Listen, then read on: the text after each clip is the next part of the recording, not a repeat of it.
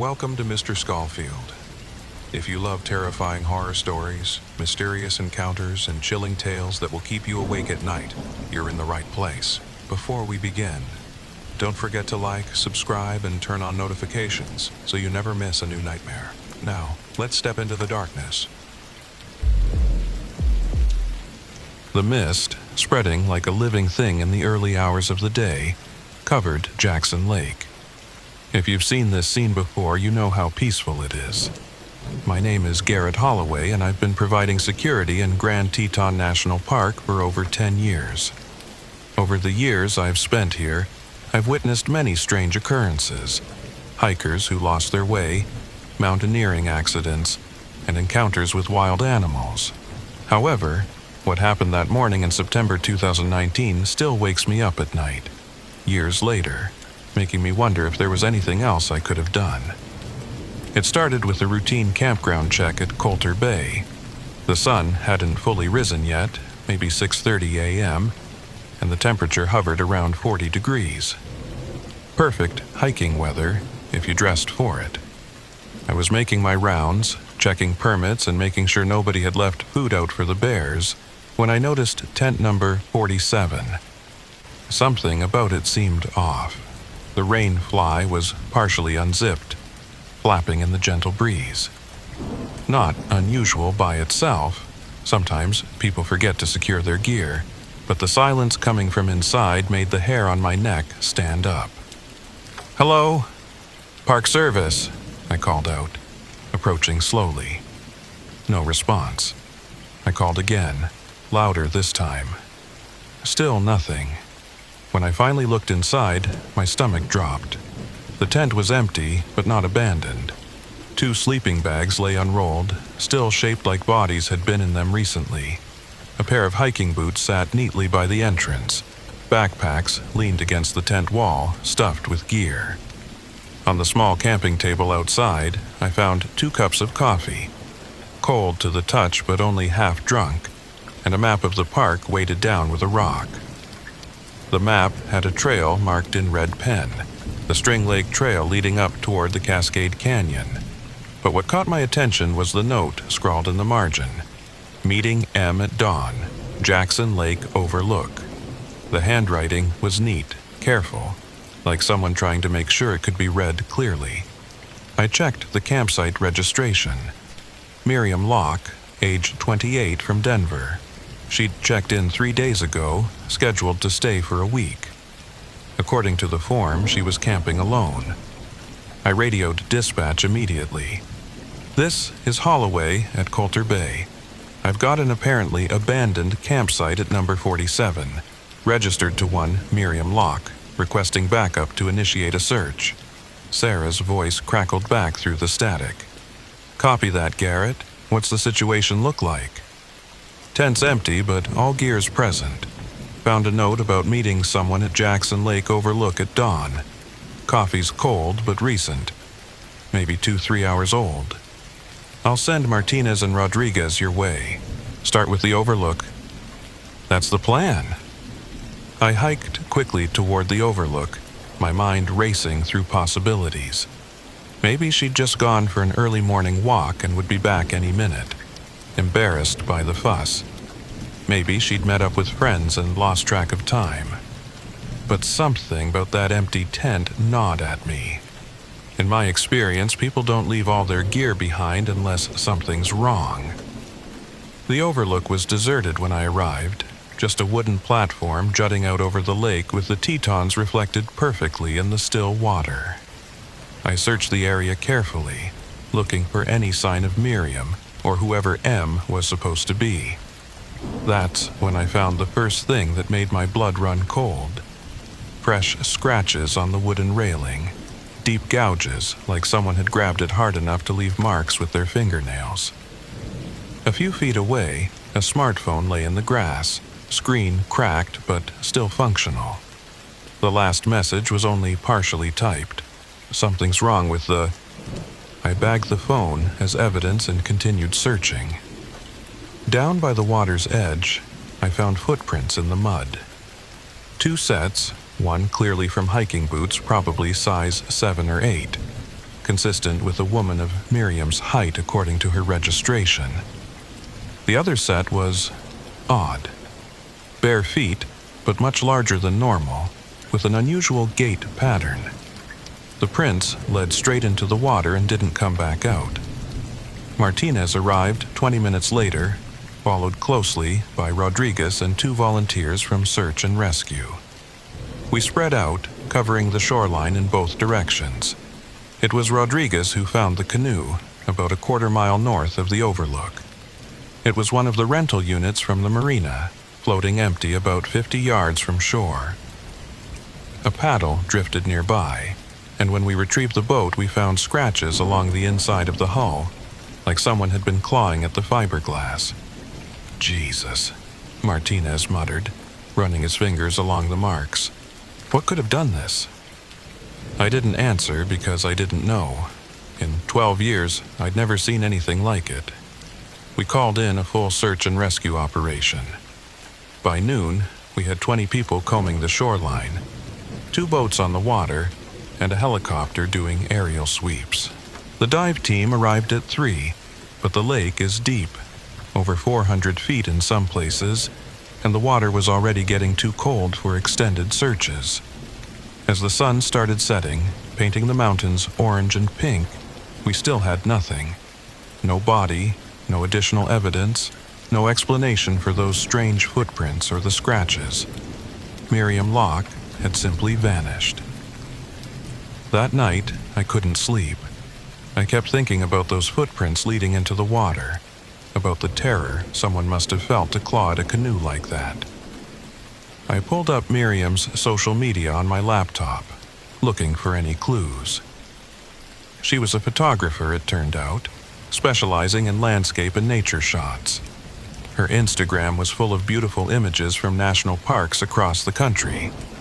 The last post, uploaded the day she arrived at Grand Teton, showed the sunset over Jackson Lake with the caption, "Some places call to you in ways you can't explain.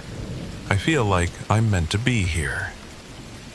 The next morning, I arrived at the ranger station before dawn, determined to continue the search. Sarah was already there, looking tired and worried. "Garrett, there's something you need to see," she said, leading me to her computer. "I've been going through historical records, looking for similar incidents. This isn't the first time." She pulled up a file from 1987. A couple had gone missing from the same campground. Their tent was found empty, all gear intact, with scratches on nearby trees. They were never found. Another file from 1994. A solo hiker disappeared near String Lake. His backpack was discovered floating in the water, torn to shreds. 2003, 2008, 2015. The pattern continued. Every few years, someone would vanish near Jackson Lake under mysterious circumstances. "Why haven't I heard about this before?" I asked. Sarah shrugged uncomfortably. Different administrations, different policies. Each incident was explained away. Animal attacks, drowning accidents, people getting lost. But when you look at them together, they're all too similar to be coincidence.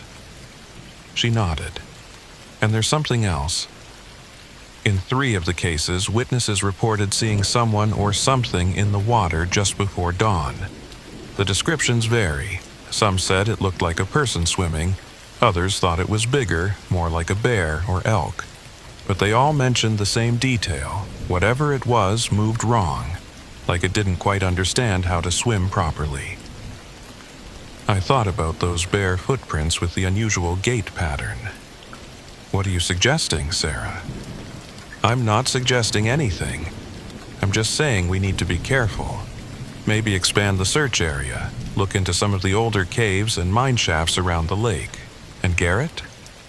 She paused, choosing her words carefully. "Maybe don't go out there alone." But I had to. That afternoon, while the official search continued, I hiked back to the overlook by myself. I needed to think, to process what Sarah had shown me. The sun was starting to set again. casting long shadows across the water. I stood where Miriam must have stood, trying to imagine what she had seen, what had made her type that desperate, unfinished message. That's when I heard it. A sound like someone crying, coming from down near the water. I scrambled down the rocky slope, following the sound. It led me to a small inlet hidden behind a cluster of boulders, a place I'd passed a dozen times but never really explored. The crying was louder now, definitely human, definitely female. "Miriam?" I called out. "Miriam Locke? This is Ranger Holloway. Are you hurt?" The crying stopped abruptly. For a moment there was absolute silence. Even the birds seemed to hold their breath.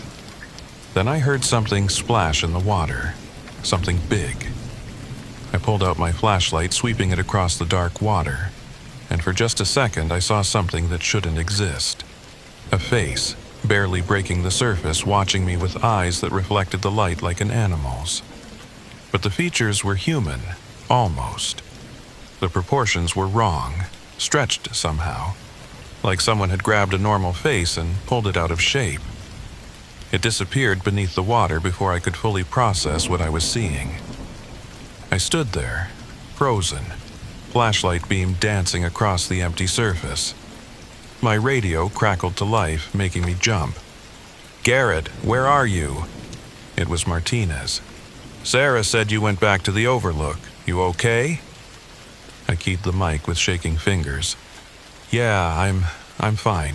Heading back now." But I wasn't fine. I knew I'd seen something. Something that might explain all those disappearances over the years. The question was, what was I going to do about it? Who would believe me? And more importantly, was Miriam Locke still alive somewhere, or had she become another victim of whatever was lurking in Jackson Lake? I didn't report what I saw that night. How could I?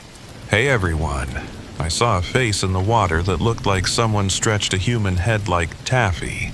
Wasn't exactly going to help the investigation. Instead, I spent the next 3 days throwing myself into the search, coordinating with the dive teams, interviewing other campers, and trying to ignore the growing certainty that we were looking in the wrong places. On the 4th day after Miriam's disappearance, we got our first real break, though it only raised more questions.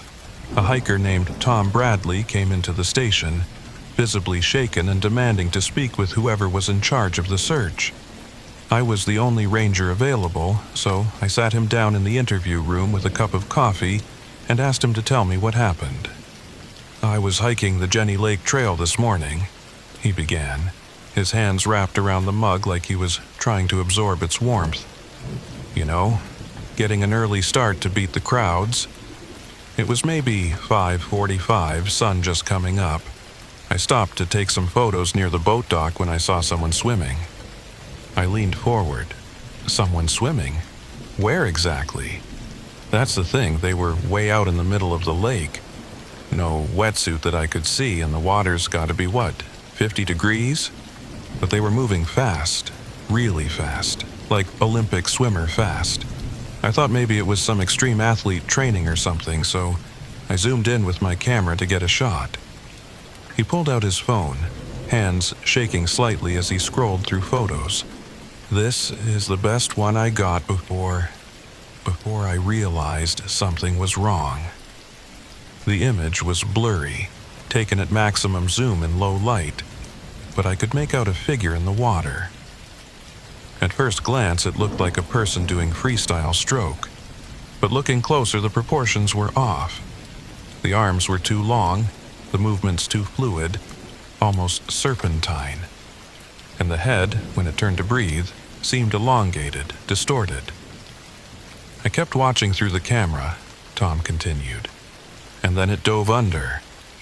I figured that was it, but about 30 seconds later, it surfaced again, maybe 100 yards from where it went down. Nothing can swim underwater that far that fast. Nothing human, anyway.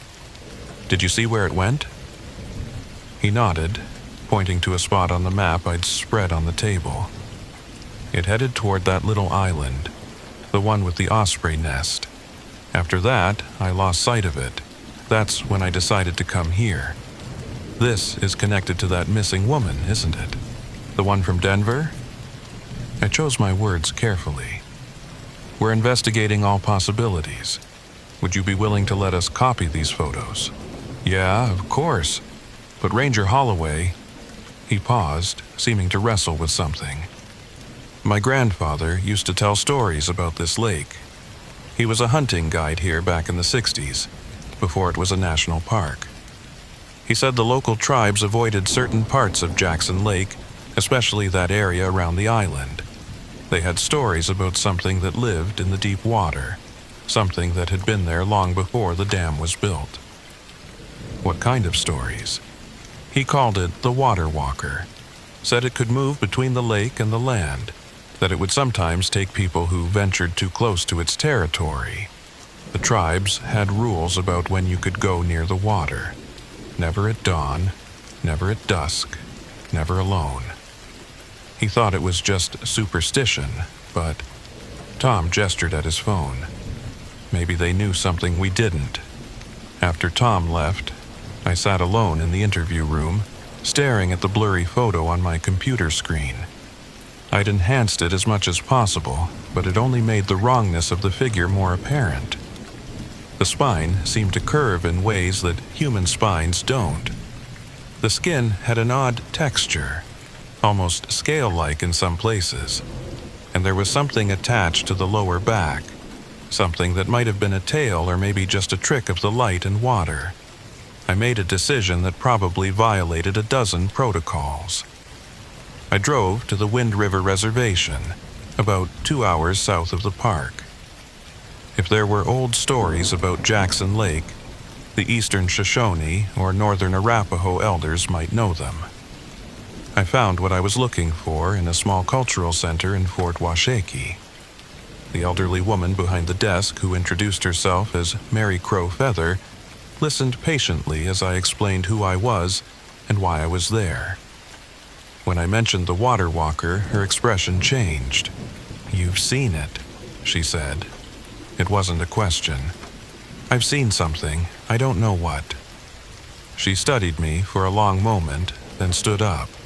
"Come with me." She led me to a back room filled with documents, photographs, and artifacts. From a filing cabinet, she pulled out a folder yellowed with age. "My grandmother was a storyteller," Mary said, opening the folder to reveal pages of handwritten notes in both English and Shoshone. She collected the old stories, the ones that the missionaries didn't want us telling. This one, about the creature in the lake, goes back generations. She translated as she read, "Before the white men came, before the dam, when the lake was smaller and the valley was wider, something lived in the deepest parts of the water. It wasn't animal or human, but something between.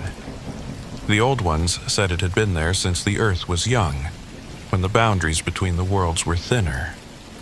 The creature could change its shape, but never quite right. It could mimic human form to lure people close, but the proportions were always wrong. It fed on, well, the translation is difficult. Not just flesh, but life force, spirit, whatever makes a person who they are. How did people protect themselves?" Mary turned the page. "They didn't go near certain parts of the lake during the transition times, dawn and dusk, when the creature was strongest. They made offerings, left food at specific spots to appease it, and they never, ever went into the water alone." She looked up at me. "When the dam was built in 1911, it flooded the creature's original territory. Maybe that's why the attacks became more random, less predictable. It lost its home, its hunting grounds. Do the stories say anything about how to stop it? How to find someone it's taken?" Mary shook her head slowly. "The stories say that those taken by the Water Walker are neither dead nor alive. They exist in the space between, in the deep places where light doesn't reach. But Ranger Holloway, these are just stories, old tales to keep children from drowning." But her eyes said differently. She believed. just as I was beginning to believe. I thanked Mary and drove back to the park as the sun was setting. As I passed Jackson Lake, I noticed something that made me pull over. There were flowers along the shoreline, dozens of small bouquets and wooden crosses, some fresh, some weathered by years of exposure. Unofficial memorials for the missing. I counted 17 in just the small stretch I could see from the road. How many more were there around the lake's 35-mile shoreline? Back at the station, I found Sarah still at her desk, surrounded by manila folders and old reports. "Garrett, where have you been? Martinez has been looking for you." "Research," I said, sitting down across from her. "Sarah, I need to ask you something, and I need you to be honest. Do you think we're dealing with a normal search and rescue situation here?" She was quiet for a long moment, then shook her head. "No, I've been going through more records. The disappearances go back further than I thought, to at least 1912, just after the dam was built. Always the same pattern. People vanish near the water, usually around dawn or dusk, leaving behind all their belongings. Sometimes we find scratches, sometimes we find nothing. The bodies are never recovered." "Never?" "Not once in over 100 years. The lake's deep, sure, but we should have found something by now. Bones, clothing, anything. It's like they just cease to exist." I showed her Tom's photo and told her about my conversation with Mary Crow Feather. Sarah listened without interrupting, her face growing paler with each detail. "Jesus, Garrett, what are we supposed to do with this? Even if it's true, especially if it's true, who's going to believe us?" Before I could answer, my radio crackled to life. It was Rodriguez, and he sounded panicked. "All units to Coulter Bay Campground. We have another missing person. Tent number 12. Same circumstances as the lock case." Sarah and I looked at each other, then ran for our vehicles. As I drove through the darkness toward Coulter Bay, one thought kept repeating in my mind. It was happening again, and we were no closer to understanding how to stop it. The scene at Tent 12 was eerily familiar. The tent flaps open, sleeping bags still warm, personal belongings undisturbed. The missing camper was Marcus Harrison, a 34-year-old software engineer from Seattle. According to his wife, who was barely holding it together, he'd gotten up to use the bathroom around 4 a.m. and never came back. "He said he heard something," she told me between sobs, "like someone calling his name from down by the water." I told him it was just a dream, but he seemed so certain. He grabbed a flashlight and said he'd be right back. That was 2 hours ago. We searched through the night, but I already knew what we'd find. Nothing. Or almost nothing. Just after dawn, one of the volunteers found Marcus's flashlight at the water's edge. Still turned on, but growing dim. Next to it, pressed deep into the mud, was a single handprint. But like the footprints at Miriam's scene, it was wrong. The fingers were too long with what looked like webbing between them. I was documenting the print when Martinez called me over. He'd found something carved into a tree nearby, fresh cuts in the bark forming words. "They're still alive, below. Cold. Help." The carving was rough, desperate, like someone had used their fingernails or a sharp rock. But what made my skin crawl was the height. The words were carved 8 feet up the trunk, far higher than a normal person could reach without a ladder. "What the hell is going on here, Garrett?" Martinez asked, his usual composure cracking. "This isn't normal. None of this is normal." I made a decision then that would change everything. No, it's not. And I think it's time we stopped pretending it is. That evening, I called an unofficial meeting in my cabin. Just the core team. Sarah, Martinez, Rodriguez, and surprisingly, Tom Bradley, the hiker who'd photographed the thing in the lake. I'd reached out to him because he'd already seen it, and because his grandfather's stories might hold clues we needed. I laid everything out on the table. Mary Crow Feather's stories, the historical pattern of disappearances, the physical evidence that didn't match any known animal, and my own sighting at the inlet. When I finished, the room was silent for a long moment. "You're talking about a cryptid," Rodriguez finally said. "Like Bigfoot or the Loch Ness Monster. I'm talking about a pattern of disappearances spanning over a century, with consistent, unusual evidence that we keep explaining away," I replied. "Whether it's a cryptid, an undiscovered species, or something else entirely, people are dying." Martinez leaned back in his chair. "Let's say you're right. Let's say there's something in that lake that's been taking people for 100 years. What exactly are we supposed to do about it?" "Find where it's taking them," Tom spoke up. "The carving said below. The message said they're still alive. If that's true, if Marcus or Miriam are still alive somewhere, we need to find them. The lake is 400 feet deep in places," Rodriguez pointed out. "Even if there's some kind of underwater cave system, which there's no geological evidence for, how would people survive down there?" Sarah had been quiet, studying the map of Jackson Lake spread across my coffee table. "What if it's not in the lake itself?" she said suddenly. "What if below means something else?" We all turned to look at her. She pointed to a section of the map near the dam. "Before the dam was built, this whole valley was different. There were canyons, caves, underground streams. When they flooded it, all of that was submerged. But what if some of those caves still have air pockets? What if there's a whole system down there that we don't know about?" "That's a lot of what-ifs," Martinez said, but I could see him considering it. "There's one way to find out," I said. "We need to do a night dive near the coordinates where the victims disappeared. If there's an underwater entrance to something, that's how we'll find it." "That's insane," Rodriguez said immediately. "Night diving in Jackson Lake? The water temperature alone could kill you, not to mention whatever's down there." "I'm certified for cold water diving," Tom volunteered. "Did a lot of wreck diving in the Great Lakes. If someone else is certified, we could buddy team it." "I am," I said, though it had been years since my last dive. "We go down, we look for any kind of cave entrance or unusual formation, and we get out. Quick reconnaissance, nothing more." Martinez shook his head. "This is way outside protocol.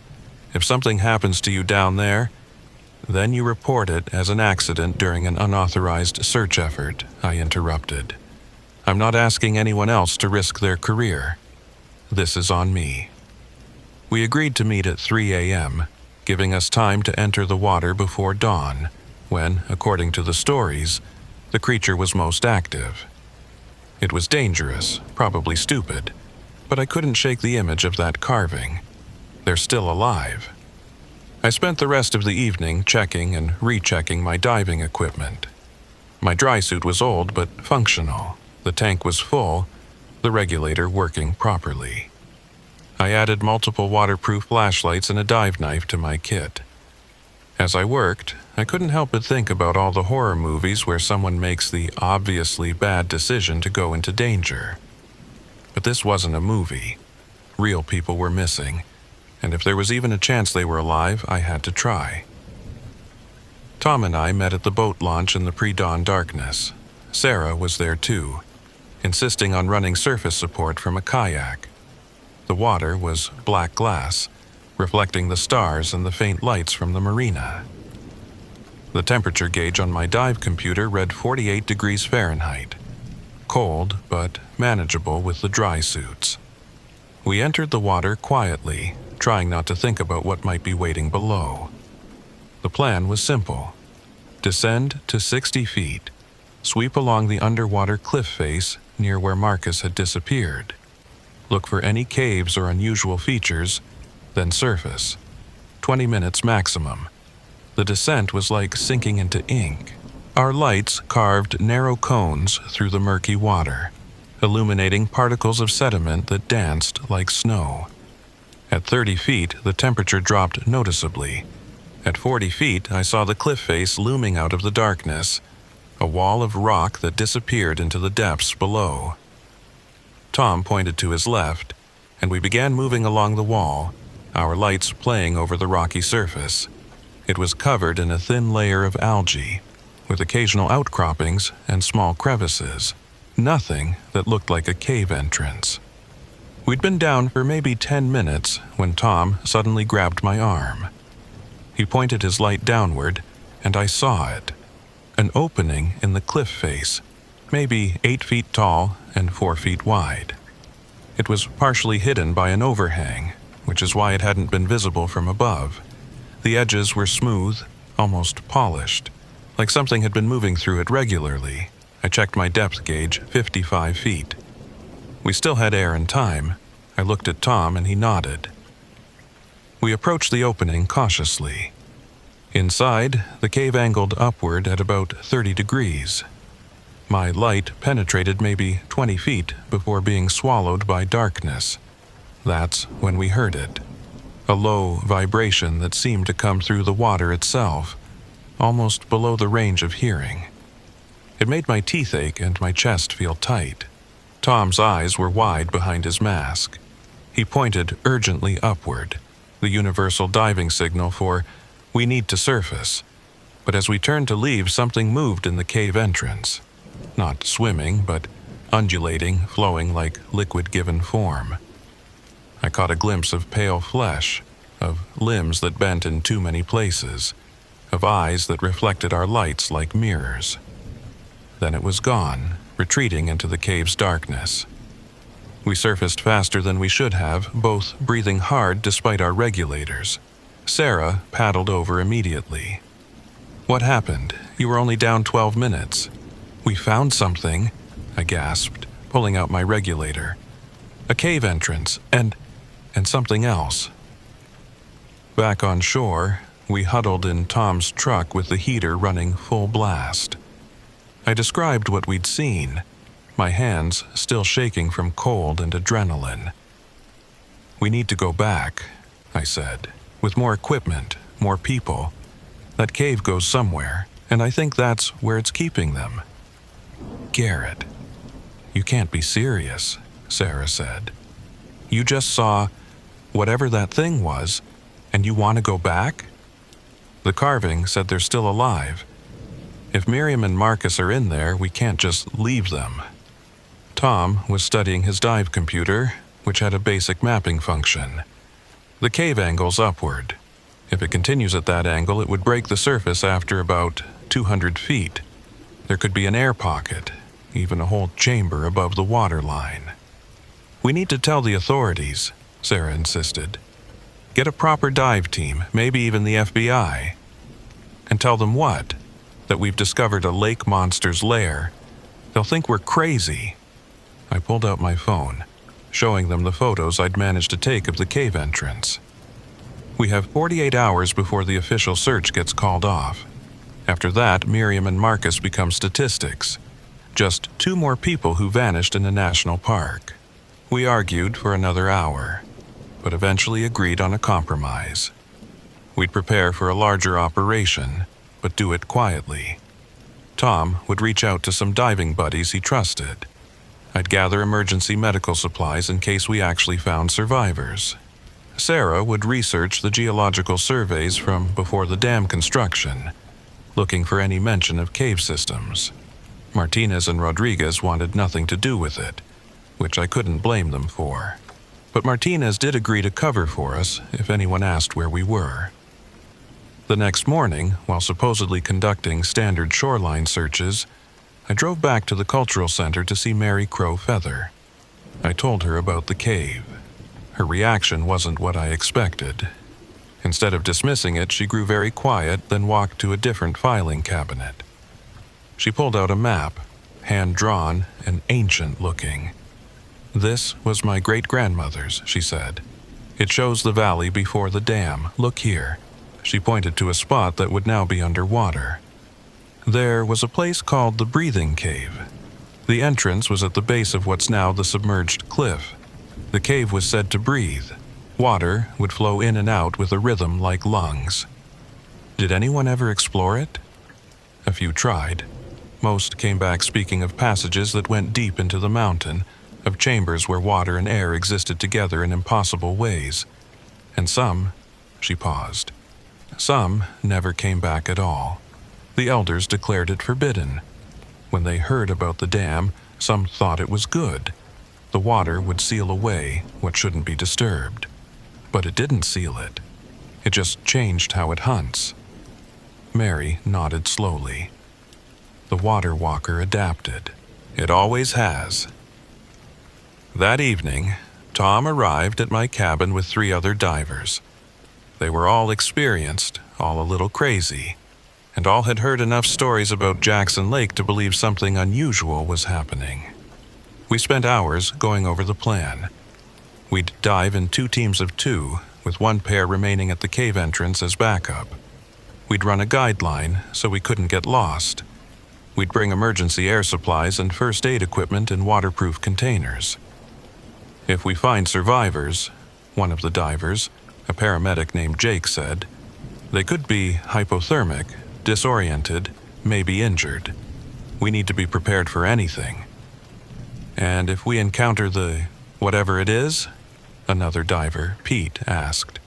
I held up the dive knife I'd be carrying. We defend ourselves if necessary, but the priority is finding and extracting any survivors. We agreed to enter the water at 4 a.m. It gave us darkness for cover, but would allow us to exit as the sun rose. Sarah would coordinate from the surface with 2 boats for emergency evacuation. As the others left to make final preparations, Tom pulled me aside. Garrett, there's something else. I've been doing research since I took that photo. There are similar stories from all over the world. Things that live between water and land, that take human form but can't quite get it right. What if this isn't unique? What if there are more of them? I didn't have an answer for that. All I knew was that tomorrow we were going into that cave, and we were either going to find answers or become part of the mystery ourselves. At 3:47 a.m., we slipped into Jackson Lake like shadows. The water felt colder than before, more oppressive. Tom and I would enter the cave first, with Jake and Pete maintaining position at the entrance. The 5th diver, a cave diving specialist named Rebecca, would monitor our guideline and maintain communication with the surface. The descent to the cave felt longer this time. Every shadow could be hiding something. Every movement in the peripheral vision could be the creature. But we reached the entrance without incident. I checked my gear one final time, made sure the guideline was secure, and nodded to Tom. We went in. The cave passage was larger than it had appeared from outside. The walls were smooth, almost organic-looking, like the inside of a throat. We moved slowly, checking every crevice, mapping our progress. The angle continued upward, and after about 100 feet, I noticed something that shouldn't exist. Grooves in the cave walls, perfectly parallel, running the length of the passage. They looked like claw marks, but made by something with 5 fingers. At 150 feet from the entrance, the passage widened into a chamber, and we broke the surface into air. I pulled out my regulator and tested the atmosphere. Stale, but breathable. Our lights revealed a space about the size of a basketball court, with a ceiling that disappeared into darkness above. The walls glistened with moisture, and there were more of those claw marks everywhere. But what made us both freeze was what we saw at the far end of the chamber. Bodies, at least a dozen of them, arranged in neat rows on a ledge above the waterline. They weren't decomposed. In fact, they looked perfectly preserved, though pale and still. Some were dressed in modern clothing, others in outfits that looked decades old. Jesus Christ, Tom whispered. I approached the nearest body cautiously. It was a young man in hiking gear that looked like it was from the 1970s. His eyes were closed, his chest still, but when I touched his neck to check for a pulse, his skin was warm. "Tom," I said, my voice shaking, "this one's warm." We checked the others quickly. All of them. Warm to the touch, but showing no signs of life. No breathing, no pulse, but not dead either. It was like they were suspended, held in some state between life and death. "There," Tom said, pointing his light. "End of the row." It was Miriam Locke. Her dark hair was spread around her head like a halo. Her hiking clothes intact but soaked. Next to her was Marcus Harrison, both warm, both suspended in that impossible state. I keyed my underwater radio. "We found them. We found multiple victims. It's hard to explain. We need medical immediately." Rebecca's voice crackled back. "Copy. What's their condition?" "Unknown. They're alive, but not alive. Just get Jake ready with the emergency gear." That's when we heard it. A sound like someone singing, but wrong. The notes didn't follow any pattern that made sense, rising and falling in ways that hurt to hear. It was coming from deeper in the cave, from a passage we hadn't seen that led further into the mountain. "We need to get them out," Tom said urgently. "Now." But how? We couldn't carry a dozen bodies through an underwater cave. We'd need multiple trips, multiple tanks, a whole operation. And we didn't know how much time we had before the singing stopped. The silence was worse. Then, from the dark passage, it emerged. I'd seen glimpses before, but this was different. It stood upright on legs that bent in too many places, easily 8 feet tall. Its skin was pale, almost translucent, showing dark veins beneath. The face was the worst part.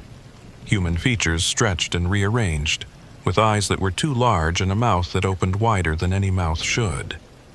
Its fingers were webbed but ended in what looked like human nails. It spoke, and the fact that it could speak was somehow the most terrifying thing of all. "Why do you disturb the sleeping?" Its voice was like water trying to form words. "They are mine. They came to me." "These people were taken against their will," I managed to say, fighting every instinct that screamed at me to run. "They have families, lives. They have me now," it interrupted. "I keep them, preserve them. They live in dreams, better than the waking world. Some have been with me for so long the world above has forgotten them." "What are you?" Tom asked. It tilted its head in a motion that was almost bird-like. "I am what remains. When your kind built the wall of stone and drowned my home, I adapted. I learned. I became more like you to survive among you." It gestured to the bodies. "These are my collection, my companions in the deep places." "You're killing them," I said. "No." It moved closer, and I could smell it. Lake water and something else, something ancient and wrong. "I preserve them. In your world, they would age, die, rot. Here, they dream forever. Some have been dreaming for 50 years. 50 years. I looked at the bodies again, noticing now that some wore clothing from different eras. How many missing person cases were lying here, suspended between life and death? "Let them go," I said. "Take me instead if you need someone, but let the others go." The creature made a sound that might have been laughter. "You would not survive the change. You are too old, too rigid. These ones," it gestured to Miriam and Marcus, "they are still becoming, still transforming. In time they will be like me, able to live in both worlds." That's when I understood. It wasn't just keeping them. It was trying to make more of itself. It was lonely, the last of whatever it was, trying to create companions. "There has to be another way," Tom said. "You don't have to do this. I have done this since before your ancestors walked these mountains. I will do this long after you are dust." It moved toward Miriam's body. "This one is almost ready. She already swims in her dreams, already breathes water like air." I made a decision that probably saved our lives and doomed us at the same time. I pulled out my dive knife and held it to one of the air hoses connected to my tank. "You let us take two, Miriam and Marcus, the newest ones. Or I cut this line and contaminate your air pocket with our exhaled gases. Carbon dioxide poisoning will kill them all, and you'll be alone forever." The creature went very still. Its large eyes focused on me with an intelligence that was definitely not animal. "You would kill them all to save two? To save two and stop you from taking more?" "Yes." We stared at each other for what felt like hours, but was probably only seconds. Then it spoke again. "Take them. But know this, they will never be the same. They have breathed my water, dreamed my dreams. Part of them will always belong to the deep. And one day, they will return. They always return." It slipped back into the water with barely a ripple and disappeared into the dark passage. Tom and I didn't wait. We grabbed Miriam first, securing her with a rescue harness and emergency regulator. The journey out was a nightmare of careful maneuvering, but we made it. Jake was ready with oxygen and warming blankets. The second trip for Marcus was faster. We knew the route now, but as we were securing him for transport, I saw something that made my blood freeze. His eyes were open, staring at nothing, and his lips were moving. He was mouthing words. "Let me go back. Let me go back." We got them both to the surface, where Sarah had ambulances waiting. The official story was that we'd found them in an air pocket in a partially submerged cave, suffering from hypothermia and oxygen deprivation. No one questioned it too hard. Everyone was just relieved to have survivors. But I knew the truth. As they loaded Miriam and Marcus into the ambulances, I saw their eyes tracking movement that wasn't there, their hands making swimming motions against the stretcher restraints. Whatever that creature had done to them, they weren't entirely human anymore. The other bodies in the cave? We never reported them. How could we? "Hey, we found a dozen missing persons from the last 50 years being kept alive by a lake monster," wasn't going to fly. We sealed the cave entrance with underwater concrete the next night, working in secret. It wouldn't hold the creature. It clearly had other ways in and out, but it might slow down anyone else from finding that chamber of suspended souls. 2 weeks later, I visited Miriam in the psychiatric facility where she'd been transferred after the hospital couldn't explain her condition. She was sitting by the window, staring out at a small decorative pond on the grounds. "The water calls," she said without looking at me. "Every night, I dream I'm swimming in the dark, and I'm not alone. He's there, teaching me to breathe, to change, to become." She turned to face me then, and her eyes had a glassy quality, like she was looking through water. "I want to go back, Ranger Holloway. Every cell in my body wants to go back." "You can't," I said. "You know you can't." "Can't I?" She smiled, and it was too wide, showing too many teeth.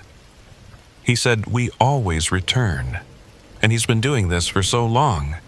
How many do you think have returned over the years? How many creatures like him are out there, wearing human faces, living human lives, until the water calls them home?"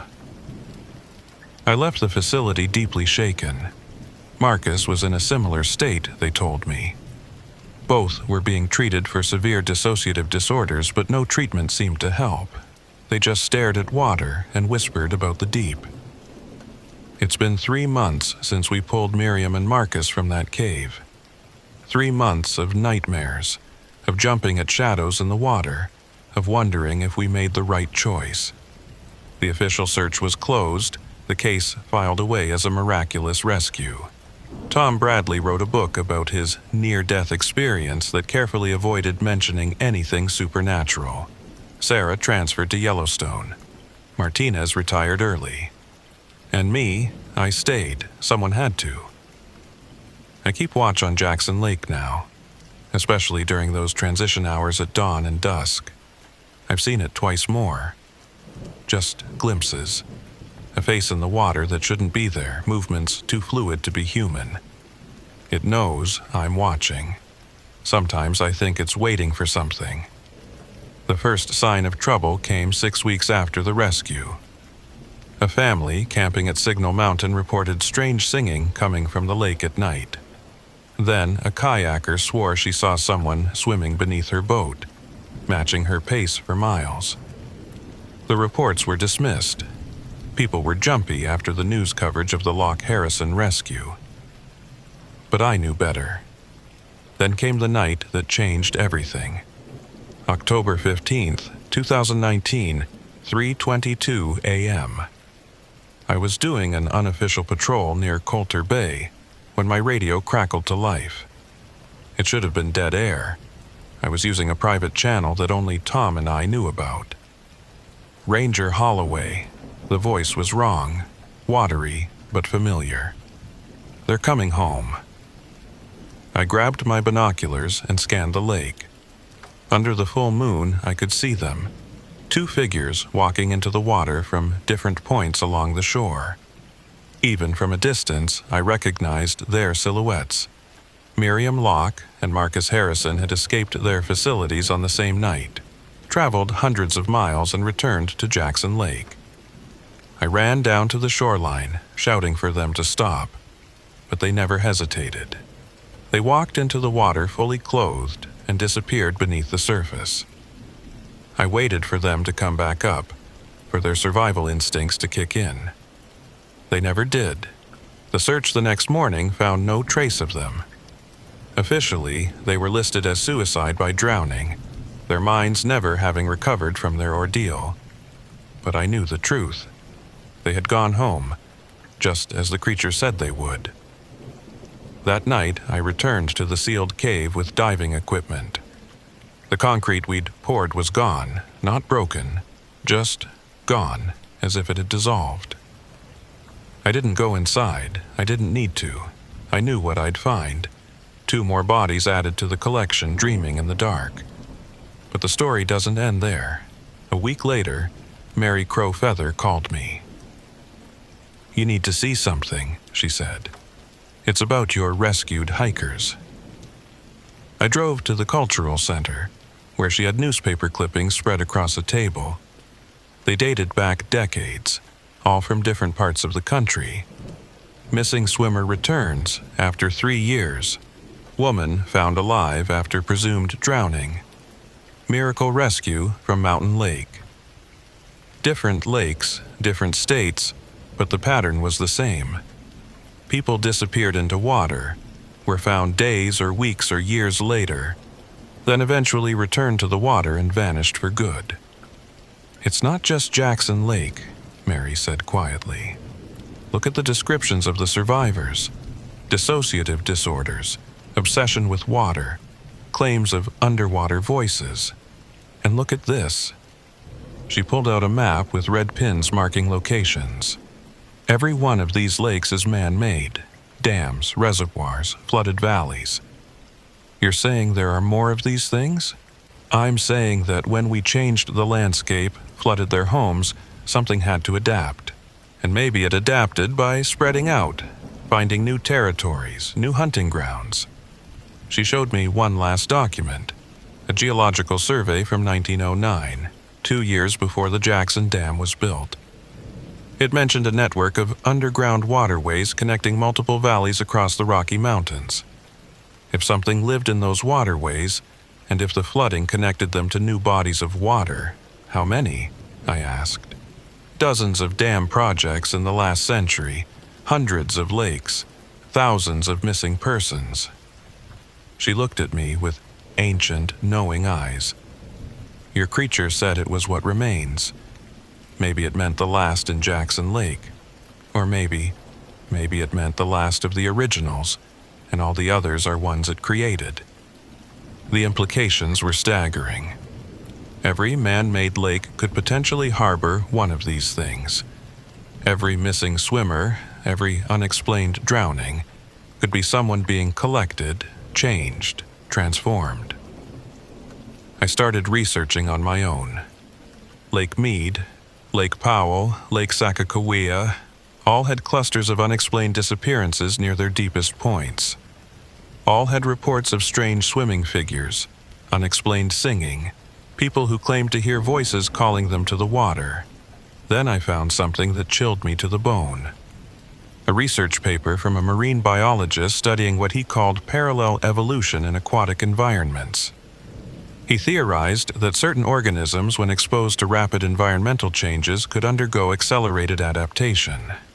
He'd documented fish species that developed entirely new respiratory systems within a few generations when their lakes were polluted. If applied to something more complex, more intelligent, I called Tom that night. "I think we made a mistake," I said. "Which one?" "We've made several." "Sealing the cave, trying to contain it. What if containment just makes it worse? What if it forces them to adapt more, spread further?" Tom was quiet for a long moment. "What are you suggesting?" "I don't know. Maybe nothing. Maybe we can't stop this." I looked out at Jackson Lake, peaceful under the stars. "Did you know that Marcus Harrison's wife is pregnant?" "So? So Marcus was in that cave for 2 days. Whatever that thing did to him, whatever changes it started, what if they're hereditary? What if we're not just dealing with people being transformed, but with an entirely new species being born?" The silence on the phone stretched on. Finally, Tom said, "Then God help us all." 2 days later, I got a call from the hospital in Jackson. Marcus Harrison's wife had gone into labor prematurely. The baby was born healthy, they said, though there were some unusual characteristics they wanted to monitor. When I arrived, the doctor pulled me aside. "You were involved in the rescue," she said. "Did Mr. Harrison exhibit any unusual symptoms when you found him?" "What kind of symptoms?" She looked uncomfortable. "The baby was born with what appears to be webbing between its fingers and toes, minor, surgically correctable, but unusual. And its eyes, they have a nictitating membrane, like a second eyelid. It's typically found in aquatic animals, not humans." I asked to see the child. It looked normal at first glance, a beautiful baby boy, but when it opened its eyes, I saw what the doctor meant. There was something else there, a translucent membrane that flicked across the eye when he blinked. And when the nurse brought a bottle, the baby didn't cry. It sang, a wordless, haunting melody that made everyone in the room go quiet. "We're running genetic tests," the doctor said, "but frankly, we're not sure what we're looking for." I knew what they were looking for. Evidence that the baby wasn't entirely human, that Marcus Harrison had passed on whatever the creature had done to him. That a new branch of human evolution had just been born in a hospital in Wyoming. I left the hospital and drove straight to Jackson Lake. The sun was setting, painting the water red and gold. As I stood on the shore, I saw them. Faces in the water, dozens of them, just below the surface. Watching, waiting. Some looked human. Others were in various stages of change. The creature surfaced about 20 feet from shore. In the dying light, it almost looked beautiful.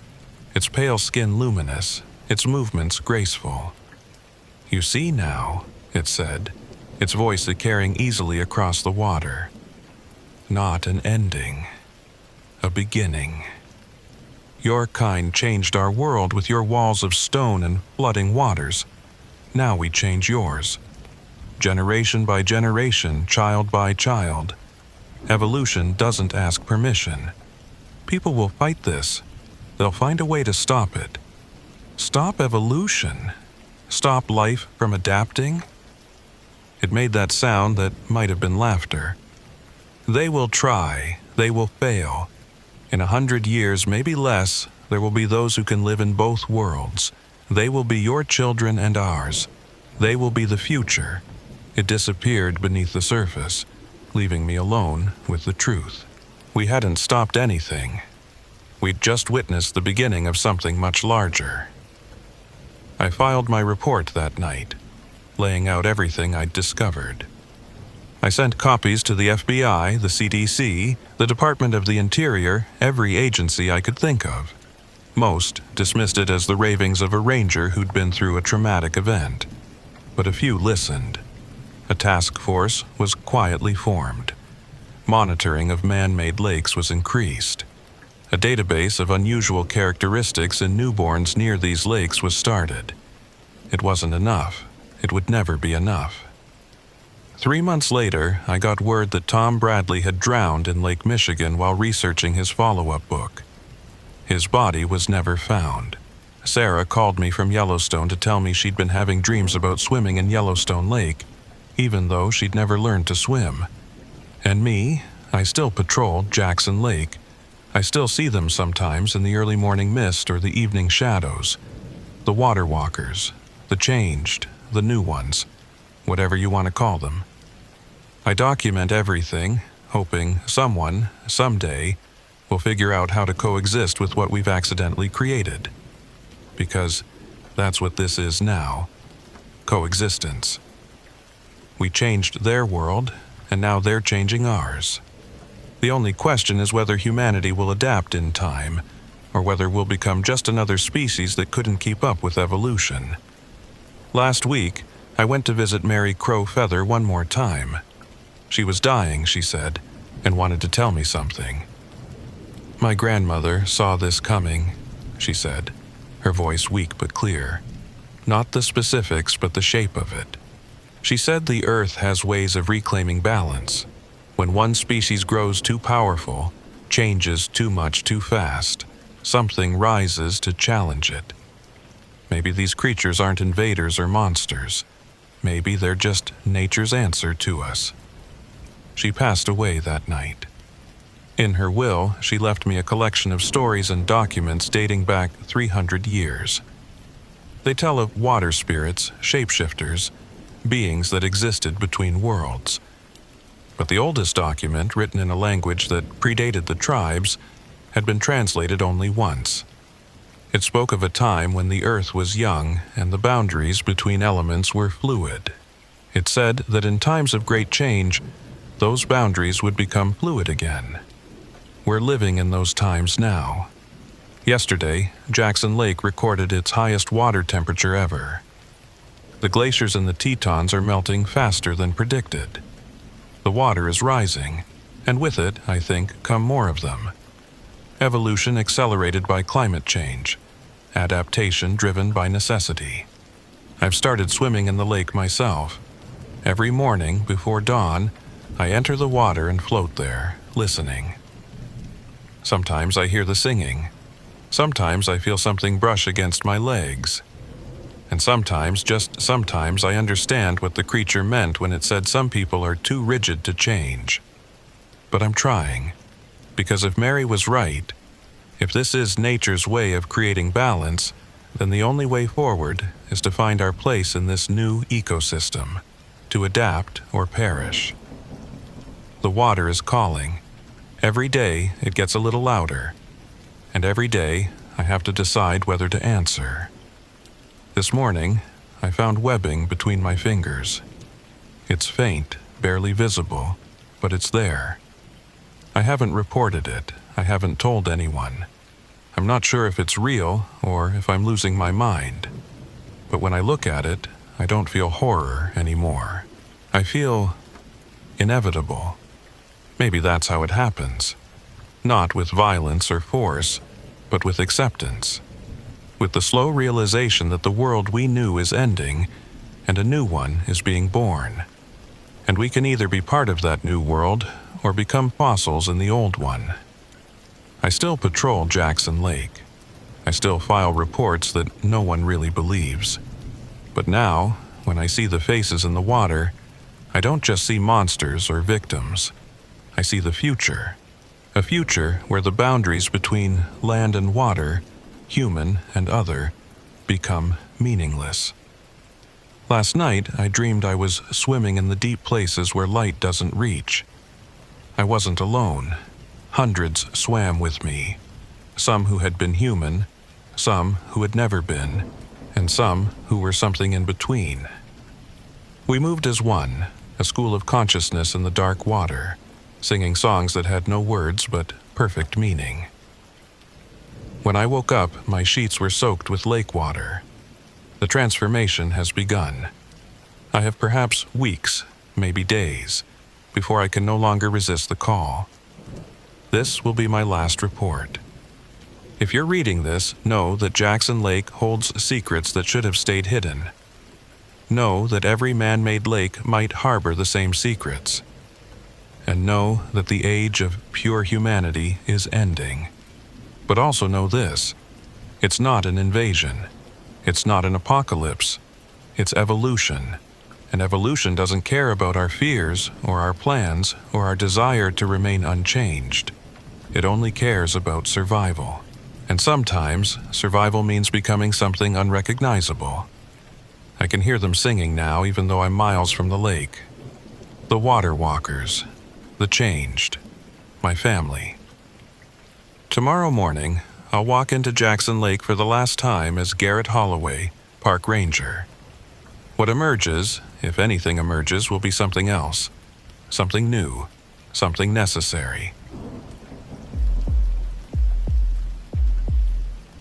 It was an autumn evening, and thick fog was rolling down from the peaks. Covering the trails, it had transformed the familiar landscape of Grand Teton National Park. I am Devin Carver, and I've been working here as a park ranger for 8 years. During my tenure, I have witnessed many different weather events in these mountains. Sudden storms, blizzards that reduced visibility to 10 feet, lightning that made your hair stand on end. The fog that night was different. It came suddenly and lingered for a very long time. Even after all this time, it still causes me to wake up in the middle of the night, wondering if I could have done something different. It started with a routine radio check at 7:42 p.m. I was stationed at the Jenny Lake Ranger Station, finishing up paperwork from a minor climbing accident earlier that day, when dispatch crackled through. Devin, we've got a situation developing on the Cascade Canyon Trail. Tour group from Jackson Hole Adventures hasn't checked in. They were due back at the trailhead 2 hours ago. I knew the company. They ran guided day hikes for tourists, usually very professional, always punctual. Their guides knew these mountains well enough to navigate them blindfolded.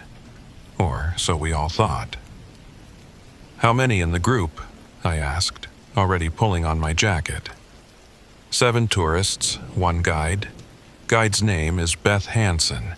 She's been with them for 3 years, knows the trails. Last check-in was at 3 p.m. from the forks of Cascade Canyon. They were supposed to be back by 5:30. I looked out the window. The fog was so thick I could barely see the parking lot 20 feet away. Visibility was maybe 10 feet, 15 at best. The temperature was dropping fast, too. My truck's thermometer read 38 degrees and falling. "I'm heading out," I said. "Send Martinez to meet me at the Cascade trailhead. We'll need headlamps and emergency blankets. This fog isn't lifting anytime soon." The drive to the trailhead usually takes 15 minutes. That night it took 40. I had to crawl along the road, high beams useless against the white wall of mist. Twice I nearly drove off the pavement, saved only by the rumble strips. When I finally reached the parking lot, Martinez was already there, his truck's hazard lights pulsing like a heartbeat in the gloom. "Never seen fog like this," he said as I approached. His breath came out in clouds that merged with the surrounding mist. "Came down about an hour ago, just rolled off the mountains like an avalanche." We geared up quickly. Backpacks loaded with first aid supplies, emergency blankets, flares, extra water, and food. Our radios were already crackling with static. The fog was interfering with the signals. We'd be mostly on our own once we hit the trail. "Standard search pattern?" Martinez asked. "No point," I said. "In this visibility, we could walk right past them and never know. We follow the main trail to the forks, then assess. If Beth's smart, and she is, she'll have kept them on the trail." We entered the fog like divers submerging into dark water. The beam of my headlamp penetrated maybe 8 feet before being swallowed completely. The usual sounds of the forest. Birds settling for the night. Small animals rustling in the underbrush were muffled to near silence. Our footsteps seemed unnaturally loud. About a mile in, we found the first sign of trouble.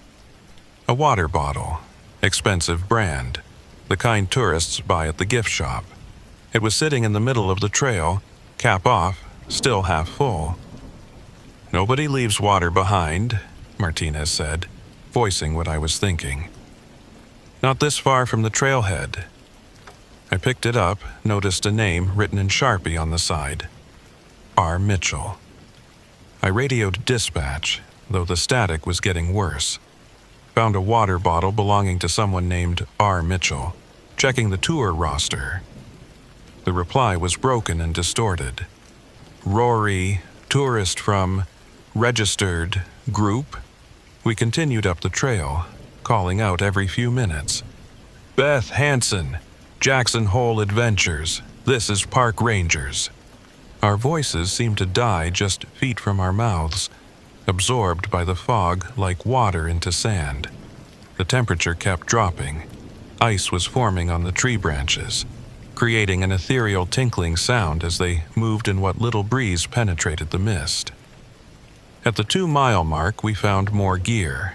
A day pack leaning against a tree, a trekking pole stuck in the mud, a baseball cap hanging from a low branch.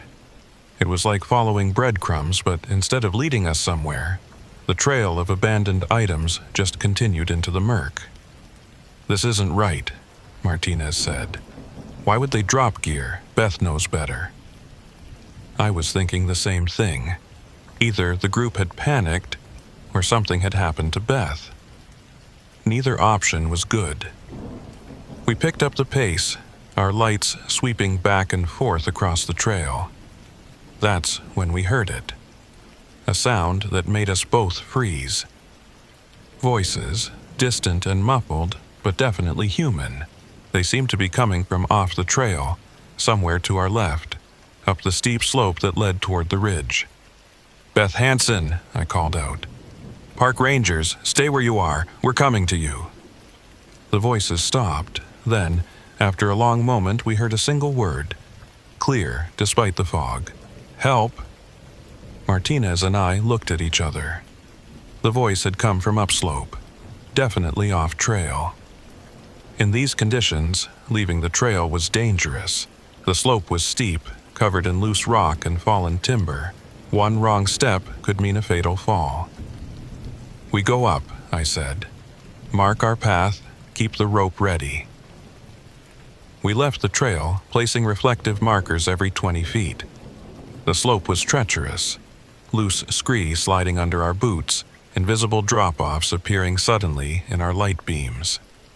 The fog seemed even thicker here, if that was possible. I couldn't see Martinez even though he was just 10 feet to my right. After about 15 minutes of climbing, we found something unexpected, a structure. It materialized out of the fog like a ghost ship. Dark wood barely visible until we were almost touching it. It was a cabin, old, probably from the 1940s or 50s. The kind the Civilian Conservation Corps used to build all through these mountains before the area became a national park. "I didn't know there was a cabin up here," Martinez said. Neither did I, and I thought I knew every structure in the park. The door was ajar, hanging from one hinge. Fresh boot prints led inside, multiple sets, recent. "Beth?" I called out.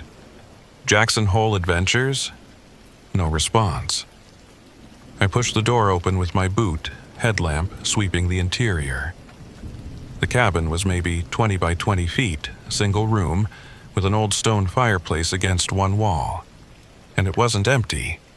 Gear was scattered everywhere, backpacks, water bottles, jackets, phones, all modern, all clearly from our missing tour group. But no people. On a rickety wooden table in the center of the room, I found something that made my skin crawl. A notebook, spiral-bound, open to a page covered in frantic handwriting. I picked it up, angling my light to read. The writing was shaky, like someone had written it in near darkness or while severely stressed. September 15, 7:15 p.m. Found this cabin after we got lost in the fog. Beth said to wait here, but she went back out to find the trail and hasn't returned. It's been an hour. We keep hearing voices outside, but when we look, no one's there. Mark went out to check 10 minutes ago. He hasn't come back either. There are 7 of us. Were 7, now 5. The fog is getting thicker. We can't even see the door from the entry stopped mid-sentence. I flipped back through the pages. They were all blank except for this one entry. But the notebook itself was old, the pages yellowed with age. How could there be fresh writing in such an old notebook? "Devin," Martinez said from near the fireplace. His voice was tight. "Look at this." He was pointing at the wall beside the fireplace. Carved into the wood, obviously old, were dozens of dates and initials. The earliest I could see was from 1951. But what made my blood run cold were the fresher carvings at the bottom. J.H., 1907, lost. M+S. Williams, 1994, waited 3 days. Kate Griffin, 2003, they never came back. Tom Roberts, 2011, don't trust the voices. Martinez and I exchanged looks. We'd both been with the Park Service long enough to recognize some of these names. Missing persons cases, all of them. Cases that were never solved. "We need to call this in," I said, reaching for my radio. But when I tried, all I got was static. Complete white noise. Even the emergency channel was dead. That's when we heard footsteps outside. Heavy, multiple sets, circling the cabin.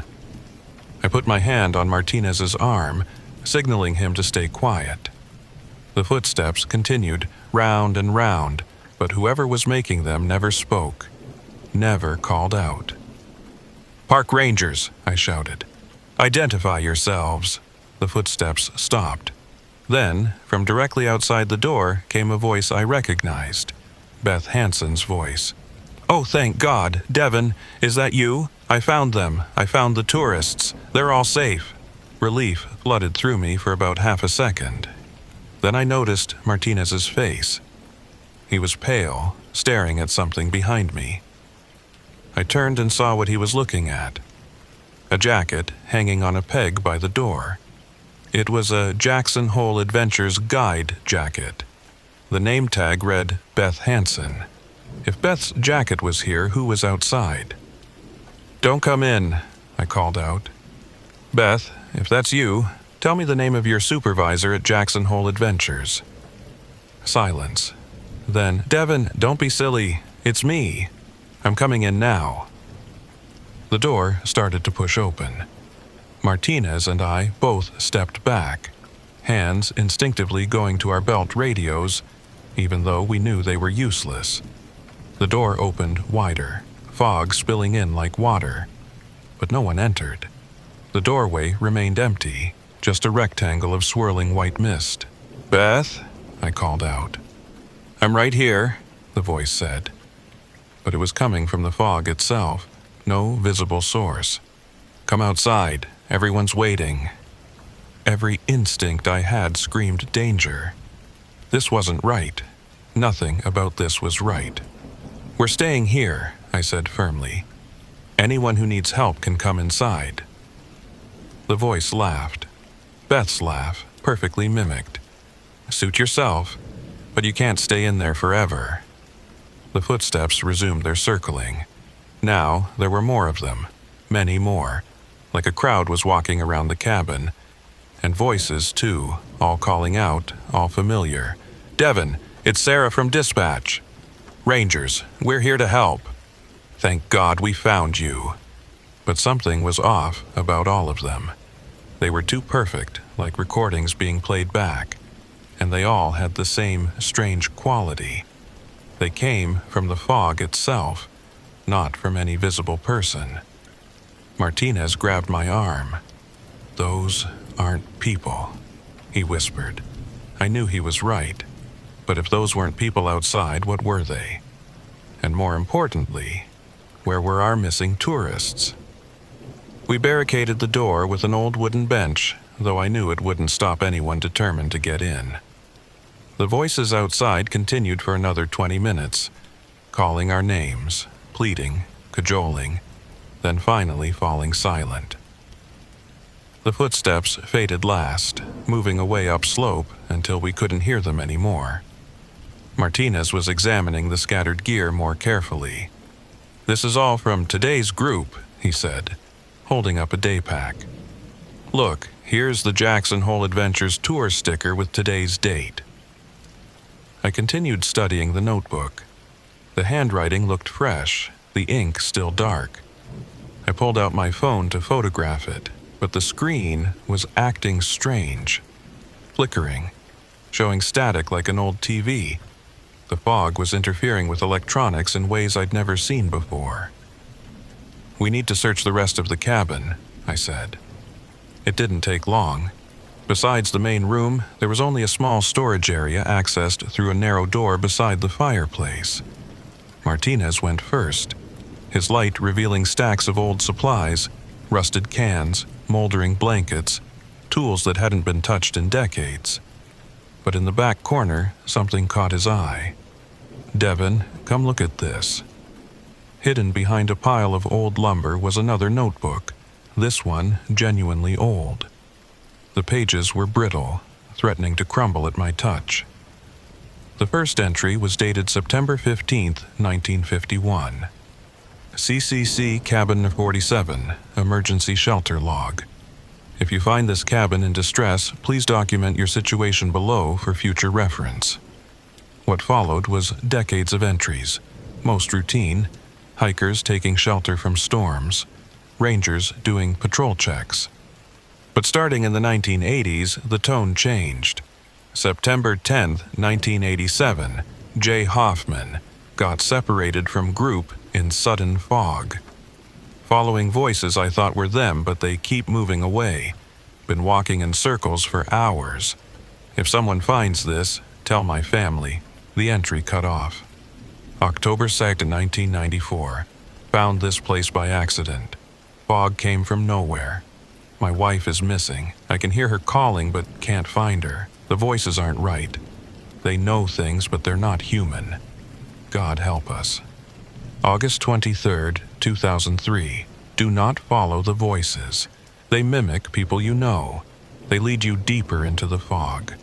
I've lost track of how long I've been here. The fog doesn't lift. It's not natural. There's something in it. The entries became more frantic, more disjointed as they progressed. The final one was from 2011. They're not voices. They're echoes. The mountain records everything, every word, every sound. When the fog comes, it plays them back, but wrong, mixed up, out of order. It's trying to communicate, but it doesn't understand. It only knows how to copy. Don't listen. Don't follow. Wait for real dawn. True sun burns it away. I looked at Martinez. Environmental recording? Like stone tape theory? He shook his head. That's pseudoscience, but... He gestured at the door. How do you explain what we just heard? Before I could answer, we heard something new. Crying.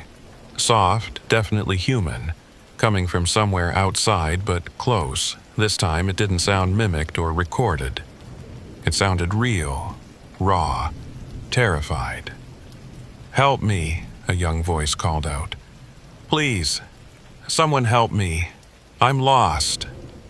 I went to the small window beside the door, trying to peer out. The fog pressed against the glass like a living thing. Then, for just a moment, it cleared slightly. I saw a figure standing about 20 feet away. Young man, early 20s, tourist clothing. He was shaking, arms wrapped around himself. "Can you see us?" I called out. He turned toward my voice, his face lit up with relief. "Oh God, yes, yes, I can see the cabin. I'm coming." He took a step forward, then another. Then the fog thickened again, swallowing him completely. "Keep talking," I shouted. "Follow my voice. I can't see anything." His voice was panicked now, and strangely seemed to be moving away rather than closer. "Where are you? I can't see the cabin anymore." "Stay still. Don't move. We'll come to you." But his voice kept getting more distant, despite him claiming he wasn't moving. Within minutes, we couldn't hear him at all. Martinez grabbed my arm as I headed for the door. "You can't go out there. We can't just leave him." Devin, think. How did he suddenly appear right when we were doubting the voices? How did the fog clear just enough for us to see him, then close again? It's learning. It's adapting its tactics. I wanted to argue, but I knew he was right. The timing was too perfect, too convenient, but that left us with an awful question. If all the voices were fake, where were the real missing people? I went back to the modern notebook, the one with the fresh entry. Something about it bothered me. I read it again, more carefully this time. The handwriting was shaky, yes, but consistently shaky. Every letter showed the same tremor, like someone was trying to write shakily on purpose, or like something was trying to mimic shaky handwriting. "Martinez," I said slowly. "What if this notebook entry is like the voices? What if something wrote this?" He came over, studied the page. "That's impossible. What could—" He stopped, his face going pale. The pen. There was no pen. Anywhere. We searched the entire cabin. Whatever had written in that notebook hadn't left the writing implement behind. That's when the temperature started dropping. Fast. My breath came out in thick clouds. Frost began forming on the windows. The old wooden walls creaked and groaned. "That's not natural weather," Martinez said, checking his thermometer. "It's dropped 20 degrees in 2 minutes." The fog outside was changing too. Through the frosted window, I could see it swirling, forming patterns that almost looked deliberate.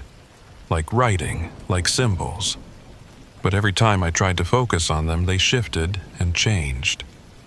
Then the knocking started. Slow, rhythmic, on every wall at once. Knock, knock, knock. Perfectly synchronized. "Devin Carver," a voice called out. My voice perfect in every way. "This is Devin Carver. I'm outside with the rescue team. Martinez is with me. We found everyone. Open the door." Martinez and I looked at each other. Whatever was out there, it had been listening to us, learning our voices, our names, our speech patterns. "Prove you're real," Martinez called out. "What did we have for lunch at the station yesterday?" "Sandwiches," the fake Devin voice replied without hesitation. "Turkey and Swiss." The thing was, that was correct. But it was also what we had for lunch every Tuesday. Anyone who'd been watching us would know that. The knocking intensified. Now it wasn't just on the walls, but on the roof, the floor, even seeming to come from inside the fireplace. The whole cabin shook with it. "We need to get out of here," Martinez said. "And go where? Into the fog? Maybe that's what it wants, to keep us here." I thought about the carvings on the wall, all those dates, all those names, all those people who'd waited in this cabin.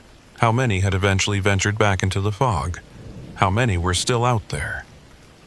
"The notebook," I said suddenly. "The old one. It said, 'True sun burns it away.' We just need to wait until dawn." Martinez checked his watch. That's 8 hours from now. 8 hours. In a cabin that something was trying very hard to get us to leave. With missing tourists somewhere out in the fog. With our radios dead and no way to call for help. We wait, I decided. We don't open that door for anything. The knocking stopped abruptly. The voices fell silent. For a moment, there was absolute quiet except for our breathing and the creaking of the old wood. Then, from right outside the door, inches away, came a whisper. We can wait too. The fog pressed tighter against the windows, and I swear I could see faces in it. Dozens of them, all watching, all waiting. The next 3 hours were psychological torture. The thing in the fog had apparently decided that if brute force wouldn't work, it would try more subtle methods. It started with Rory Mitchell. Mr. Carver? Ranger Carver? The voice was young, scared, exhausted. My name is Rory Mitchell. I'm with the tour group. Beth told us to stay put, but everyone wandered off. I've been hiding in a cave about 50 yards uphill. Please, I can see your lights through the window. Just flash them if you can hear me. Every instinct wanted to help. The voice was so real, so perfectly human in its imperfection. The slight stutter on certain words, the way it cracked with emotion. But I kept my light steady, unmoving.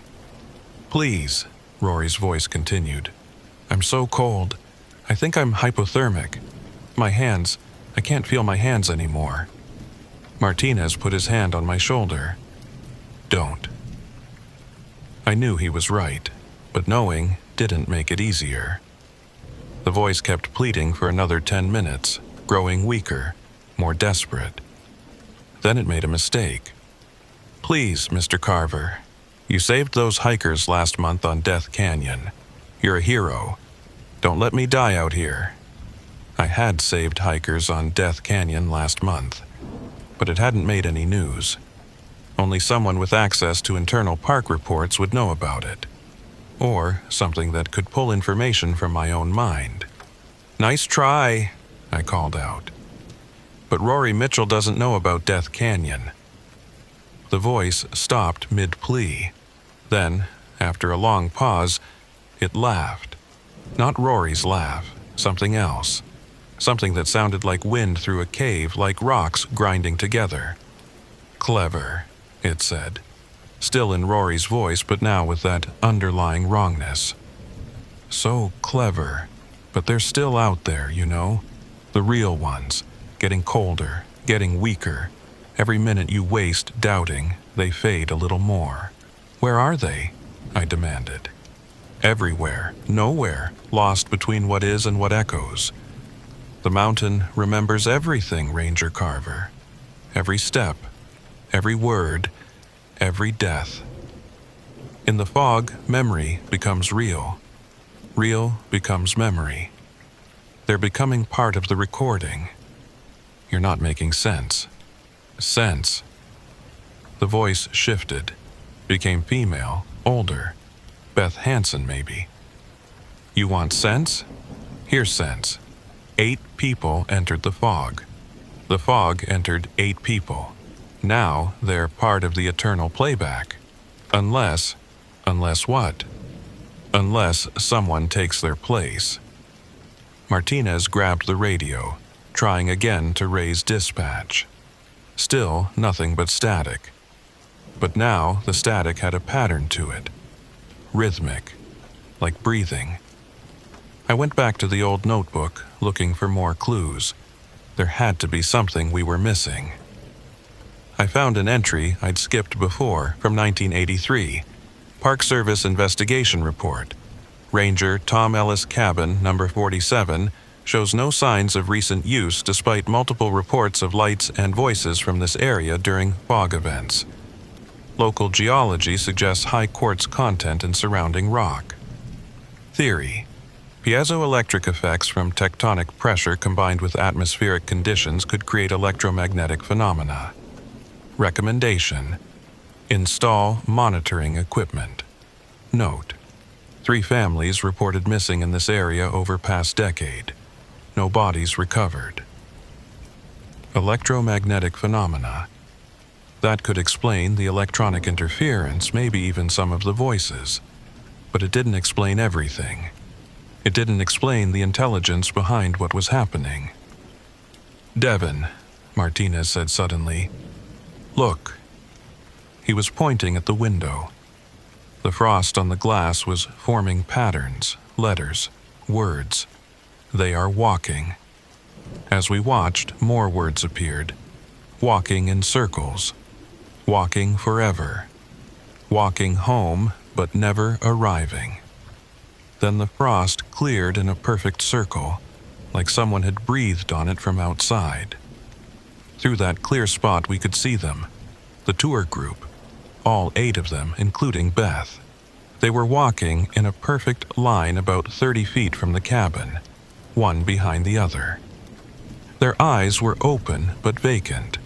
Their mouths moved like they were talking, but no sound reached us. They walked past the window and disappeared into the fog. 30 seconds later, they appeared again, following the exact same path, like a recording loop. "We have to help them," I said, moving toward the door. Martinez blocked me. "That's what it wants. Look closer." I did. The 3rd time they passed, I noticed it.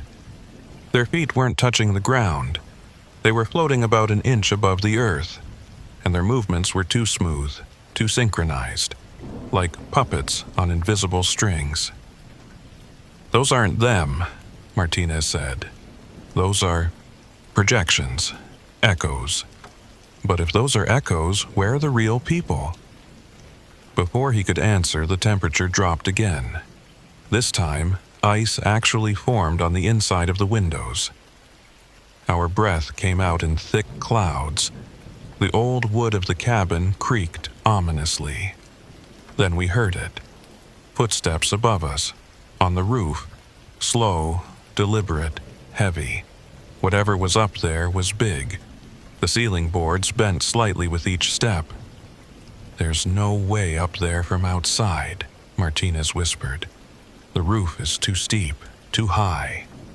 But the footsteps continued, moving from one end of the cabin to the other, then back. Then they stopped directly above us. A voice drifted down, muffled by the boards but still clear. "I can see you." It was a child's voice, young, maybe 7 or 8. "I can see you through the cracks," the voice continued. "You look scared. Are you scared?" I was scared too, but then the fog came inside me and now I'm not scared anymore. Now I'm part of everything.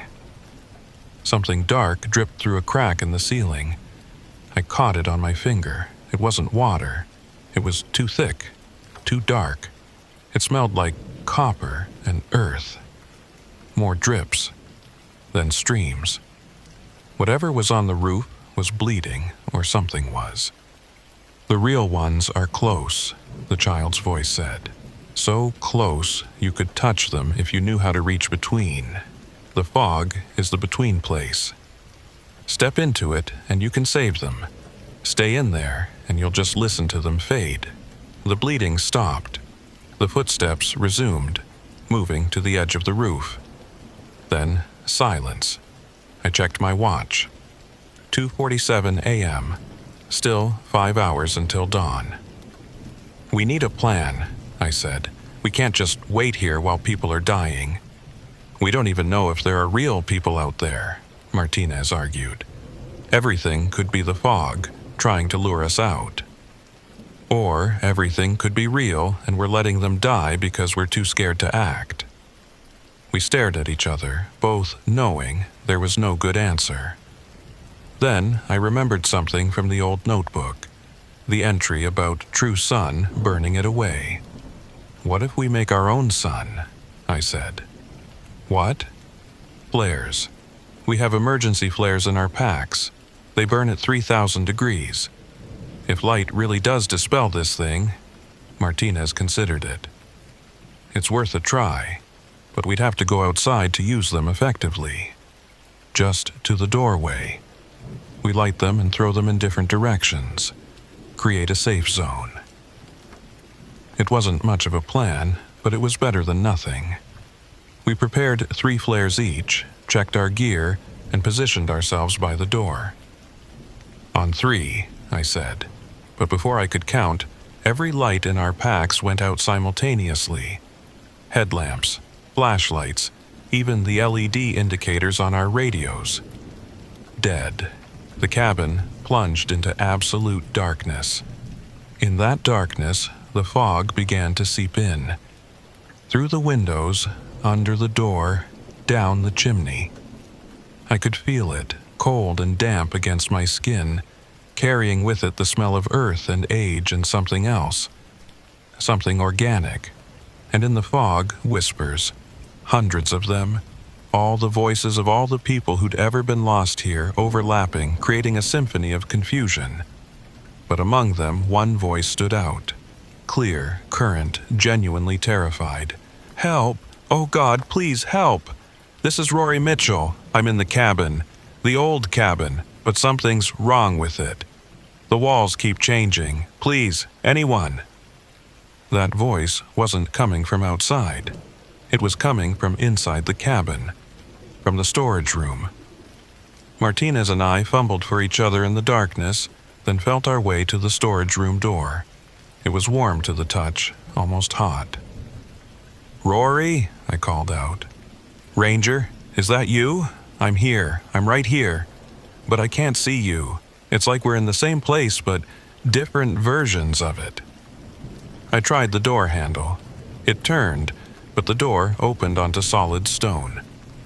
Not a wall, but raw granite, like the mountain itself had filled in the space. "The dimensions are overlapping," Rory's voice said. Closer now, like he was right on the other side of the stone. "The fog doesn't just disorient, it displaces. We're all here, all in the cabin, but in different phases of reality. The fog keeps us separated, keeps us lost even when we're found." "How do you know this?" I asked. "I don't know. The knowledge just comes, like the mountain is teaching me, or like I'm becoming part of the mountain's memory." A hand suddenly grabbed mine in the darkness. Martinez, but his grip was wrong. Too cold, too smooth. "That's not me, Devin," Martinez's voice said from my other side. I jerked my hand away. Whatever had been holding it laughed, that same grinding sound from before. Then suddenly, light. Brilliant, white, burning light from outside. But not dawn, something else. The light was wrong. It came from all directions at once, casting no shadows, revealing nothing beyond the windows except a white void brighter than staring into the sun. Yet, somehow, we could look directly at it without pain. "What is that?" Martinez whispered. Through the blinding glare, shapes began moving. Dark silhouettes against the white, human-shaped, but elongated, distorted. They pressed against the windows, their forms rippling like smoke. "The real ones are coming," Rory's voice said from behind the stone. "When the fog gets thick enough, when enough people are caught between, it creates a critical mass. Reality tears. Things from the between space can push through." "Things? What things?" "The collectors. They gather the lost, catalog them, add them to the mountain's memory. They've been doing it since before humans walked these peaks. We're just the latest entries in an ancient database." The silhouettes grew more defined. I could see faces now, pressed against the glass. But they weren't quite human faces. The features were there but arranged wrong, like someone had described a human face to an artist who had never seen one. One of them spoke, its voice resonating directly in my skull rather than through my ears. 8 entered. 8 must leave, but not the same 8. "We're not making deals with you," I said. "No deal, simple fact. The fog took 8. 8 are scattered across phases. Bring them together, 8 leave. But convergence requires sacrifice. 2 must anchor. 2 must stay to hold the door open. Martinez grabbed my arm. Don't listen to it. But I was thinking about the tour group, about Beth, about our responsibility as rangers. If we stay, the others go free. Free is relative. They return to your phase, damaged, changed, but breathing. You become part of the eternal record. Your voices join the chorus. Your memories feed the fog. Devin, no, Martinez said. But before I could respond, the light went out. Suddenly, completely. The darkness that followed was more than absence of light. It was presence of void. Then, one by one, lights began appearing. Not our lights. Older ones. Oil lamps, candles, firelight. The cabin was full of people. Dozens of them, from different eras, all occupying the same space. I could see through them, past them, into other versions of the cabin. Some versions were new, freshly built. Others were ruins, collapsed and rotting. A man in 1950s clothing walked through me, literally through me, and I felt his memories flash through my mind. Lost in a blizzard. Found the cabin. Never left. Still here, 60 years later, reliving the same night over and over. A woman from the 1980s sat at the table, writing in a notebook. As I watched, she wrote the same sentence repeatedly. The door is open, but leads nowhere. Children played in one corner, their laughter echoing from the 1970s. They ran through the walls, disappearing and reappearing, caught in an endless game of hide and seek. This is what awaits, the collector's voice said. Eternal presence. Never dying, never living. Part of the mountain's memory forever. But then I noticed something. Rory Mitchell, the real one, was visible in one of the overlapping phases.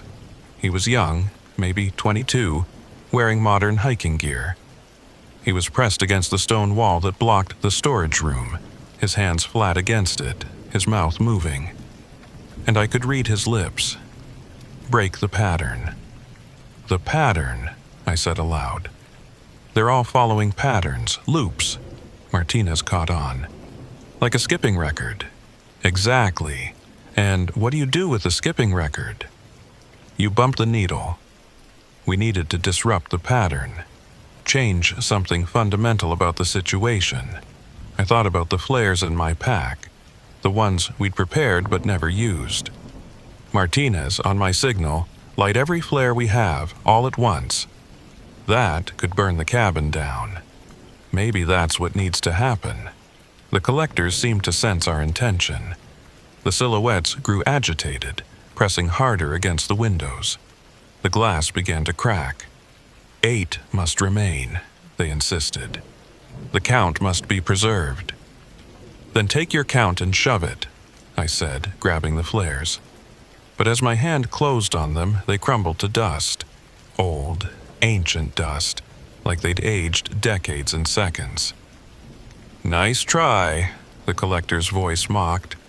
Time flows differently here. Your tools age, decay, become useless. You cannot fight entropy. But that gave me an idea. If time flowed differently if past and present were overlapping. Martinez, the old supplies in the storage room, the ones from the 1950s. In this twisted time, they might be new again. We felt our way to the storage room. The stone barrier was still there, but it was warm, almost alive. I pressed my hand against it and felt it pulse. Rory, can you hear me? Yes, you're clearer now. The barrier is thinning. Push from your side. We'll push from ours. We pushed. The stone resisted at first, then began to give, not like rock breaking, but like reality bending. My hand went through, into impossible space and grabbed something. A hand. Warm, human, real. I pulled. Rory tumbled through, not through a door, but through space itself. He was solid, real, gasping. "The others," he panted. "They're all here, scattered through different layers." The fog separated us across time. Beth is in 1987, reliving someone else's death. The Johnsons are in 2003. Everyone's stuck in someone else's final moments. How do we get them out? We don't pull them out. We pull the phases together, collapse the overlap, force all times to become now. How? He pulled something from his pocket, an old compass, the kind with a brass case. But the needle wasn't pointing north. It was spinning, faster and faster. I found this in my phase of the cabin. It's reacting to the magnetic anomaly. The mountain has natural magnetism, but the fog amplifies it, uses it to separate phases. If we could reverse the polarity, that's movie science, Martinez protested. Everything here is impossible science, Rory shot back. But it's working. The compass is from 1951, from the first recorded incident. It's been soaking in this anomaly for 70 years. It's become part of it. The spinning needle was creating a sound, a high-pitched whine that grew louder. The overlapping phases of the cabin began to flicker faster, strobing between times. The collector's silhouettes grew frantic. "Stop! You'll collapse the pocket! Everyone will be crushed into a single moment." "Good," I shouted. "One moment is all we need." Rory smashed the compass against the floor. The glass shattered, the needle shot out, and reality snapped like a rubber band. Suddenly, everyone was there. All 8 tourists, Beth, Martinez, and me. All in the same cabin, in the same moment. But so was everyone else who'd ever been lost here. Dozens of people from across 70 years, all occupying the same space. The cabin groaned, unable to contain so many displaced souls. The walls began to buckle. "Everyone out!" I screamed. "Now!" We ran for the door, all of us, past and present combined. The door exploded outward, and we tumbled into clear night. No fog. Stars brilliant overhead. The Milky Way, a river of light across the sky. But when I looked back, the cabin was gone. Just a bare patch of earth where it had stood, and around us, transparent as ghosts but growing more solid, were the others. The lost ones from decades past. An old man in 1950s gear looked at his hands in wonder. I was gone so long, but also no time at all. A woman from the 1980s fell to her knees sobbing. 37 years. I've been walking in that fog for 37 years. But even as they solidified, I could see some of them fading again. The older ones, the ones who'd been lost longest. They were too deeply embedded in the mountain's memory. "We can't save them all," Rory said quietly. "They're part of the pattern now.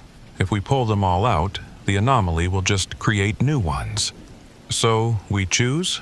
I asked. "Decide who lives and who stays lost." Before anyone could answer, the fog began rolling in again.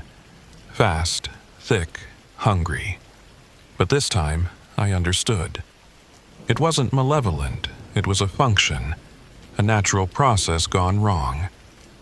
The mountain did record everything. Every death, every loss, every moment of fear and desperation. And sometimes, when conditions were right, it played them back. "We have to go," Beth said, her voice hoarse. "All of us now, before it resets." We ran. Down the slope, through the trees, the fog chasing us but not catching us. The 8 tourists, Beth, Martinez, and me. Behind us, the older lost ones watched us go, some waving, some just standing there accepting their fate. We reached the trail just as the fog swallowed the slope behind us. Our radios crackled to life. "Devin, Martinez, thank God. We've been trying to reach you for hours." "We have them," I gasped into the radio. "All 8 tourists and Beth. We need medical at the Cascade Trailhead. How did you find them in that fog?" I looked back. The fog was retreating, pulling back up the mountain like a living thing returning to its lair. In the distance, barely visible, I thought I could see the cabin again. Or maybe it was just shadows. "Lucky guess," I said. The official report was a masterpiece of creative writing. Tour group got disoriented in unexpected fog, took shelter in an old CCC cabin, were located by rangers using standard search and rescue protocols. No injuries beyond mild hypothermia and exhaustion. A success story for the Park Service. Nobody mentioned the impossible aspects. The time displacement, the overlapping realities, the voices in the fog. The tourists remembered being lost, being cold, being scared. But the details were fuzzy for them, like trying to recall a dream. Only Rory Mitchell seemed to fully remember, and he wasn't talking. Not officially, anyway. I found him 3 days later at the Jackson Lake Lodge, sitting on the deck, staring out at the Tetons. He was supposed to have flown home to Chicago the day before. "Couldn't leave yet," he said as I sat down beside him. "Needed to understand what happened. Did you?" He pulled out a notebook filled with sketches and notes, diagrams of the mountain, calculations about magnetic fields, theories about consciousness and quantum states. "I'm a physics grad student," he said. "Did I mention that? Came here to clear my head after defending my thesis. Instead, I found something that breaks everything I thought I knew about reality." He showed me one page, covered in equations. The mountain, the quartz formations, the specific atmospheric conditions, they create a natural recording medium, like how cassette tapes use magnetic particles to store sound. But this records everything, every electromagnetic pattern, including consciousness. You're saying the mountain stores souls. Not souls. Patterns. Information.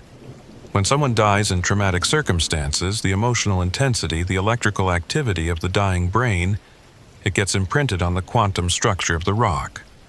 The fog, when it's dense enough, acts like a playback mechanism. But the voices knew things. They adapted, learned. Rory nodded. That's the terrifying part. It's not just playback. The patterns interact, evolve, create new combinations. Given enough time, enough stored patterns, it becomes a kind of consciousness. Not human, but aware. The collectors. Maybe. Or maybe those were just our brains trying to make sense of something incomprehensible. He closed the notebook.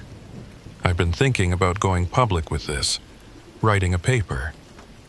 "Nobody would believe you." "No, they wouldn't." He stood up. "That's why I'm not going to. But I'm going to change my research focus. Consciousness, quantum mechanics, the intersection of human awareness and natural phenomena. What happened in that cabin suggests our understanding of death, of consciousness, of reality itself, is fundamentally flawed." He left that afternoon. I got an email from him 6 months later, saying he'd received a grant to study electromagnetic anomalies in geological formations. He never mentioned Grand Teton specifically, but I knew what had inspired his new direction.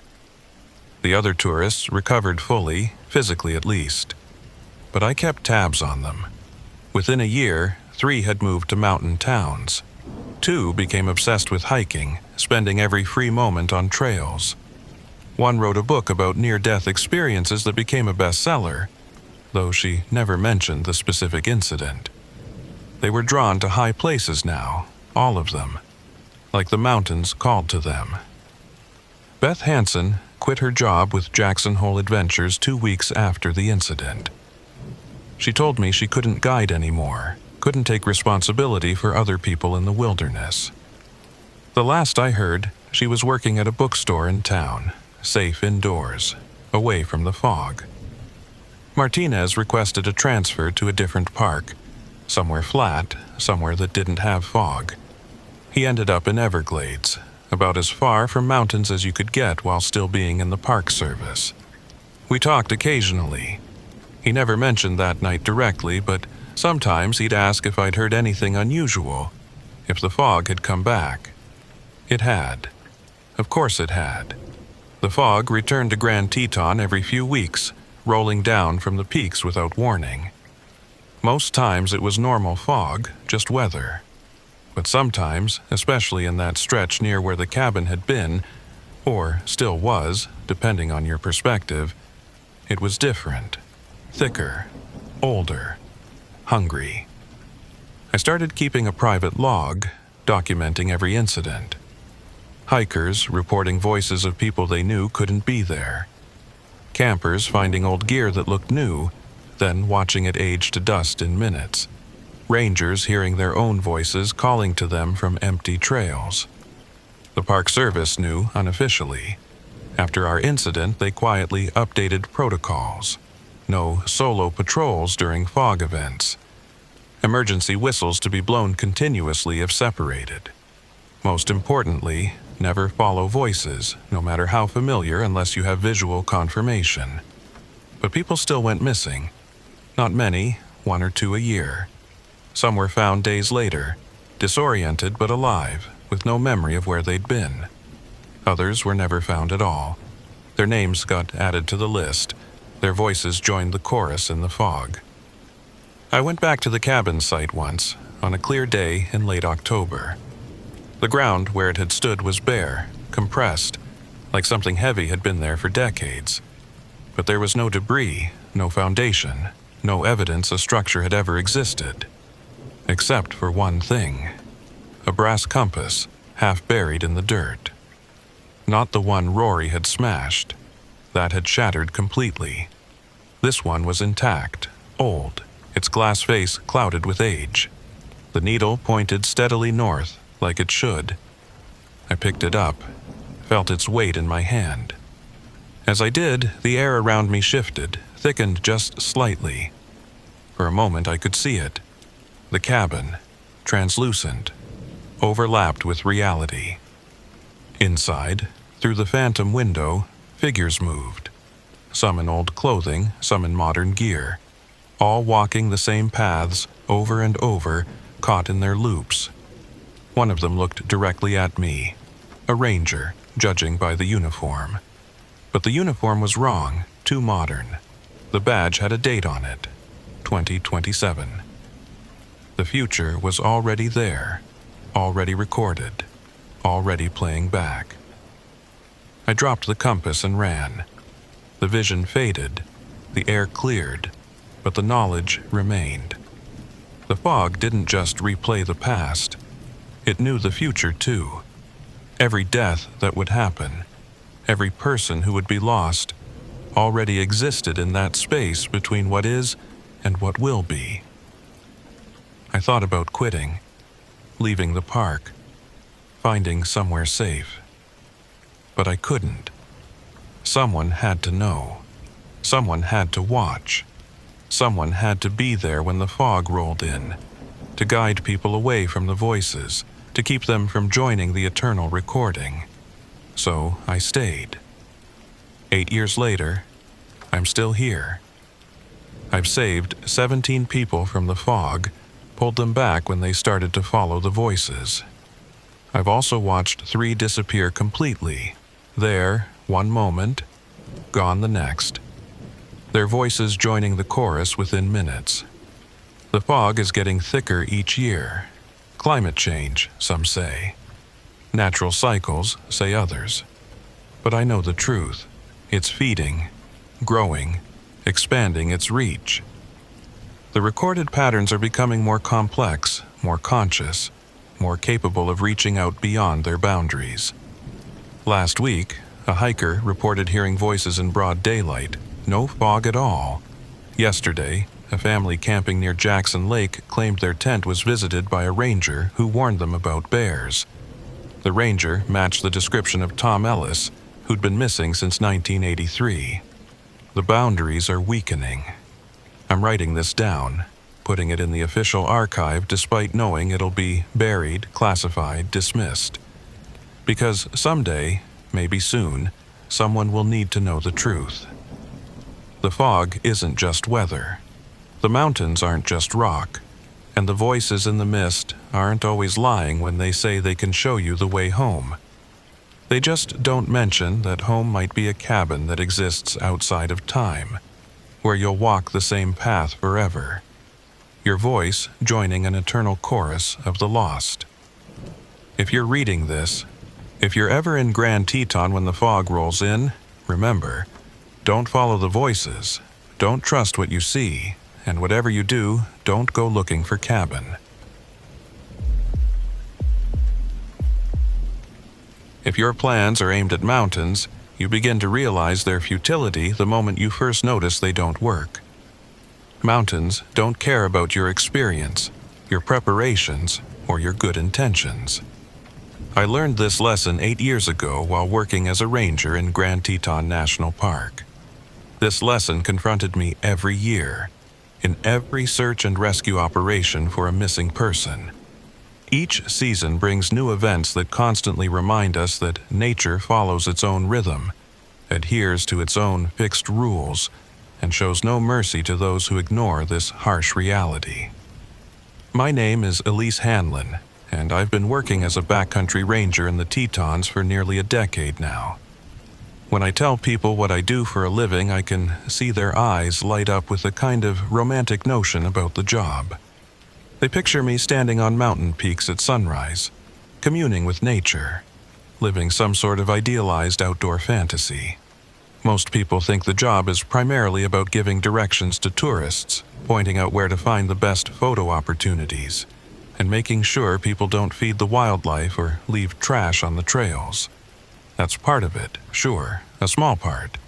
But the real work, the work that keeps me awake at night, the work that has carved lines into my face and put gray in my hair before I turned 40, happens in the places most visitors never see. The high country, where the air gets thin and the weather can turn from beautiful to deadly in the space of an hour. The remote trails that wind through terrain so rugged that a single misstep can mean the difference between walking back to your car and being carried out in a body bag. The areas where cell service is a distant memory, and the nearest road might as well be on another planet. This story takes place 3 years ago, in early October. The season was winding down, that bittersweet time of year when you can feel the mountains preparing for winter. Most of the casual hikers had already packed up their gear and headed back to their regular lives in cities and suburbs. The aspens had turned that impossible shade of gold that photographs never quite capture, their leaves shimmering in the afternoon light like coins hanging from branches. The high peaks were getting their first serious dustings of snow, white caps that would soon spread down the mountainsides like a slow-motion avalanche. It's my favorite time of year in the park. The crowds thin out dramatically after Labor Day, and the mountains start to show their true character. Not the Instagram-friendly version that draws millions of visitors each summer, but the raw, unfiltered reality of a landscape that has existed for millions of years and will continue to exist long after we're all gone. The silence becomes deeper. The air becomes crisper. The dangers become more pronounced. But it's also when things can turn dangerous faster than most people realize. The weather becomes unpredictable. Early winter storms can dump feet of snow overnight. Trails that were clearly marked in summer become invisible under fresh powder. Water sources freeze solid, and the days get shorter, darkness arriving earlier and earlier, catching unprepared hikers miles from safety.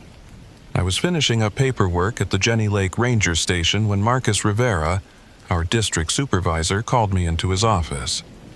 It was late afternoon, that golden hour when the light slants through the windows and makes everything look softer than it really is. I'd been looking forward to heading home, maybe cooking a decent meal for once instead of surviving on energy bars and instant ramen. But when I saw Marcus's face, I knew those plans had just evaporated. Marcus had been with the Park Service for 23 years. He'd started as a seasonal ranger, worked his way up through the ranks, and earned every bit of respect he commanded. He had the weathered face of someone who'd spent decades in the sun and wind, deep lines radiating from the corners of his eyes, skin tanned to the color of old leather. His hands were permanently calloused from years of handling ropes and equipment. When Marcus looked worried, you paid attention, and right now he looked very worried indeed. "We've got a situation," he said, gesturing for me to sit down. I noticed he was gripping his coffee mug a little too tightly, knuckles white against the ceramic. Solo climber, female, 28 years old. Name's Tessa Caldwell. She filed a backcountry permit 3 days ago for a climb up the Cathedral Traverse. Should have been back yesterday afternoon by 1600 hours. Her vehicle is still in the Lupine Meadows parking lot, and she missed her check-in time by 18 hours now. My stomach immediately tightened into a familiar knot. 18 hours might not sound like much to most people. Just 3/4 of a day, less time than a full shift at work. But in backcountry search and rescue work, it's an eternity. Every hour that passes after someone goes missing, the search area grows exponentially larger. The number of possible routes they might have taken multiplies. The chances of finding them alive start to drop like a stone falling down a cliff face. "Do we know anything about her experience level?" I asked, pulling out my notebook automatically. Details matter in situations like this. Every piece of information, no matter how small, could be the difference between finding someone alive or recovering a body weeks later. Marcus pulled up a file on his computer, squinting at the screen. Plenty of experience, actually. She's climbed all over the Rockies, Long's Peak, the Maroon Bells, multiple 14ers in Colorado, done technical routes in the Cascades, spent time in Alaska climbing on Denali. This wasn't supposed to be a particularly difficult route for someone with her skills and experience. The Cathedral Traverse is challenging, absolutely, but it's well documented. People with her background complete it all the time without incident. What about weather conditions over the past few days? "That's where it gets interesting," Marcus said, his frown deepening as he pulled up weather data on a second screen. "We had those unusual fog banks roll in 2 nights ago. Dense stuff came out of nowhere. The kind of fog where you literally can't see your hand in front of your face. Visibility dropped to essentially zero in the high country for about 4 hours, maybe longer. Temperature dropped significantly at the same time. Could have disoriented her, forced her to bivouac somewhere unexpected rather than continue in unsafe conditions." I nodded slowly, my mind already running through scenarios. The Cathedral Traverse runs along a high ridgeline between Teewynut Mountain and Mount Owen, a spectacular route that offers incredible views and serious exposure. In good weather, it's challenging but manageable for experienced climbers. In bad weather, it becomes a death trap. The ridgeline is narrow in places with steep drops on both sides. High winds can literally knock you off your feet. And if visibility drops to zero, navigation becomes nearly impossible even with a GPS unit. If Tessa had been caught in that fog, the smart move would have been to find shelter and wait it out rather than risk continuing along an exposed ridge where one wrong step could send her tumbling down hundreds of feet of rocky slope. That was good judgment, but that also meant she could be anywhere along a 5-mile stretch of alpine terrain, possibly injured, possibly running low on supplies, definitely cold and scared. "What's the plan?" I asked, though I already knew the answer. I could feel the familiar surge of adrenaline starting to build in my system, that heightened awareness that comes before every search operation. "We're organizing a full search party. Sarah Kim is coordinating with Teton County Search and Rescue right now. They're bringing in additional personnel from neighboring districts and putting a helicopter on standby for aerial reconnaissance as soon as weather permits. I want you to lead the ground team that works the actual traverse route itself. You know that terrain better than anyone else on staff, Elise. If anyone can figure out where she went, it's you. That was true, though I took no particular pride in it. I'd hiked and climbed in that area dozens of times over the years, in every season, in every kind of weather. I knew the standard route, the common variations people took, the places where climbers sometimes went off course because of confusing terrain features or ambiguous trail markers. But I also knew how big and unforgiving that landscape was. Finding one person in all that vertical wilderness was like searching for a specific grain of sand on a beach. Possible, but requiring equal parts skill, preparation, and luck. "When do we start?" I asked, already mentally cataloging the gear I'd need to pull from the equipment room. "Briefing is in 1 hour. We'll have teams staging at multiple access points by first light tomorrow. Elise, I need you to be realistic about this." Marcus paused, choosing his words carefully. "With the weather turning and the amount of time that's already passed, we might be looking at a recovery operation rather than a rescue. I need you to be prepared for that possibility." I understood what he meant, but I pushed the thought away firmly. You can't go into a search assuming the worst. You have to believe the person is out there, waiting for help, doing everything they can to survive. You have to believe they're huddled in a bivy sack, rationing their food and water, staying warm as best they can, listening for the sound of helicopter rotors or voices calling their name. The moment you stop believing that, you start missing clues, overlooking possibilities, making assumptions that could cost someone their life. The briefing room was packed an hour later. The space wasn't really designed to hold this many people, and bodies were crammed shoulder to shoulder around the large table where Sarah had spread out topographical maps. Rangers from multiple districts, search and rescue volunteers with decades of combined experience, a liaison from the county sheriff's office, even a representative from the local climbing community who'd offered their expertise. The air smelled like coffee, sweat, and tension. Sarah Kim stood at the front, pointing to the large topographical map spread across the wall. She was marking key areas with different colored pins: red for the planned route, blue for possible deviation points, yellow for high-probability search zones based on statistical analysis of where lost hikers typically ended up. Sarah had the kind of calm authority that came from doing this too many times before. She didn't get flustered, didn't waste words, didn't let emotions cloud her judgment. "Here's what we know," Sarah began, her voice carrying easily through the crowded room despite not being particularly loud. Tessa Caldwell, 28 years old, experienced climber from Boulder, Colorado. She started her climb 3 days ago at 0600 hours from the Lupine Meadows trailhead. Her permit indicated she planned to complete the Cathedral Traverse, summit Mount Owen, and descend via the Coven route. Total estimated time for the complete route: 2 days. She packed food for 3 days as a safety margin, carried appropriate technical gear including ropes and a rack of protection, and had emergency supplies including a personal locator beacon, first aid kit, and emergency bivy sack. "Has the PLB been activated?" someone asked from the back of the room. It was a critical question. Personal locator beacons are designed to send distress signals to satellites when activated, giving searchers an exact GPS location. Negative. No signal has been detected by any monitoring station. That could mean several things. Battery failure is possible, though unlikely with a quality unit. Equipment malfunction, though again unlikely.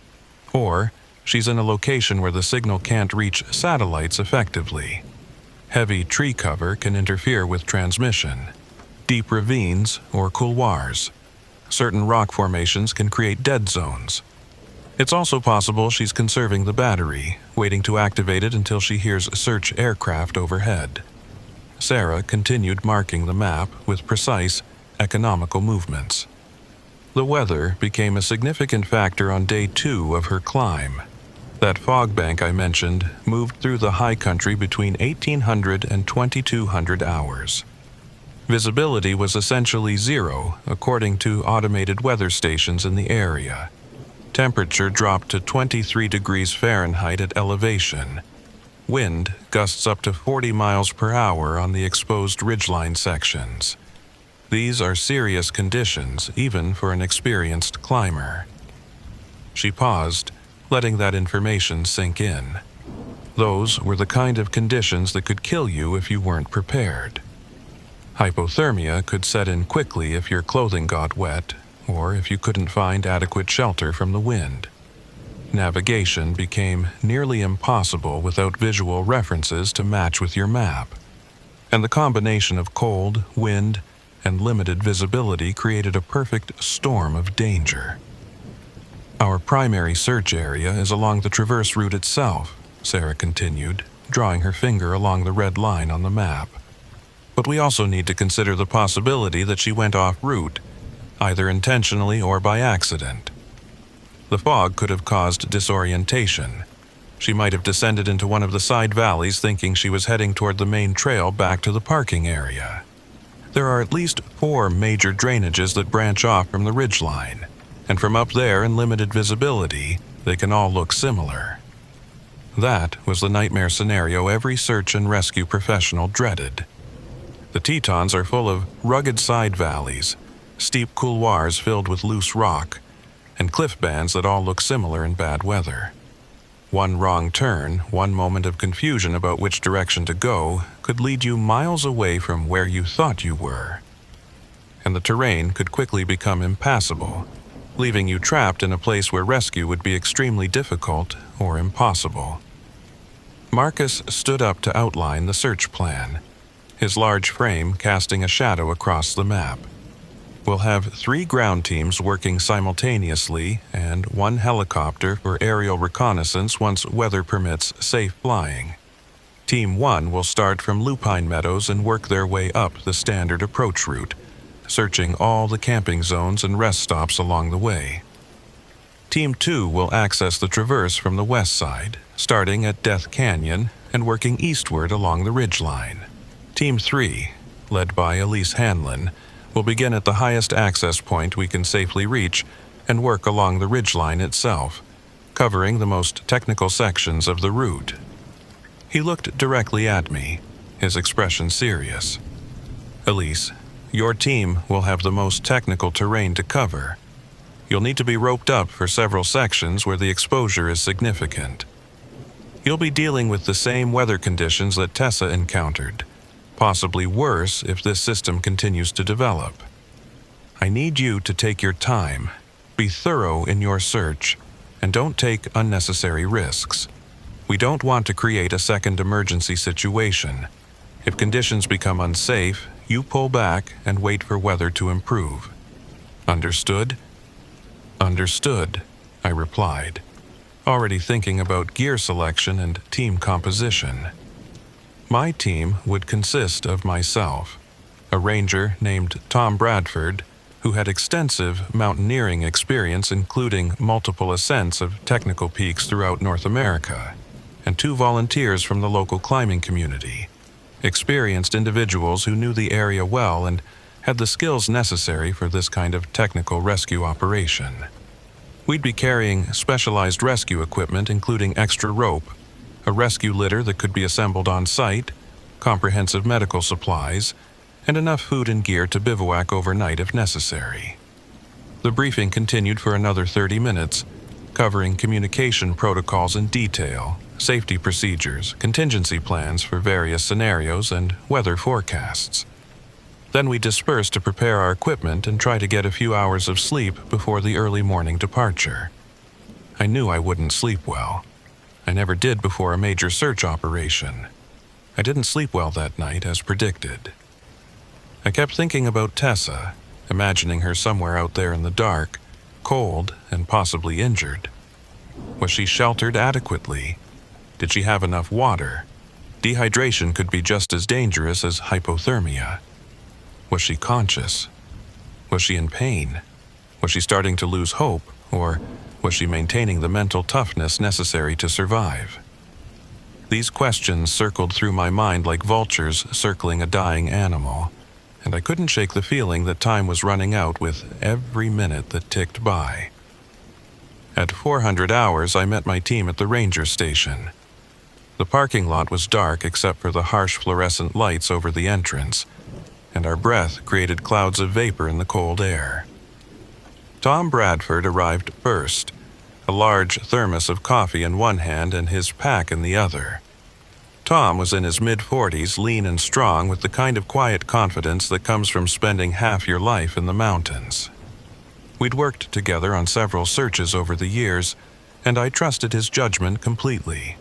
He didn't panic, didn't take unnecessary risks, and he had an almost uncanny ability to read terrain and weather conditions.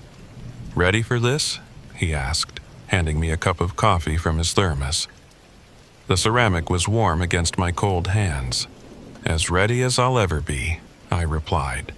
The coffee was hot and strong, exactly what I needed. Black, no sugar, no cream. Fuel, not comfort. Our two volunteers, Alex Martinez and Jordan Reeves, arrived a few minutes later. Both were accomplished climbers in their early 30s who'd summited most of the major peaks in the Teton Range, along with peaks throughout the Rockies and beyond. They knew the risks involved and had volunteered without hesitation when Sarah put out the call for experienced mountaineers willing to participate in a potentially dangerous rescue operation. That kind of selflessness always impressed me, people willing to put themselves at risk to help a complete stranger. We loaded our gear into one of the park's four-wheel drive trucks and began the drive to the trailhead. The sky was still completely dark, but I could see the first hints of dawn just beginning to touch the eastern horizon, a faint lightening of the blackness. The temperature gauge on the dashboard read 28 degrees, and frost covered the windows of parked cars we passed. "Weather forecast?" Tom asked, as we bounced along the rough road leading to the trailhead, our headlights cutting through the darkness.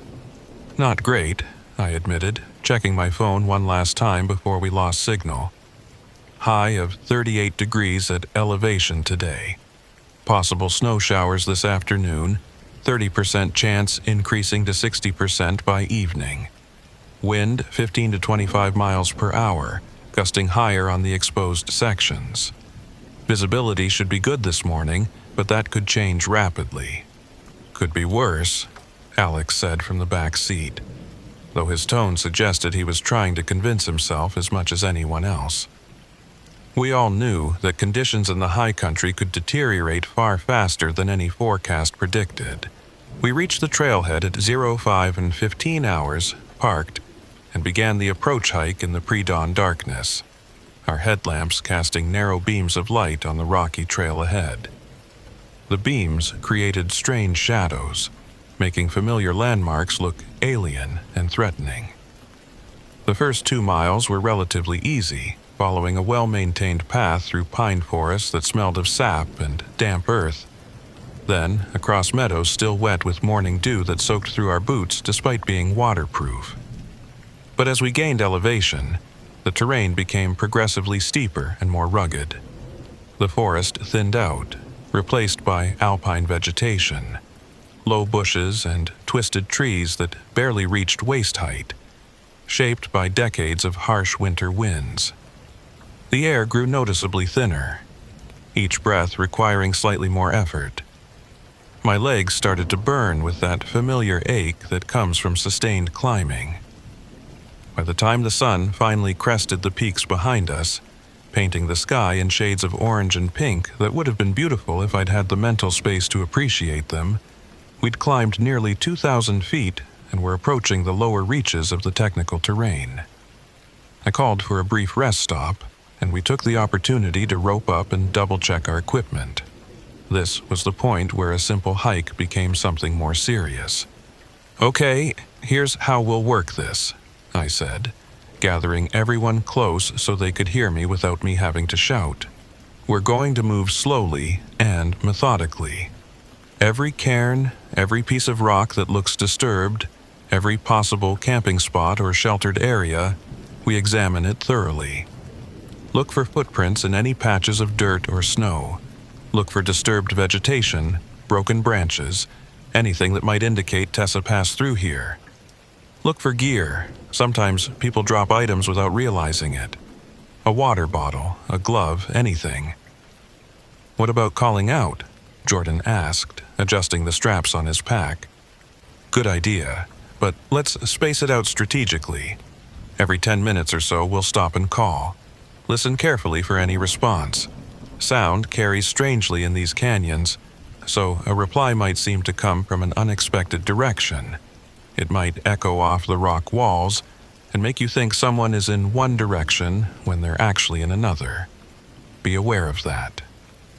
We continued upward, the terrain becoming increasingly dramatic with every step.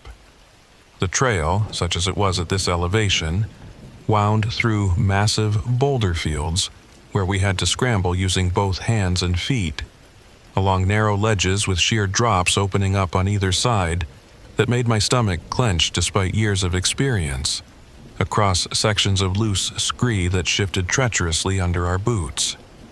This was the kind of place where a single misstep could be fatal, where the margin for error essentially disappeared, where you had to be fully present and aware every single moment. At 07:45 hours, we reached a small saddle where the standard route intersected with the beginning of the traverse. This was a decision point for climbers. Continue straight toward Mount Owen via the standard summit route, or head west along the exposed ridgeline toward Teewinot Mountain. According to Tessa's itinerary, she should have gone west along the traverse. But when I examined the area closely, taking my time and really looking at the details, I noticed something odd that made the hair on the back of my neck stand up. There were cairns. Stacked rocks that climbers use to mark routes in areas where trails aren't clearly defined, pointing in both directions. That wasn't unusual in itself. This was a popular area where multiple routes diverged from this spot, and climbers had built cairns over the years to mark various options. What bothered me, what set off alarm bells in my head, was that one of the cairns looked distinctly newer than the others. The rocks were less weathered, lacking the patches of lichen that covered the older cairns. The edges were sharper, not rounded by years of freeze-thaw cycles. This cairn had been placed recently, within the last week or two, I estimated. "Tom, come look at this," I called, trying to keep my voice neutral despite the unease building in my gut. He scrambled over and crouched beside me, studying the cairn I'd pointed out with the same careful attention to detail that made him such a valuable team member. His face creased in thought as he examined it from multiple angles. "That's fresh," he agreed after a long moment. "Maybe a week old, possibly less. Could have been placed by another climbing party. Or by Tessa herself," I said, voicing what we were both thinking. "But why would she build a cairn here? The route is already clearly marked with Shish's older cairns. Unless she was trying to leave a sign for someone, trying to indicate which direction she went. Or," I trailed off, not wanting to voice the other possibility that was forming in my mind. "Or someone else built it and it's pointing the wrong direction." Tom finished the thought I hadn't wanted to speak aloud. I pulled out my camera and photographed the cairn from multiple angles, making sure to capture its position relative to the other cairns and the surrounding landmarks. I marked the GPS coordinates carefully in my notebook. This could be important, or it could be nothing at all, just a well-meaning hiker trying to be helpful by adding to the trail markers. In search and rescue, you documented everything and sorted out the significance later. You never knew which detail would end up being the critical clue. We continued west along the traverse, moving carefully across sections of loose scree that threatened to slide out from under us with every step. exposed rock faces where we had to test each handhold before trusting our weight to it. The wind had picked up significantly, gusting hard enough to make me lean into it on the more exposed sections. Below us, the valley floor was a patchwork of dark green forests and bright yellow aspen groves impossibly far below.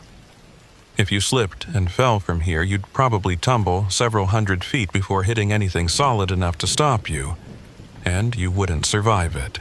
Every 10 minutes, we stopped and called out Tessa's name, our voices echoing off the rock walls and disappearing into the vast, empty space around us. Tessa!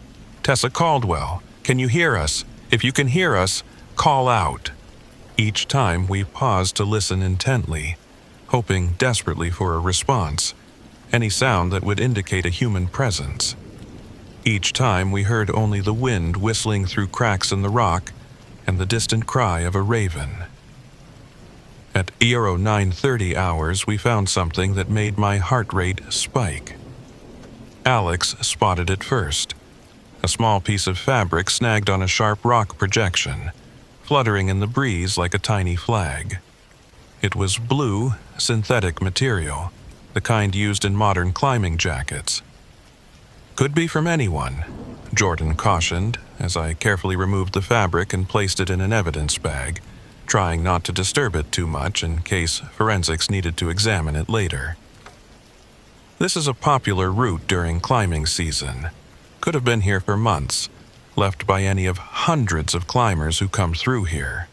True, I agreed, holding the fabric up to examine it more closely in the bright morning sunlight. But it's fresh. No fading from sun exposure, no signs of prolonged weathering. The edges are clean, not frayed from weeks of wind and weather. This hasn't been here long. I keyed my radio, pressing the transmit button. Base, this is Team 3. We've found a possible piece of gear at GPS coordinates. I carefully read off the numbers from my GPS unit. Blue synthetic fabric, appears fresh, consistent with modern climbing apparel, continuing search pattern. Sarah's voice crackled back through the radio, slightly distorted by distance and terrain. Copy that, Team 3, document and continue. Teams 1 and 2 have reached their initial search zones. No findings yet on either front. Helicopter is beginning aerial reconnaissance now. Weather is holding for the moment, but we're watching a system that might move in this afternoon. Keep us posted on your progress. We pressed on, the terrain becoming increasingly technical with every step. In several places, we had to set up anchors using natural rock features or placing protection in cracks, then belay each other across sections where a fall would almost certainly be fatal. This was slow, careful work, requiring complete concentration, and I was acutely aware of how much ground we needed to cover and how little time we had before the weather potentially turned bad again. But rushing in terrain like this was how people died, both the lost person and the rescuers. At 11:15 hours, we reached another significant landmark, a distinctive rock formation known locally as the Cathedral Spire. It's a massive pillar of granite that juts up from the ridgeline like a church steeple, visible for miles in every direction. Climbers often used it as a reference point for navigation, a distinctive feature that appeared on all the maps and in route descriptions, and that's where we found the next cairn. But this one was very, very different from anything I'd seen before. It was larger than a typical route-marking cairn, carefully constructed with flat rocks stacked about 3 feet high. Someone had taken significant time and effort to build this, selecting rocks that fit together well, creating a stable structure that wouldn't collapse in the wind. And on top of it, someone had placed a small, bright orange stuff sack, the kind climbers use to store extra clothing or emergency supplies. My heart rate spiked hard, adrenaline flooding my system. This was deliberate. This was intentional. This was a message, a signal left by someone who wanted to be found. "Everyone gather up," I called, my voice tight with tension and barely contained excitement. "Don't disturb anything around here. Tom, start documenting everything with photos. Get multiple angles, get the surroundings, get everything. Alex, radio base and let them know what we found. Give them our exact coordinates. I approached the cairn slowly and carefully, looking for any other signs or clues in the immediate area. The stuff sack was partially wedged under the top rock, as if someone wanted to make absolutely sure it wouldn't blow away in the wind. That showed good judgment, attention to detail. I carefully removed it, noting how it was positioned, and opened the drawstring closure with fingers that were trembling slightly from a combination of cold and anticipation. Inside the stuff sack, I found a waterproof dry bag, the kind paddlers use to keep gear dry in kayaks and rafts. And inside that, sealed against moisture, was a handwritten note on what looked like a page torn from a small notebook. My hands were shaking as I unfolded the paper. The handwriting was neat but hurried, written in pencil that had been pressed firmly into the paper. Octi 4, approx 4 p.m. Caught in fog. Descended north into valley. Following drainage. Ankle injured but mobile. Will try to reach tree line by nightfall. TC, Tessa Caldwell. This note was dated the day she was supposed to return. She'd been here, at this exact spot, at approximately 1600 hours 2 days ago. She'd been coherent enough to leave a note, smart enough to use a waterproof container to protect it, experienced enough to provide useful information about her intentions and condition. The ankle injury was concerning, but she'd assessed herself as mobile. That was huge. That meant she could walk, could move, could possibly self-rescue, or at least meet us part-way, but she'd also made what might have been a critical, potentially fatal error. I looked north, in the direction she'd indicated in her note. The drainage she mentioned was visible from here, a steep couloir that plunged down the north face of the ridge, cutting through layers of gray rock. From up here, it looked like a reasonable descent route if you didn't know better. It appeared to lead down toward the valley, toward safety, toward the trailhead and parking area. But I knew this terrain intimately. I'd studied maps, hiked these mountains for years, learned from other rangers who'd been here for decades. That couloir didn't lead to safety.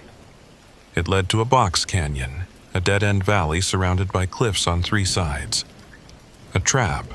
Once you descended into it, getting back out required either retracing your steps up extremely steep terrain or navigating through cliff bands and waterfalls that were impassable without technical climbing gear and expertise.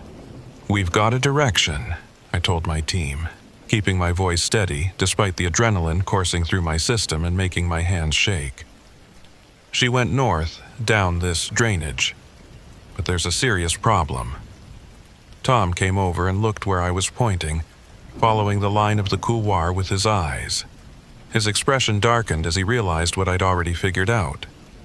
"That's Disappearance Canyon," he said quietly, and the name alone was enough to convey the gravity of the situation. The name was grimly apt. Disappearance Canyon had earned its ominous title over the years through bitter experience. It looked like an escape route from above, a clear drainage that seemed to lead toward the main valley. But once you descended into it, you were trapped like an animal in a cage. The walls were too steep and composed of loose, rotten rock to climb back out. The only exit was blocked by a series of waterfalls, beautiful cascades of white water that would have been scenic in other circumstances, and ice-slicked rock bands that were impassable without specialized gear, significant technical skills, and ideally, a team of people working together. And Tessa, with an injured ankle that was probably getting progressively worse with every step, had descended into that canyon 2 days ago, believing it would lead her to safety. "Base, this is Team 3, I said into my radio, trying to keep the urgency out of my voice and stay professional. "We found a note from the subject dated 2 days ago. She descended north into what we're calling Disappearance Canyon with a reported ankle injury. She believed she was following a drainage to safety. We need to redirect our search to that area immediately. Request helicopter support for aerial reconnaissance of the canyon system. Sarah's response came back quickly, her voice sharp with attention. Copy that, Team 3. Helicopter is currently surveying the western approach, but will redirect to your location within 10 minutes. Be advised, weather system is moving faster than predicted. You may have a 4-hour window, possibly less, before conditions deteriorate significantly. Use extreme caution on descent. We're also alerting Team 2 to your findings and repositioning them. 4 hours. Maybe less. I looked at my team, seeing my own concerns reflected in their faces. 4 hours to descend into a technical canyon, locate Tessa in potentially several square miles of rugged terrain, assess her condition and administer any necessary first aid, and then either extract her or establish a secure position before the weather hit and made everything exponentially more difficult and dangerous. It was tight, very tight, with almost no margin for error or unexpected complications. "All right, listen up," I said, gathering everyone close. My voice was calm, but inside my mind was racing through scenarios and contingencies. "We're going in, but we're doing this smart and by the book. Tom, you and I will lead the descent. Alex and Jordan, you'll manage the ropes and anchor systems as we go. We'll descend in stages, establishing secure points as we move down. If at any point this feels too risky, if weather deteriorates, if anyone gets injured, we abort immediately and call for additional resources. Understood? Nobody plays hero. Nobody takes unnecessary chances." Everyone nodded. These were experienced people who understood that the mountains didn't respect bravery or determination. They respected preparation, sound judgment, and knowing when to push forward and when to pull back. We moved to the edge of the couloir and began setting up our first rappel station. The rock here was solid granite, which was good news. We could trust our anchors to hold our weight. I hammered in 2 bomber pythons, tested them by pulling as hard as I could, then connected them with the cordelette in an equalized system that would distribute the load evenly. I tested the entire system with my full body weight before committing to it, bouncing on the rope to make sure nothing shifted or failed. The descent began at 11:45 hours. I went first, feeding rope through my belay device and backing slowly over the edge. The couloir was steep, approximately 60 degrees in this section, and the rock was a mix of solid granite and loose scree that shifted under my boots. Every step had to be deliberate, weight tested before committing fully. Below me, the couloir dropped away into shadows, and I couldn't see the bottom from here. As I descended, I scanned the terrain constantly, looking for any sign that Tessa had come this way. About 40 feet down, I spotted something that confirmed we were on the right track, a scuff mark on a rock face, fresh enough that the exposed stone still showed lighter than the weathered surface around it. Someone wearing boots had stepped here recently, within the last few days. "I've got sign," I called up to the team above me. "Fresh scuff marks on the rock. She definitely came through here." That small confirmation felt like a significant victory. Proof that we were on the right track and hadn't wasted precious time following a wrong assumption. But it also meant Tessa had successfully descended this initial section despite her injured ankle, which suggested she was tough, determined, and probably in considerable pain, but pushing through it. That was good for her chances of survival, assuming she hadn't pushed too hard and made her injury much worse in the process. We continued down, establishing 3 more rappel stations as the couloir steepened and the exposure increased.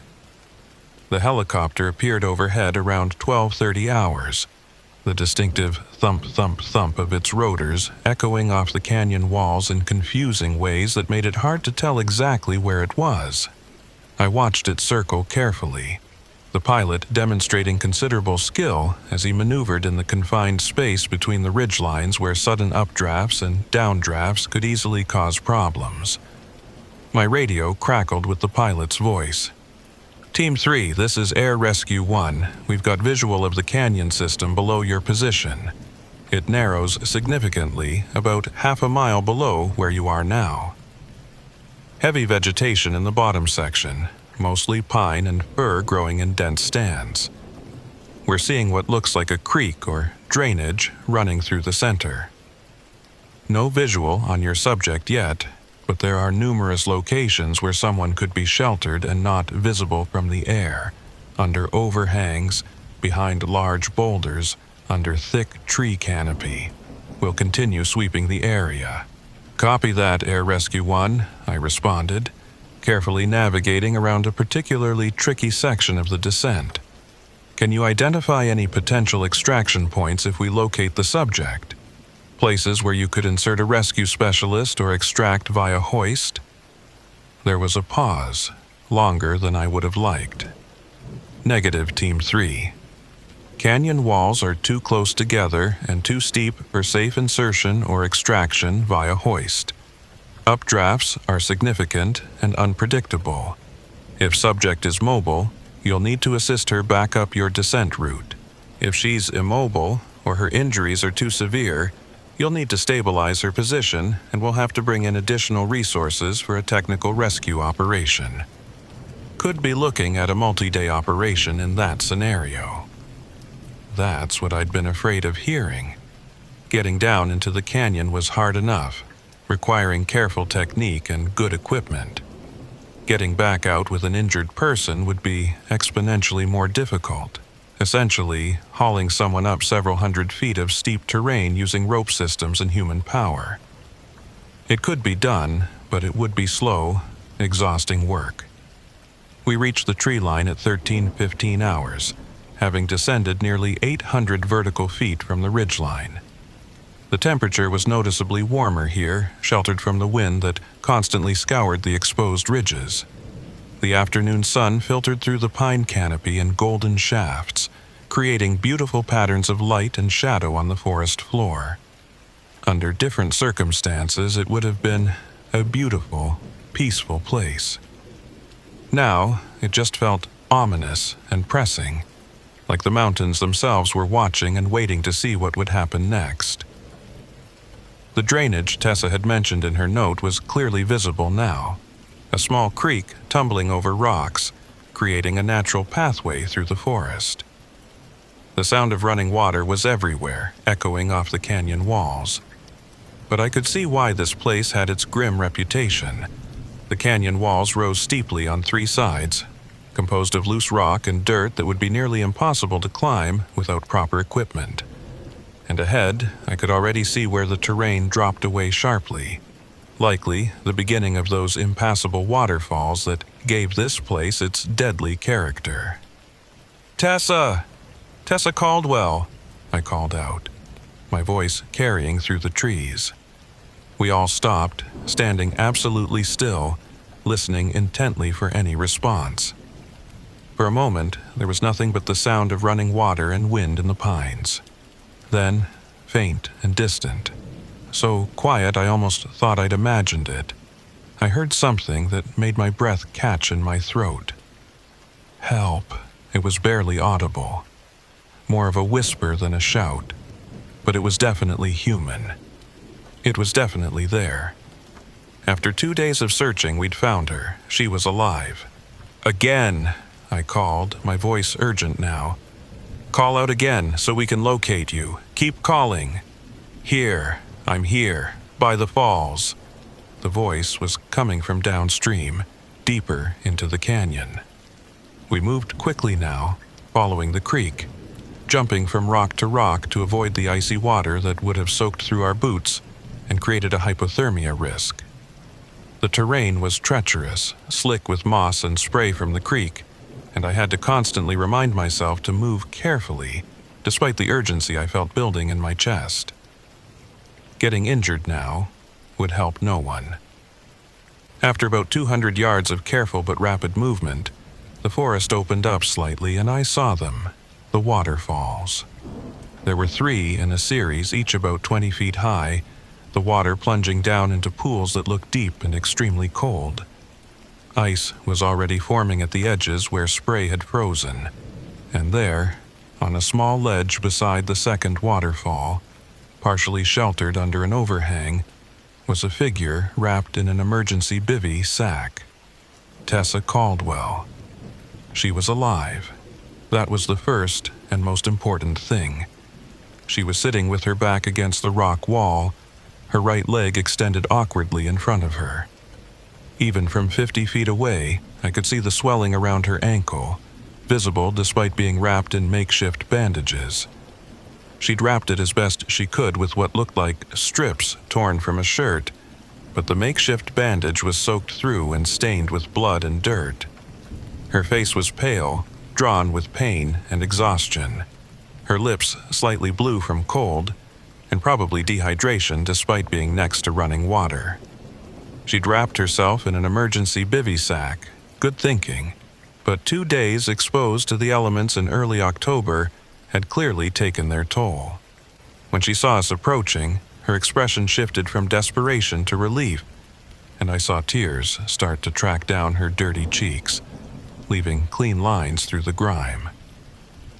"Federal Ranger," I called out, as we approached carefully, not wanting to startle her or cause a rockfall. "Tessa, my name is Elise. We're here to help you. You're going to be okay now. Are you injured anywhere besides your ankle? Any head injuries, chest pain, back pain?" She shook her head weakly, and I could see the effort it took her. Just the ankle. I fell, second day.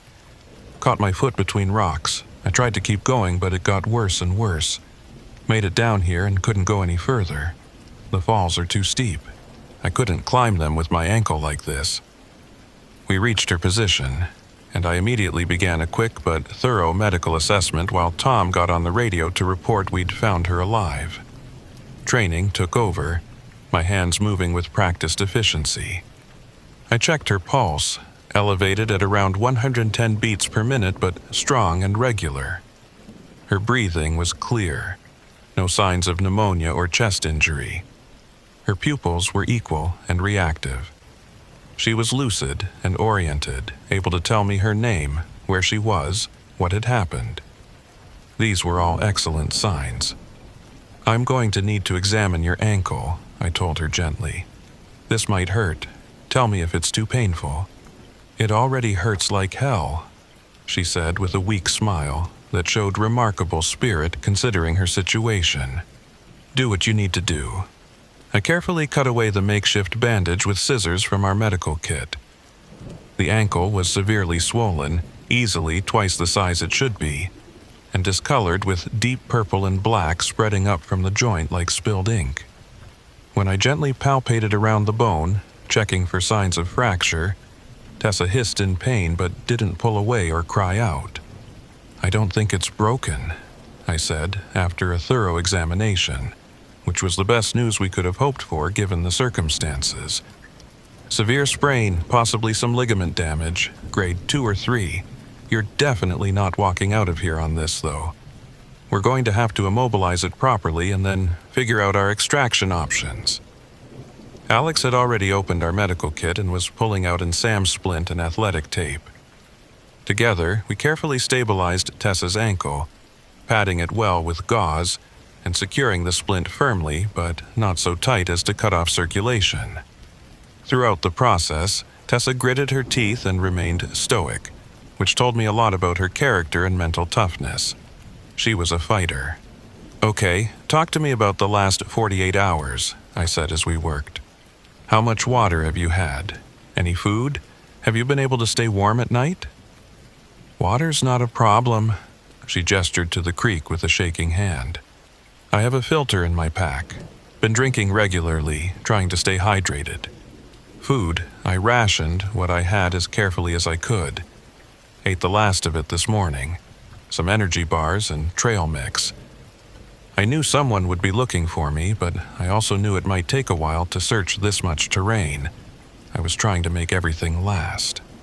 You did everything right, Tom told her, his voice warm with genuine respect.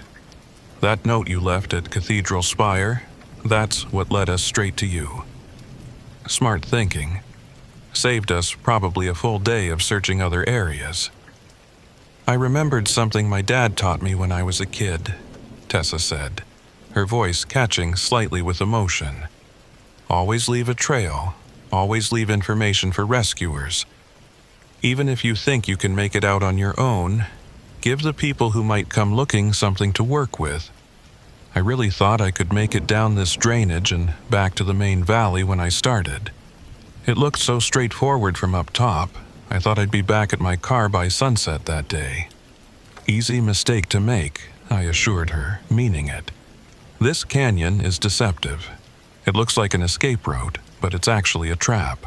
You're not the first person to come down here and find that out the hard way. The difference is, you kept your head, you prepared for the possibility of rescue by leaving that note, and you survived. That's what matters. A lot of people would have panicked, and panic is what kills people in situations like this. My radio crackled, interrupting our conversation. It was Sarah from base. Team 3. Be advised the weather system is accelerating faster than forecast models predicted.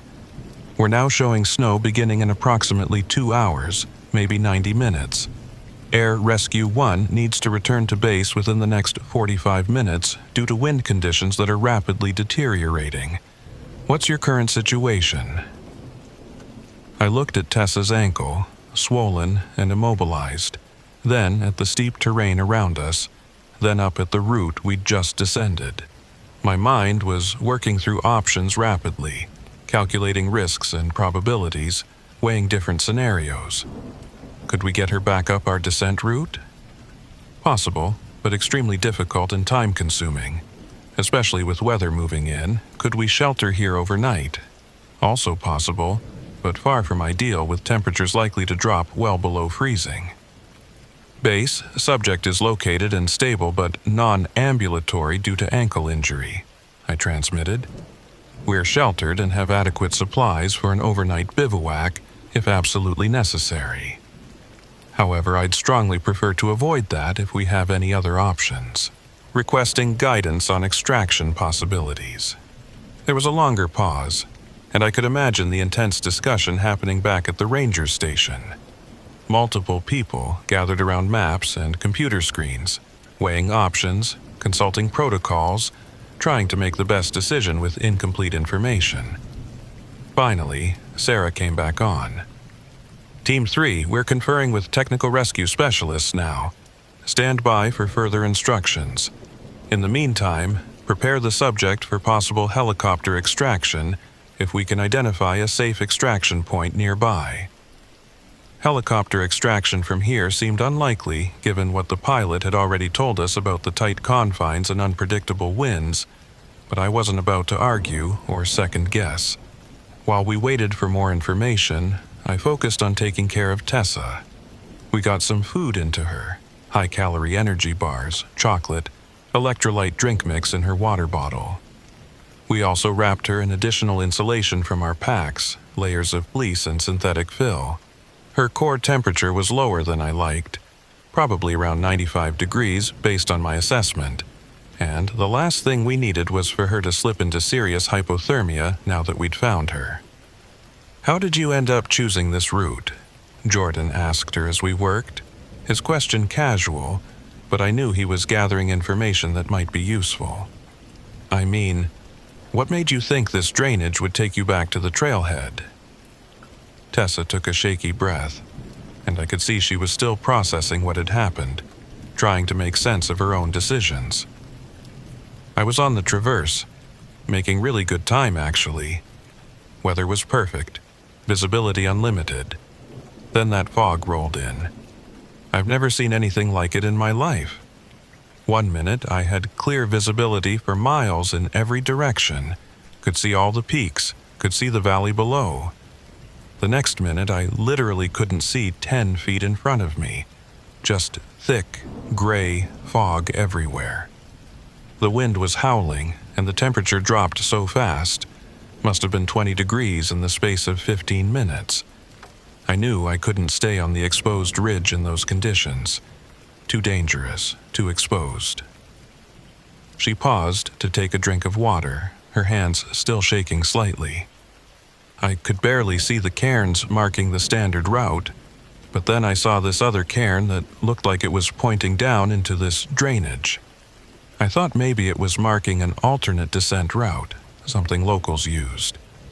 It made sense at the time. Get off the exposed ridge where the wind was so strong I could barely stand. Get below the fog line, reassess in better conditions, and figure out the best way back. It seemed like the smart play. My stomach tightened as she spoke. That cairn you saw, did it look new? Recently built compared to the others? Now that you mention it, yeah. It looked newer than the others around it. The rocks were lighter colored, cleaner. Why? I exchanged glances with Tom. We were both thinking the same thing, and it was deeply disturbing. Someone had deliberately placed that cairn, and whether through ignorance or malicious intent, it had sent Tessa down a potentially fatal path. We found that cairn, I told her, keeping my voice neutral. We documented it with photos and GPS coordinates. After we get you out of here, we'll need to remove it so no one else makes the same mistake. We're also going to investigate who placed it and why. Before Tessa could respond, my radio crackled again with Marcus's voice, which meant they'd elevated this to senior decision-making level. Elise, here's what we've got. Air Rescue 1 has identified a potential extraction point approximately 300 yards west of your current location. There's a small clearing where a lightning strike took down several large trees a few years ago. It's just barely big enough for a hoist operation if we can get the subject there and if wind conditions hold. How quickly can you move her that distance? I looked at the terrain between us and where I thought that clearing might be based on my mental map of the area. It would mean moving laterally across the slope, traversing above the waterfalls on steep, potentially unstable ground, possibly requiring some technical rope work to safely navigate with a person who couldn't use one leg. 300 yards didn't sound like much, less than the length of 3 football fields, but in this terrain with an injured person it might as well be 3 miles. Give us 45 minutes, I said, making a quick calculation in my head. We'll need to set up a litter carry system. Subject can't put any weight on the injured ankle. You've got 30 minutes before the helicopter absolutely has to abort due to weather, Marcus replied bluntly, not sugarcoating the situation. After that, winds will be too strong and visibility too poor for safe operation. Can you make that work? 30 minutes to move 300 yards across technical terrain with an injured person on an improvised litter. It was tight, very tight, with almost no margin for error. But it was better than spending the night down here with a storm moving in and Tessa's condition potentially deteriorating. We'll make it work, I confirmed, hoping I sounded more confident than I felt. We went into high-efficiency mode, everyone moving with practiced urgency. Alex and Jordan quickly fashioned a makeshift litter using our rescue tarp, a bright orange sheet of durable nylon, and some trekking poles creating a stretcher-like device. It wasn't pretty, and it wouldn't win any awards for design, but it would allow us to carry Tessa without putting pressure on her injured ankle. We secured her in the litter using webbing straps, making sure she was held safely, but could still breathe comfortably and had some mobility in her upper body if needed.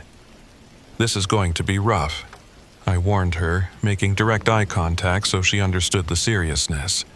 We need to move fast and the terrain isn't friendly. If you need us to stop, if you're in too much pain, say so immediately. Don't try to tough it out and stay quiet. We need to know. I trust you, Tessa said simply, and there was something in her eyes. Determination, gratitude, and a kind of courage that I recognized from other survivors I'd helped over the years. We began moving at 14:05 hours, painfully aware that every second counted.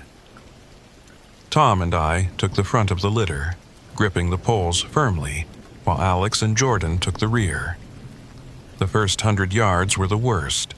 Steep, loose terrain that required us to sometimes scramble on 3 points of contact while maintaining control of the litter with one hand. Tessa stayed remarkably quiet except for occasional gasps when we had to maneuver over particularly rough obstacles, or when the litter tilted at extreme angles. My shoulders were burning within 5 minutes, muscles screaming with the effort of supporting Tessa's weight while also maintaining balance on unstable ground. Sweat ran down my face despite the cold air, and my breathing came in ragged gasps. We rotated positions every 50 yards or so, giving each person a brief chance to recover and shake out their arms. It was grueling, exhausting work, and every minute that ticked by felt like an hour. At 14:20 hours, we hit an obstacle that stopped us completely. A narrow gap between two large boulders, the only way forward, too tight to fit through with the litter horizontal. We'd have to tilt it nearly vertical to get through, which meant Tessa would essentially be standing on her injured ankle for about 10 seconds. "Tessa, we need to tilt the litter vertical to get through this gap," I explained quickly, speaking fast but trying to stay calm. "We'll support your weight as much as we can, but you'll need to help us balance and you might feel some pressure on your ankle. Can you do that? Can you handle it?" "Let's do it," she replied through gritted teeth, her jaw set with determination. It took 3 attempts, each one more difficult than the last. On the first 2 tries, we couldn't get the angle right and had to abort before Tessa's full weight came down on her injured ankle. On the 3rd attempt, we finally managed to angle the litter through the gap, with Tessa helping by grabbing onto the rocks and supporting some of her own weight with her arms. I heard her gasp in pain, a sharp intake of breath, but she didn't cry out or tell us to stop. As soon as we were through the bottleneck, we could see the clearing ahead, a small break in the forest where lightning had struck a cluster of large pines years ago, leaving a gap in the canopy. It was barely large enough for what we needed, maybe 40 feet across, but it would have to do. We could already hear the helicopter approaching, that distinctive sound growing louder. We reached the clearing at 14:27 hours, 3 minutes to spare before the deadline. I'd never been so grateful to see an open patch of ground in my life. The helicopter appeared almost immediately, the pilot demonstrating impressive skill as he maneuvered the aircraft into position above the tight space between the surrounding trees. The downblast from the rotors created an instant maelstrom of pine needles, small branches, and debris, forcing us to shield our eyes and turn away. The noise was overwhelming, making communication impossible except by hand signals. The rescue specialist, Jake Morrison, was lowered on the hoist cable. I'd worked with Jake multiple times before and trusted his skills completely. He was efficient and professional, quickly assessing Tessa's condition with practiced efficiency, checking her vitals, examining the ankle splint we'd applied. Preparing her for the lift in what felt like seconds, though, was probably closer to 2 minutes. "You guys did excellent work," Jake shouted over the rotor noise as he clipped Tessa into the rescue harness. "She's stable. We'll have her at the hospital in Jackson in 20 minutes, getting proper treatment." We carefully transferred Tessa from our makeshift litter to the helicopter's professional rescue harness, a much more sophisticated piece of equipment with multiple attachment points and safety features. As Jake clipped her in and signaled to the pilot to begin lifting by giving a thumbs up, Tessa grabbed my hand with surprising strength. "Thank you," she said, her eyes bright with emotion and tears. "All of you, thank you for not giving up on me. Thank you for believing I was out here." "That's what we do," I told her with a genuine smile, squeezing her hand back. "Now let's get you somewhere warm where they can take proper care of that ankle."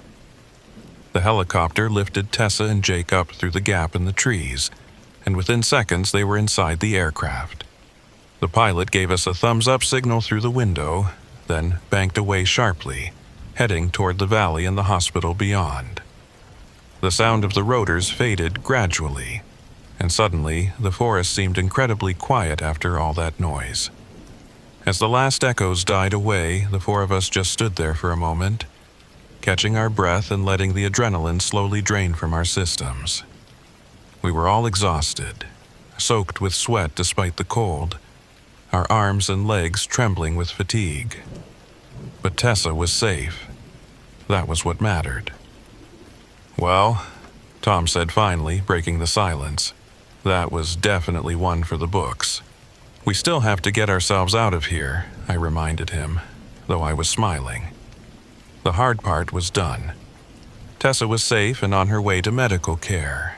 Now, we just had to reverse our descent route and climb back up to the ridge, which would take time and effort, but wasn't particularly dangerous for experienced climbers with proper gear.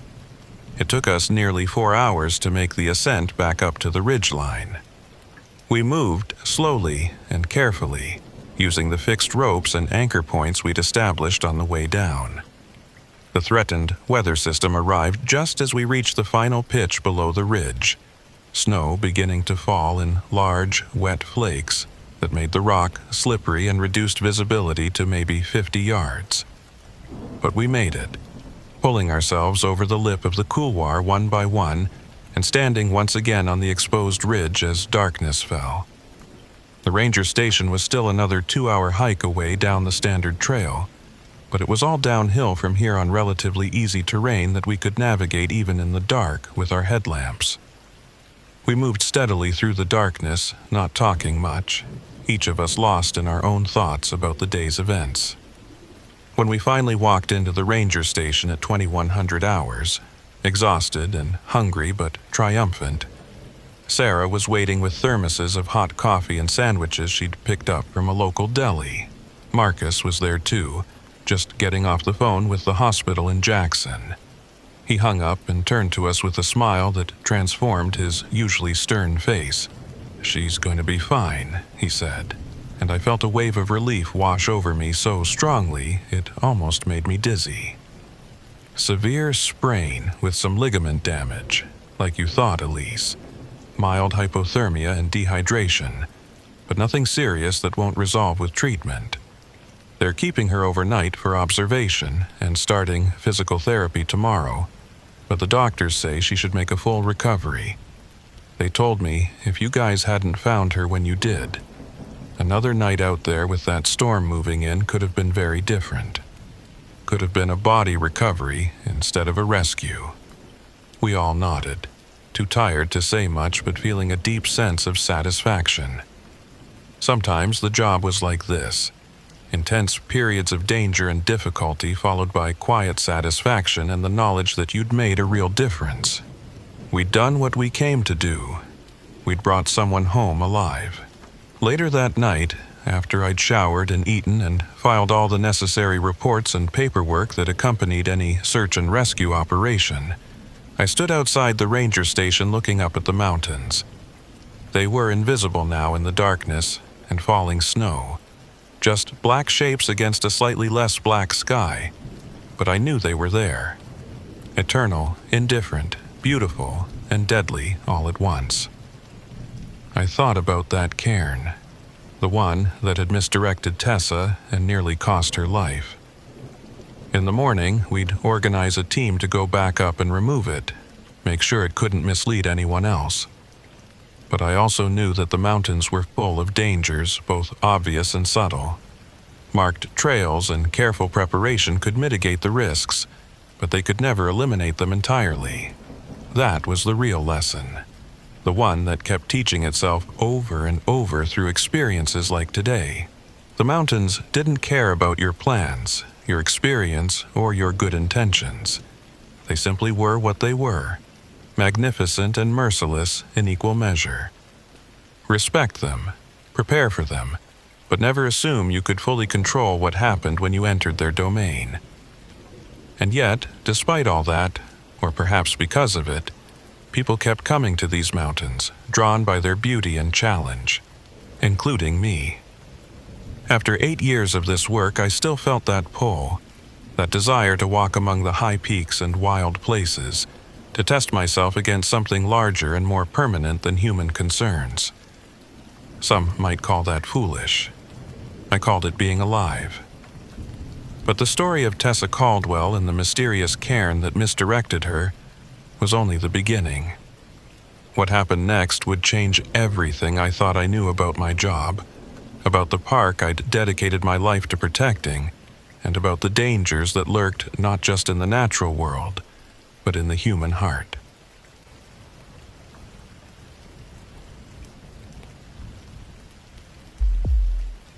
They tell you your plans won't work in Alaska. What they don't tell you is how personal it feels when you decide to test that truth. I'm Rowan McAllister, and for 11 years I was responsible for safety in Denali National Park. What kills people in the mountains isn't that the mountain is malicious, but that it doesn't care enough to even notice them. I spent enough time here to understand that every emergency call in sub-zero temperatures is a struggle between your training and nature's indifference, and to sense when something is wrong regardless of the conditions around you. October 19th started like most late-season days at the Kantishna Ranger Station. The kind of cold that makes your nostril hairs freeze with each breath, sky the color of old pewter, and silence so complete you could hear your own pulse in your eardrums. I was running inventory on the winter emergency cache, checking propane levels, counting flare cartridges, testing the sat phones, when the radio crackled to life with a voice I hadn't heard in 3 years. Kantishna Base, this is Research Vehicle Delta 7. Do you copy? The voice belonged to Dr. Ingrid Callow. I'd worked with her before, back when she was doing permafrost studies near Polychrome Pass. Brilliant geophysicist with a tendency to push field seasons too late into autumn, testing the park's patience and her own luck in equal measure. She had a way of talking about the Earth like it was a living puzzle she was entitled to solve, and a habit of ignoring suggestions that didn't align with her research timeline. I keyed the mic.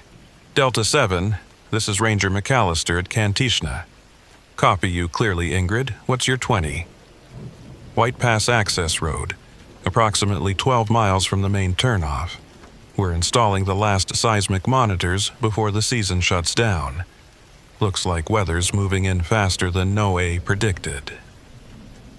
I glanced at the barometric pressure gauge on the wall. It had dropped 4 millibars in the past hour. A freefall that meant snow, wind, and whiteout conditions by nightfall. The kind of storm that turned familiar trails into death traps and made search and rescue operations impossible until it blew itself out. Ingrid, you're cutting it close. That system's going to hit hard around 1800 hours. I'd recommend packing up now and heading back to the highway while visibility's still good. Static swallowed her response for a moment. Then her voice punched through, clipped and dismissive. We've got 2 more installations. 3 hours, max. We'll be clear before the heavy stuff arrives. I wanted to argue, but park protocol was clear. Researchers were responsible for their own risk assessment. We could advise, but we couldn't force compliance. Still, something about the casualness in her tone made my jaw tighten. Copy that, Delta 7. Keep your radio on Channel 6. If conditions deteriorate, you abort immediately. That access road turns into an ice chute once the snow starts, and you won't have cell service if you slide into a ravine. Understood, Kantishna. We'll check in at 1600. The line went dead. I stared at the radio for a long moment, then walked to the window. The mountains were already disappearing behind a wall of gray, advancing from the northwest like a slow avalanche. The temperature had dropped another 3 degrees in the past 20 minutes. I tried to shake the unease. Ingrid knew the risks. She had a PhD in geophysics and a decade of Arctic field experience. Her team would have survival gear, emergency beacons, the works. This was Denali in October. Dangerous, yes, but manageable if you respected the conditions. Except Ingrid had a history of not respecting conditions. 1600 came and went. No check-in. I gave her 15 minutes of grace, then keyed the radio. Delta 7, this is Kantishna Base requesting status update. Nothing but static. I tried again. Research Vehicle Delta 7, this is Ranger McAllister. Please respond. The silence that came back felt heavier than it should have. I switched channels, cycling through the emergency frequencies. Still nothing. By 1645, the first snowflakes were falling. Fat, lazy flakes that stuck to every surface and turned the compound into a monochrome photograph. Visibility dropped to half a mile, then a quarter. The wind picked up, rattling the station's shutters with the kind of persistence that said it planned to stay a while. I pulled out the topographic map of the White Pass region and traced the access road with my finger. 12 miles from the main turnoff put them somewhere near the old mining survey markers, where the road narrowed to a single lane carved into the mountainside. Steep drop on one side, sheer rock face on the other. If they'd slid off in the storm, they could be 30 feet down in a gully, vehicle upside down, radio antenna snapped. Or they could be fine, radio dead from cold, battery failure, atmospheric interference from the storm. A dozen mundane explanations that didn't require me to gear up and drive into a blizzard. But I've learned to listen to the part of my brain that refuses to accept mundane explanations. The part that's kept me alive when logical assumptions would have gotten me killed. I started packing. Heavy parka, insulated bibs, double-layer gloves, avalanche beacon, probe, shovel. Headlamp with spare batteries. First aid trauma kit, thermal sleeping bag rated to -40. 72-hour ration pack. Sat phone fully charged. Glock 10mm loaded with hardcast rounds in case I encountered something with fur and bad intentions. The Ranger truck was already winterized. Studded tires, chains in the bed, engine block heater keeping the oil from turning into sludge. I let it warm up for 5 minutes while I radioed dispatch in Fairbanks, giving them my route plan and estimated return time. Kantishna, be advised that road's probably impassable by now, the dispatcher said, voice crackling through layers of static. Storms intensifying faster than predicted. We're seeing sustained winds at 40 knots with gusts to 60. Copy that. I'm just doing a welfare check to the main turnoff. If the road's blocked, I'll turn around. It was a lie, and we both knew it. Once I started driving, I wouldn't turn around until I found them, or the truck couldn't go any farther. The first 8 miles were manageable. The main park road had been graded recently, and the snow hadn't accumulated enough to hide the pavement. But when I turned onto the White Pass access road, the world changed. The road became a tunnel through white chaos. Snow driving horizontally, wind shrieking like something wounded. Visibility reduced to the 20 feet illuminated by my headlights. The truck's wipers couldn't keep up. Ice formed on the windshield faster than the defroster could melt it. I dropped into 4-wheel drive and crept forward at 10 miles per hour, feeling the tires hunt for traction on the buried surface. The GPS showed the route ahead, but the screen was just a glowing abstraction. Reality was the white void pressing against the glass and the sickening awareness that a single mistake would send me tumbling into darkness. 4 miles in, I found the first marker, an orange survey flag half buried in a drift, flapping violently in the wind. Ingrid's team would have placed it. I was on the right track, 6 miles. The road narrowed, rock face so close on the left that I could have reached out and touched it. On the right, nothing but a thin guardrail and then empty air dropping away into the storm. 8 miles. The truck lurched as the rear tire slipped, caught, slipped again. I corrected, heart hammering, and kept going. At mile marker 11, I saw it. Tire tracks, fresh enough that the falling snow hadn't completely filled them. They ran straight for about 30 yards, then veered sharply toward the guardrail. I stopped the truck, killed the engine, and grabbed my pack. The wind hit me like a physical blow the moment I opened the door, trying to rip it from my hands. snow stung my face like thrown sand. The temperature had to be near zero, and with the wind chill it felt closer to -30. I clipped my safety tether to the truck's roll bar, protocol for solo operations in whiteout conditions, and followed the tracks on foot. They led straight to a section where the guardrail was crumpled and bent outward, metal twisted like foil. I approached the edge and looked down. The beam of my headlamp barely penetrated the swirling snow, but I could make out shapes in the darkness below. Angular, mechanical. The research vehicle, 40 feet down the slope, nose first in a boulder field, rear wheels pointing at the sky. "Ingrid!" I shouted into the storm. "Can you hear me?" The wind swallowed my voice before it traveled 3 feet. I pulled out the sat phone and dialed emergency dispatch. It took 4 tries to get a connection, and when the voice finally came through, it sounded like someone talking underwater. "Cated on White Pass access, vehicle over the embankment, descending to check for survivors. Repeat, breaking up, advise, turn." The line went dead. I tried twice more, got nothing but static, then shoved the phone back in my pack. Standard protocol said wait for backup. Don't attempt a solo rescue in zero visibility conditions. Secure the scene and call for resources. But standard protocol assumed backup could arrive within hours, not days. And it assumed survivors could wait that long in sub-zero temperatures inside a wrecked vehicle. I tied off a climbing rope to the truck's tow hitch, tested the knot 3 times, then backed over the edge. The descent was a controlled fall through darkness. My crampons bit into ice-covered rock, rope burning through my gloved hands as I rappelled down the slope. Twice, I swung into unseen obstacles. Once, a tree trunk that nearly knocked the wind from my lungs, once a boulder that scraped my shin hard enough to leave a bruise I'd find later. When my boots hit level ground, I was standing in a field of broken rock and twisted metal.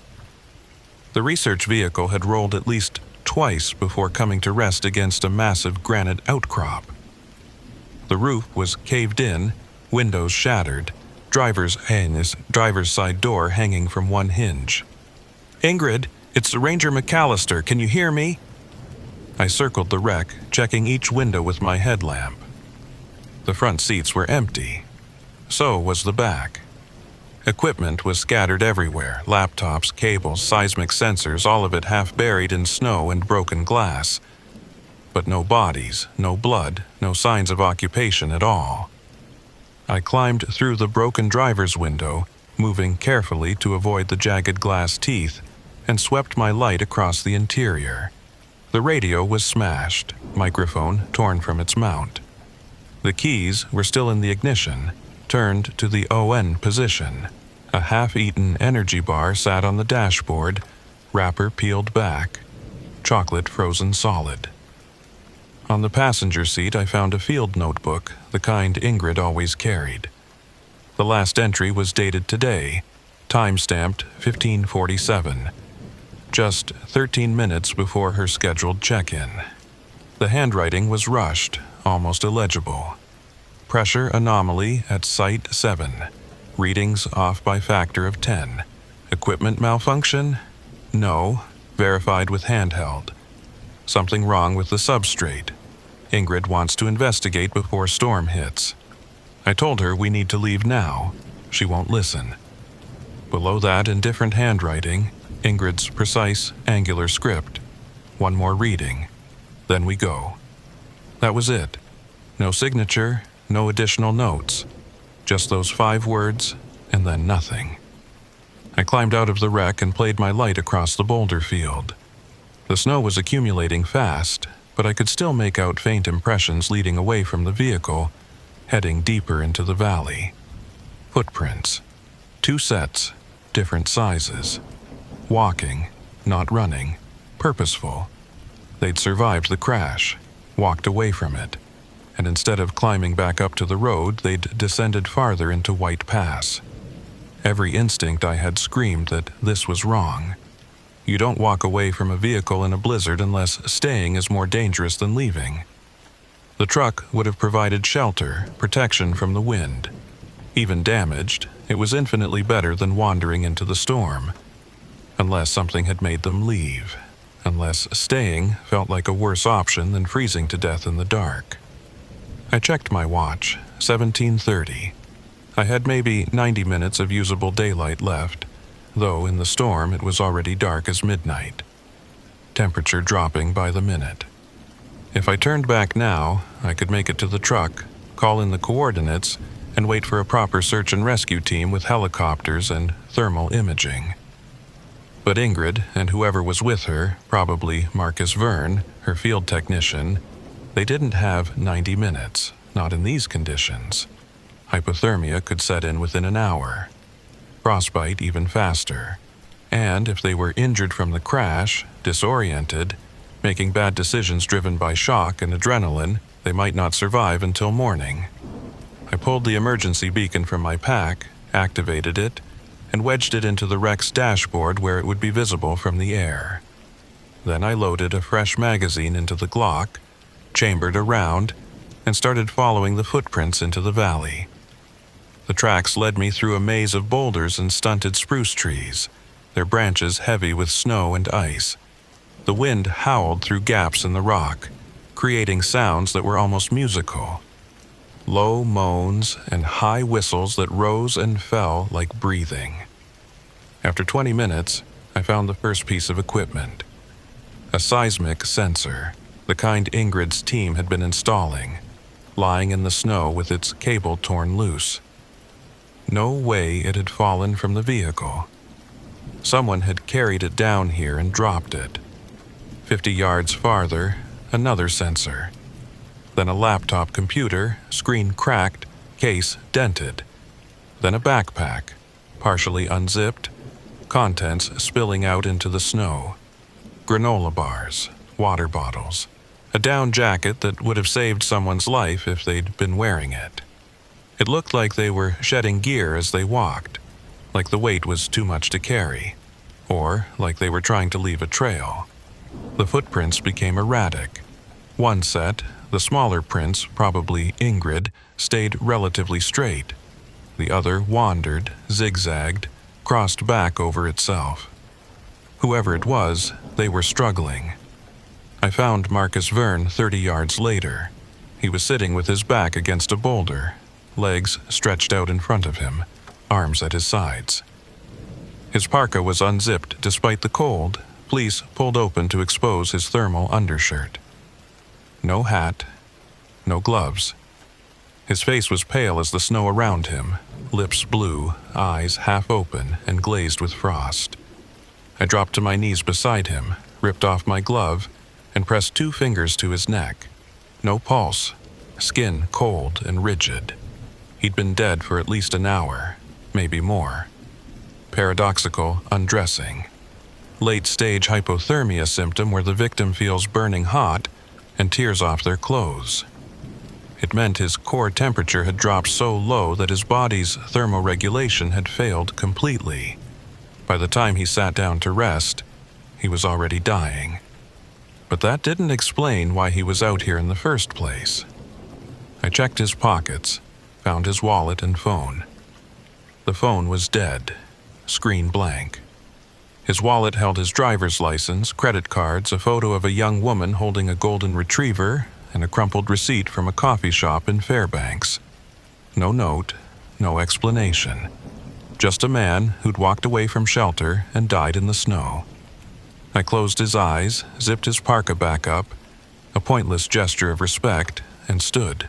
My headlamp beam swept across the landscape, searching for the second set of tracks. They continued deeper into the valley, heading toward a narrow gap between 2 rock formations. Ingrid was still moving, still alive, or at least she had been when she passed this spot. I marked Marcus's position with a chemical light stick, staking it into the snow so the recovery team could find him, then kept walking. The gap in the rocks opened into a small canyon, walls rising 30 feet on either side, floor covered in unbroken snow. The wind was quieter here, blocked by the stone, but the temperature felt even colder. My breath came out in clouds so thick I could barely see through them. Ingrid's footprints led straight down the center of the canyon, unwavering, purposeful. She wasn't wandering. She was going somewhere specific. At the far end of the canyon, the ground dropped away into a steep-sided basin, maybe 60 feet across and 20 feet deep. And in the center of that basin, I saw something that made me stop walking. A hole in the ground, perfectly circular, approximately 8 feet in diameter. Edges so clean they looked machine-cut, though no machine had ever been in this valley. The snow around it was undisturbed, except for a single set of footprints leading right to the edge. Ingrid's prints. They stopped at the rim and didn't come back. I approached slowly, every nerve screaming that this was wrong, that nothing about this made sense, that I should turn around right now and get the hell out of White Pass before whatever happened to Ingrid and Marcus happened to me. But I kept walking until I reached the edge and looked down. The hole descended into absolute blackness. My headlamp couldn't find the bottom. The beam just vanished into the void like it was being swallowed. I pulled a chemical light stick from my pack, cracked it, and dropped it into the hole. It fell for 3 seconds before I lost sight of it. No sound of impact, no glow from below, just gone. "Ingrid!" I shouted into the darkness. "Can you hear me?"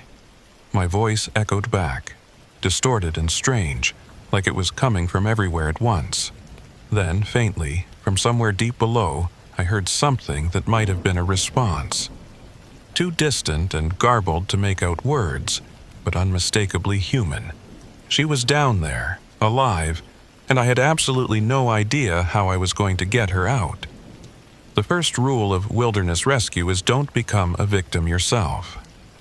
The second rule is trust your training over your instincts. And the third rule, the one they don't put in the manuals, is that sometimes you have to break the first 2 rules to bring someone home. I was staring into a hole that shouldn't exist, in a valley that killed 1 person already, during a blizzard that was trying very hard to kill me too.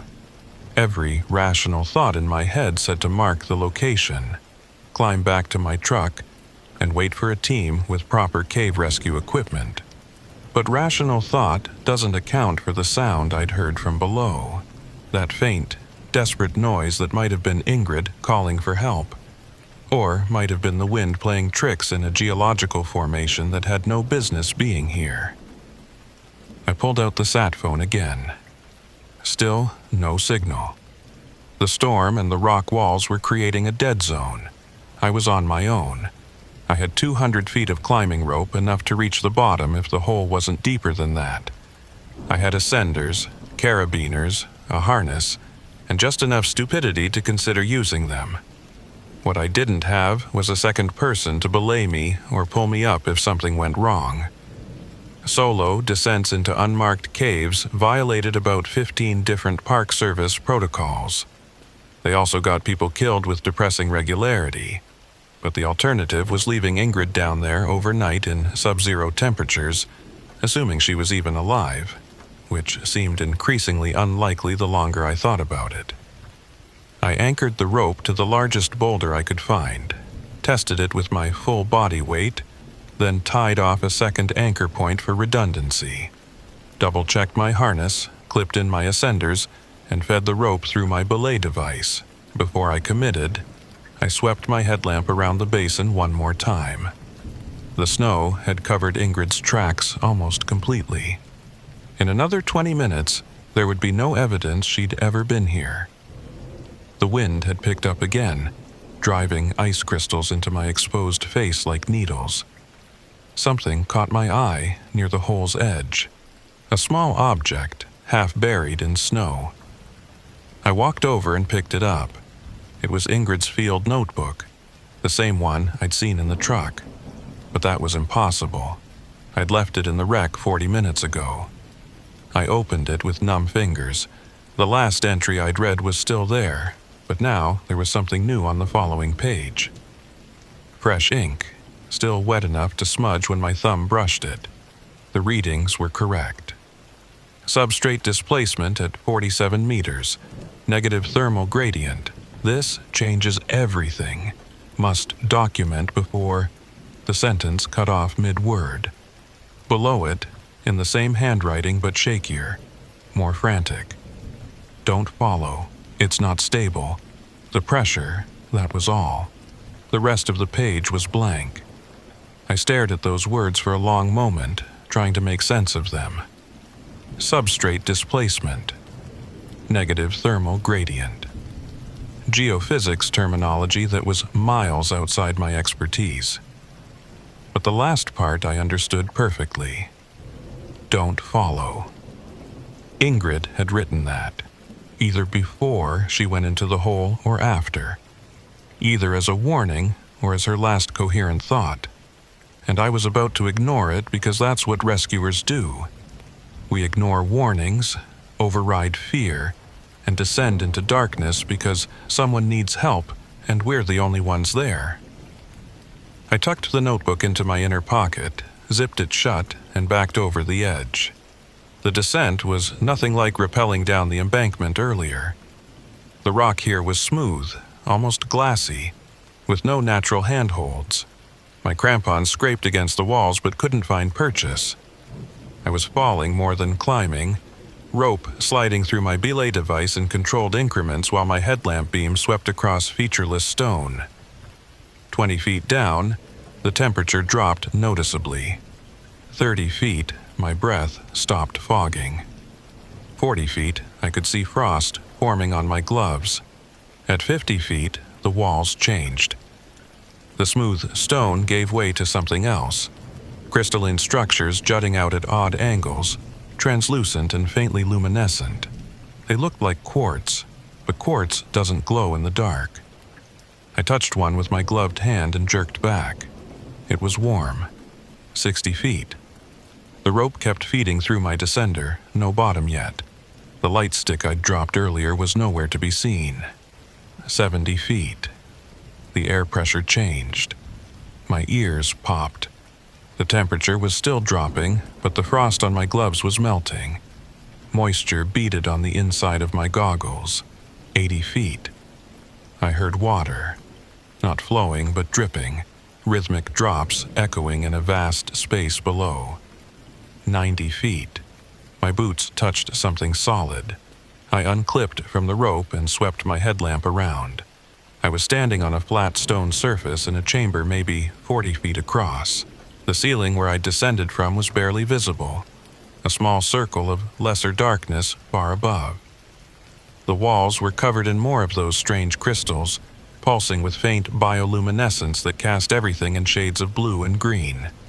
And in the center of the chamber, kneeling beside a pool of perfectly still water, was Ingrid Callow.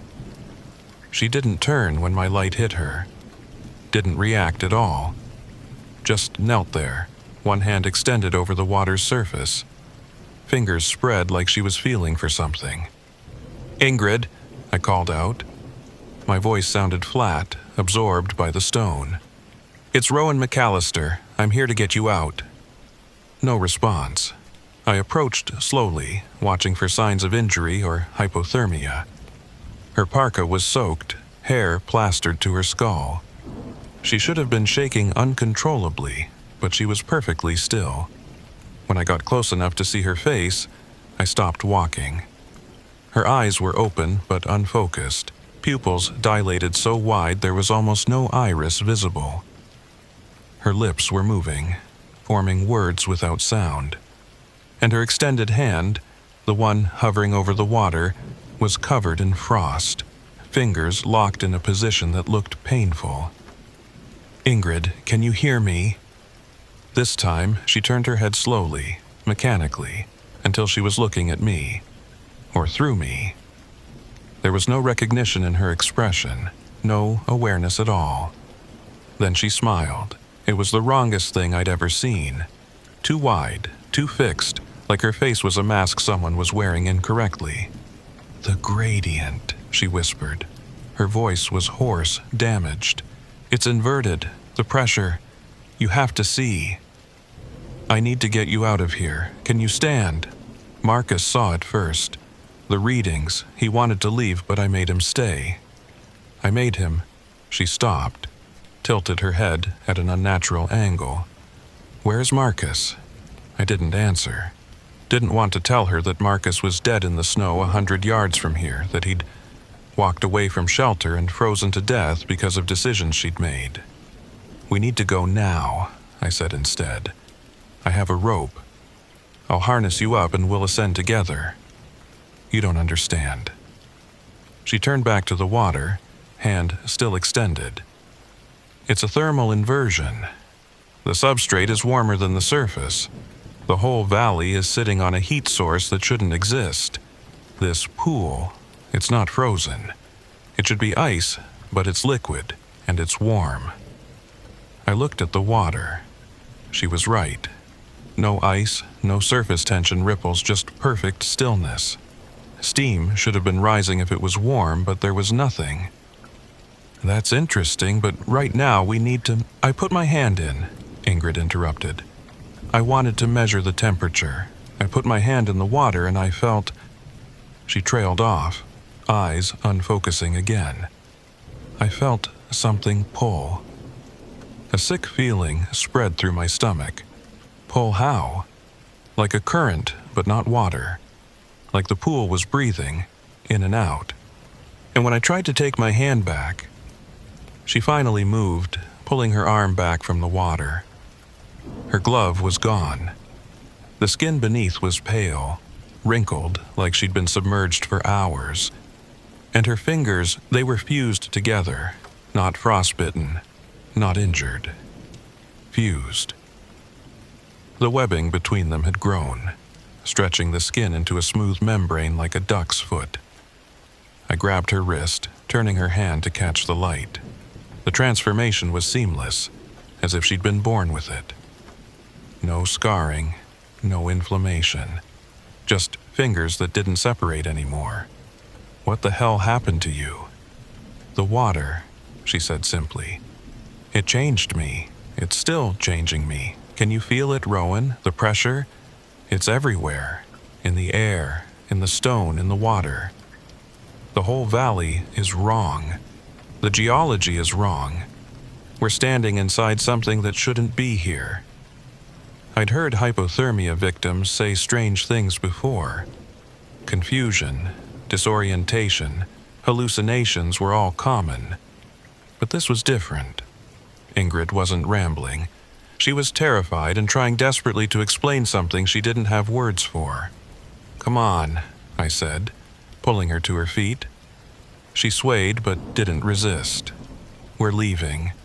Whatever this place is, we're not staying to find out. I got her into the spare harness I'd brought, cinched it tight, and clipped her to the rope. My plan was simple. I'd use the ascenders to climb, and she'd follow, using the rope as a safety line. If she couldn't climb on her own, I'd haul her up section by section. What I didn't account for was the water. We were 15 feet up, moving slowly but steadily, when I heard the sound. A wet, sliding noise from below. I looked down and saw the pool rippling, surface tension breaking in concentric circles spreading from the center. Something was rising from the depths. It breached the surface slowly, a shape that was almost human but fundamentally wrong. Elongated limbs, joints bending in too many places, skin that wasn't skin but something translucent and membranous. No eyes, no mouth, just a smooth expanse of flesh that rippled like water. Ingrid saw it too. She made a sound between a gasp and a sob. "Climb!" I barked. "Now! Don't look down, just climb." We moved faster, hands slapping ascenders, boots scrambling for purchase on the smooth walls. Behind us, below us, the thing pulled itself completely out of the water with movements that were too fluid, too boneless. 30 feet. The creature, if that's what it was, stood at the edge of the pool, head tilted upward, tracking our progress. Then it reached up with one impossibly long arm and touched the wall. The stone rippled like liquid where it made contact. "Oh God," Ingrid whispered. "It's not a creature. It's the pressure made manifest. It's geology given form. It's shut up and climb. 50 feet. I could hear it behind us now, ascending the wall with wet-sucking sounds, moving faster than we were, gaining with each passing second. 70 feet. My arms were screaming, lungs burning. Ingrid was flagging, her fused hand making it nearly impossible to grip the rope properly. 80 feet. Almost there. I could see the circle of sky above, still dark with storm, but infinitely preferable to the glowing chamber below. Something grabbed Ingrid's ankle. She screamed, a sound that would echo in my nightmares for years, and I looked down to see one of those elongated arms wrapped around her leg, pulling her down with inexorable strength. I did the only thing I could think of. I pulled the Glock from my hip holster, aimed at the arm, and fired 3 times. The gunshots were deafening in the enclosed space. The bullets hit the creature and passed through like it was made of water, leaving rippling holes that sealed immediately. No blood, no damage. It didn't even slow down. But the noise did something. The creature released Ingrid's leg and recoiled, body shuddering, surface tension breaking into 1,000 tiny wavelets. It dropped away, falling back toward the pool. Move! I hauled Ingrid up the last 20 feet with pure adrenaline, ignoring the burning in my shoulders and the voice in my head screaming that we weren't going to make it. We tumbled over the edge of the hole and collapsed in the snow, gasping and shaking. I didn't give us time to recover. I grabbed Ingrid under the arms and dragged her away from the hole, away from whatever was down there until we were 50 feet clear. Then I turned back, raised the Glock, and emptied the magazine into the anchor points holding my rope. The bullets severed the line and I watched it snake back into the hole, disappearing into darkness. Without the rope, nothing was coming up. At least not that way. Ingrid was crying, cradling her fused hand against her chest. Marcus is dead, isn't he? I nodded. Didn't trust my voice. I killed him. I made him stay. I needed one more reading, just one more data point, and She broke down completely, words dissolving into sobs. I wanted to comfort her, to say something that would make it better. But there was nothing to say. Marcus was dead, frozen in the snow, because Ingrid had prioritized her research over safety. That was the truth, and we both had to live with it. We need to move, I said instead. Can you walk? She nodded, wiping her face with her good hand. We started the long trek back through the canyon, retracing the path that had brought us here. The storm had intensified, visibility down to 10 feet, wind howling like something alive and angry. We found Marcus where I'd left him, the chemical light stick still glowing beside his body. Ingrid knelt in the snow next to him, placed her good hand on his shoulder and whispered something I couldn't hear over the wind. Then we kept walking. The climb back up to the road was brutal. My rope was gone, lost in the hole. So we had to scale the embankment using ice axes and sheer stubbornness. Twice Ingrid slipped, and twice I caught her before she tumbled back down. By the time we reached the guardrail, we were both bleeding from a dozen small cuts and moving on autopilot. My truck was still there, covered in snow, but running. I'd left the engine on, heater blasting. We collapsed inside, and for the first time in hours, I felt something approaching warmth. I tried the sat phone again. This time, miracle of miracles, I got through to dispatch. Cated at White Pass. Survivor recovered. 1 fatality confirmed, requesting immediate medevac. Copy, Kantishna. Air support grounded due to weather. Earliest extraction 0800 tomorrow. Advise shelter in place. Tomorrow. We had to survive until tomorrow. I looked at Ingrid. She was staring at her fused hand, flexing the membrane between her fingers, eyes distant and haunted. What was that thing? I asked. She didn't answer for a long time. When she finally spoke, her voice was barely a whisper. "I don't know, but I think it's been down there a long time. Longer than this valley, longer than these mountains, and I think we woke it up." We spent the night in the truck, engine running, heater fighting a losing battle against the cold. I stayed awake, Glock reloaded and ready, watching the darkness beyond the windshield for any sign of movement. Ingrid slept fitfully, muttering about pressure gradients and thermal inversions and things that shouldn't exist.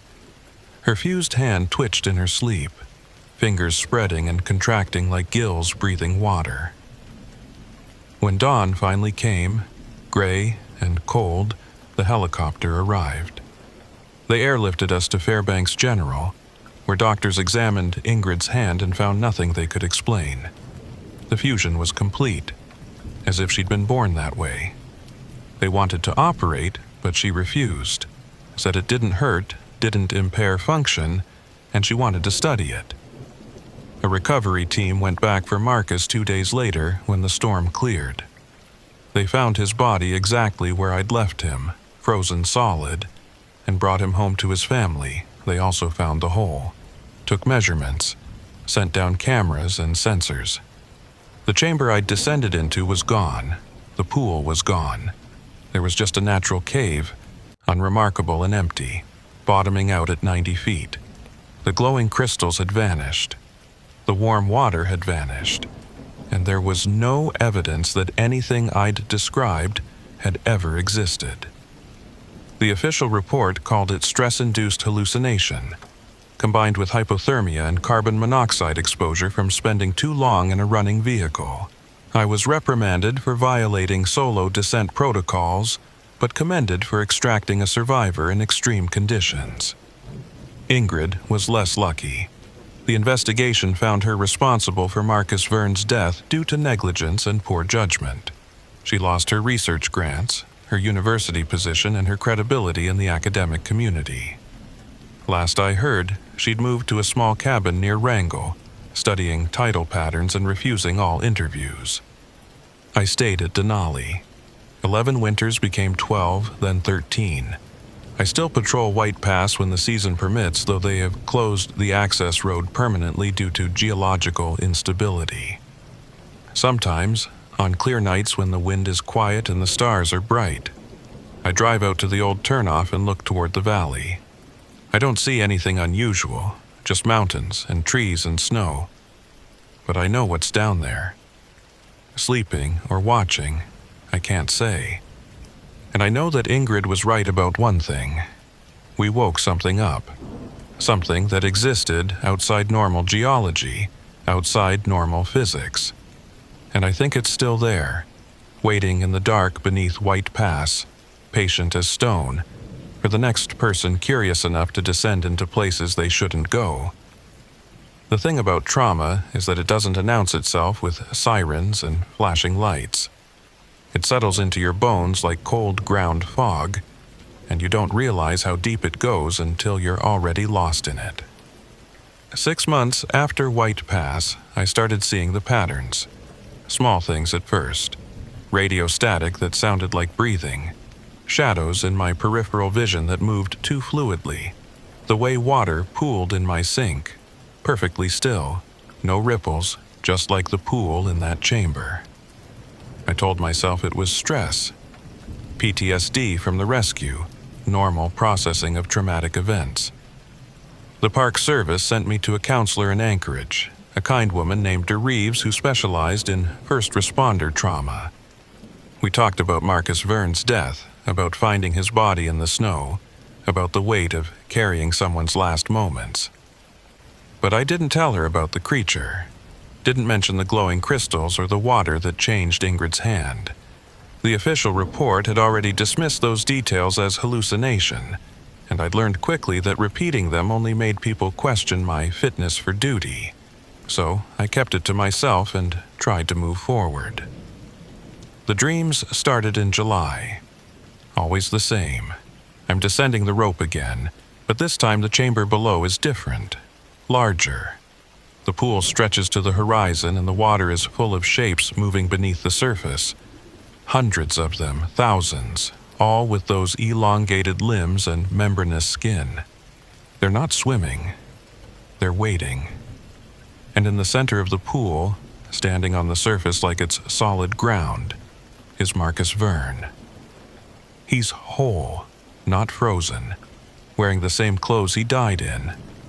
He looks at me with eyes that aren't quite right, too large, too dark, and speaks in a voice that sounds like water running over stones.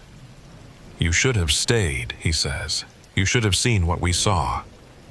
Then he reaches up impossibly far and touches my ankle, and I feel it, that pulling sensation Ingrid described, like the water is breathing me in. I'd wake up gasping, sheets soaked with sweat, heart hammering. Every time I'd check my hands in the darkness, making sure the fingers still separated, that the webbing hadn't started growing. August brought new problems. Reports started filtering through the ranger network. Hikers seeing strange things in the backcountry. Nothing concrete, nothing actionable, just odd details that accumulated like snowdrift. A couple camping near Polychrome Pass reported finding their water bottles empty every morning, despite filling them before bed. The containers weren't leaking, weren't damaged. The water was just gone. A solo backpacker on the Savage River Trail claimed she'd stumbled onto a grove of trees that were wrong. Branches bent at impossible angles, bark that felt warm to the touch, roots that pulsed like they had a heartbeat. Another ranger, Tom Kerrigan, told me he'd found a dead moose near Thoroughfare Ridge with its body completely desiccated. Not decomposed, desiccated. Like something had pulled every drop of moisture from its tissues, leaving nothing but leather and bone. Probably just exposure, Tom said. But he didn't sound convinced. Weird year for weather patterns. I listened to these reports and said nothing, but I started carrying more water on my patrols. Started avoiding certain valleys where the air felt too still, the silence too complete. Started checking my hands every night before sleep. Then Ingrid called. It was early September, just before dawn, when my phone rang with a number I didn't recognize. I almost didn't answer, but something made me pick up. "Rowan," her voice was tense, wound tight. "I need to talk to you, not on the phone, in person." "Ingrid, where are you?" "Wrangell, same cabin. Can you come?" "It's important. It's about White Pass." Every instinct told me to say no, to tell her I was busy, or that I'd moved on, or that whatever she'd discovered wasn't my problem anymore. But I heard something in her voice that cut through the objections. Fear. Real and immediate. "When?" "Now. Today. Please, Rowan. I wouldn't ask if it wasn't critical." I made the drive in 8 hours, pushing my truck harder than I should have on roads that didn't forgive mistakes. Wrangell sat at the edge of the world. A tiny cluster of buildings surrounded by mountains and glaciers, and more loneliness than any place had a right to hold. Ingrid's cabin was exactly what I expected. Small, remote, solar panels on the roof and a satellite dish pointing at the sky. She met me at the door, looking thinner than I remembered. Hair pulled back in a severe bun, eyes shadowed with exhaustion. And her hand, the fused one, had gotten worse. The webbing had spread, climbing up her wrist now, the skin translucent enough that I could see the blood vessels beneath. It looked organic, natural, but fundamentally wrong. "It's growing," she said, catching my stare. "Half an inch a month. I've been documenting it." She gestured inside. "Come in. I need to show you something." The cabin's interior was a researcher's cave. Walls covered with maps, charts, photographs. Multiple computer monitors displayed graphs and data streams I couldn't interpret. In the center of the room sat a large table covered with rock samples, each labeled with coordinates and dates. "I've been studying the valley," Ingrid said, moving to the table.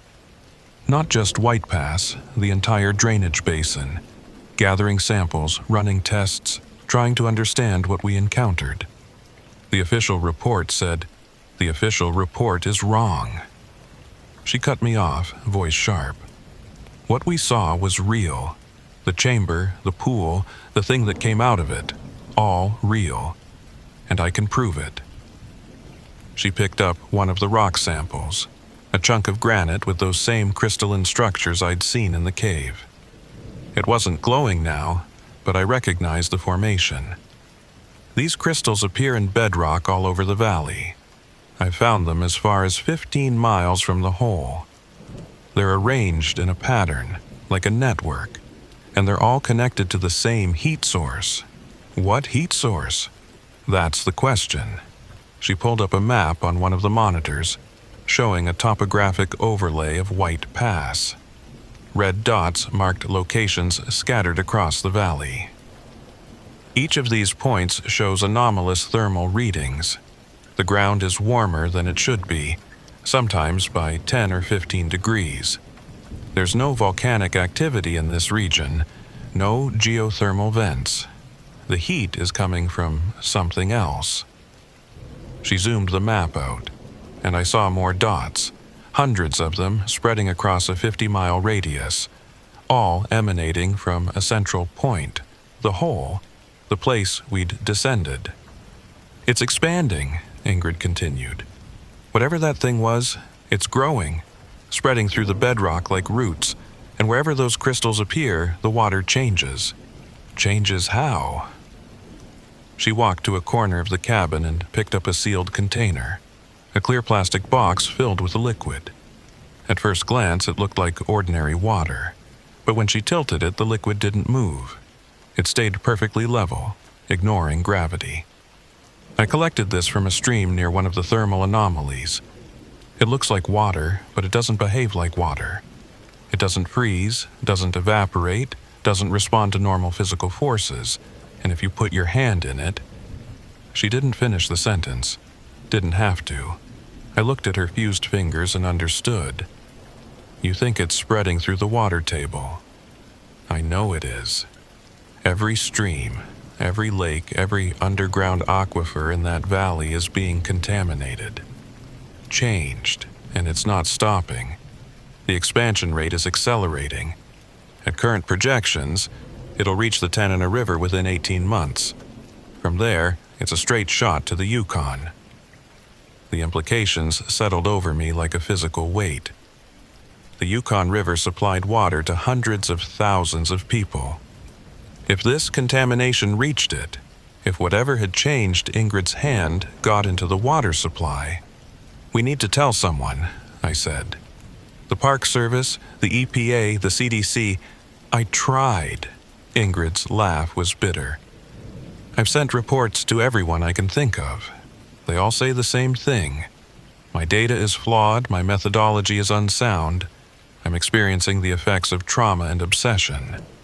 They've written me off as a conspiracy theorist seeing patterns that don't exist. Then we get new data, independent verification. We find someone credible who can... There's no time. She grabbed my arm, her fused hand surprisingly strong. Listen to me, Rowan. I've been monitoring seismic activity in the valley. Small tremors, barely registrable, but they're increasing in frequency and intensity. Something is happening under White Pass. Something big. She pulled up another screen, this one showing a seismograph with sharp spikes appearing at regular intervals. These started 3 weeks ago. They're not natural earthquakes. The pattern is too regular, too rhythmic. It's like a heartbeat, and it's getting faster. I stared at the spikes, counting the intervals. She was right. They came in steady pulses, roughly 15 seconds apart. As I watched, a new spike appeared, then another. The interval had shortened to 14 seconds. What do you think it means? I think whatever's down there is waking up, fully, and when it does, everyone in that valley is going to die. The weight in the room became suffocating. I wanted to argue, to find holes in her logic, to dismiss this as paranoid thinking from someone who'd been isolated too long. But I'd seen what she'd seen. I'd felt that presence in the chamber, watched that thing rise from the water. What do you want from me? I asked. I want you to go back." The words hit like a physical blow. "No, absolutely not. You're the only other person who's been down there and survived. The only one who knows what we're dealing with. I need you to help me gather evidence. Real, undeniable proof that will make them listen. Ingrid, that place almost killed us. Marcus is dead because we went into that valley. I'm not. Marcus is dead because I made a mistake." Her voice cracked. "I know that. I live with that every day. But if we don't stop this, thousands of people will die. Not from poor decisions or bad luck, but from something we unleashed, something we're responsible for." She was right, and I hated her for it. Hated that she was putting this on me. Hated that I couldn't walk away. Hated that some part of me had known this conversation was coming since the moment I drove away from White Pass. "What's your plan?" Relief flooded her face. She pulled out a paper map, spreading it across the table. "There are 3 sites where the thermal readings are highest. If we can collect samples from each one, document the crystal formations, and record the seismic activity on site, we'll have enough data to force a real investigation." "How long?" 2 days, maybe 3. We go in fast, gather what we need, and get out before what? She met my eyes, and I saw the fear there, raw and honest. Before whatever's waking up finishes the job. We left at first light the next morning, driving back toward Denali in Ingrid's research van loaded with equipment I barely understood. She'd spent the night prepping, organizing sample containers, checking battery levels on her instruments, going over the route plan with obsessive detail. I spent the night not sleeping, staring at the cabin ceiling and wondering if I'd lost my mind. Going back to White Pass was insane. Going back with Ingrid, who'd already demonstrated catastrophically poor judgment, was suicidal. But I couldn't shake the image of those seismograph spikes. The rhythm of them steady and relentless, like something breathing. We reached the White Pass turnoff just after noon. The access road was still officially closed, a heavy chain blocking the entrance with signs warning of unstable conditions. I'd brought bolt cutters. The drive-in was worse than I remembered. The road had deteriorated over the winter, chunks of asphalt crumbled away, potholes deep enough to swallow a tire. We crept forward at walking speed, the van's suspension groaning with every impact. 3 miles in, we found the first crystal formation. It was growing out of a rock face beside the road, a cluster of those translucent structures each the size of my fist, glowing faintly in the afternoon light. Ingrid stopped the van and got out with her camera, documenting from every angle. "This wasn't here 6 months ago," she said, circling the formation. "It's new growth, and look." She pointed to smaller crystals spreading from the main cluster, following cracks in the rock. "It's branching, spreading through natural fissures." I kept watch while she collected samples, scanning the tree line for movement. The forest felt wrong here, too quiet, too still. Even the wind seemed reluctant to disturb the branches. We found the second formation a mile farther up the road. Then a third. By the time we reached the old parking area where I'd left my truck months ago, we'd documented 17 separate clusters, all glowing, all growing. The valley stretched out before us, covered in late summer grass and early autumn yellows. It looked peaceful, pastoral, like a postcard of untouched wilderness. But I knew better, knew what was underneath, spreading through bedrock and water, changing everything it touched. "Site 1 is 2 miles northwest," Ingrid said, checking her GPS. "There's a stream that feeds into the main drainage. Thermal readings there are the highest I've recorded." We hiked in light, carrying only essentials: sample kits, cameras, Ingrid's portable seismograph. I brought the Glock too, though I wasn't sure what good it would do against something that could reform after being shot. The stream was exactly where the GPS said it would be, cutting through a narrow ravine lined with moss-covered stones. The water should have been running clear and cold. Instead, it was that same perfectly still liquid Ingrid had shown me in her cabin, not flowing, just existing, like glass poured into a stream bed. "Don't touch it," Ingrid warned, though I had no intention of going near the water. She set up her equipment, taking readings and measurements while I stood guard. The seismograph started clicking almost immediately. Sharp, regular pulses. I counted them. 12 seconds apart now, faster than they'd been in Wrangell. "It's accelerating," Ingrid muttered, adjusting the sensitivity. "Whatever's causing this is getting more active." I scanned the ravine, looking for signs of the crystals.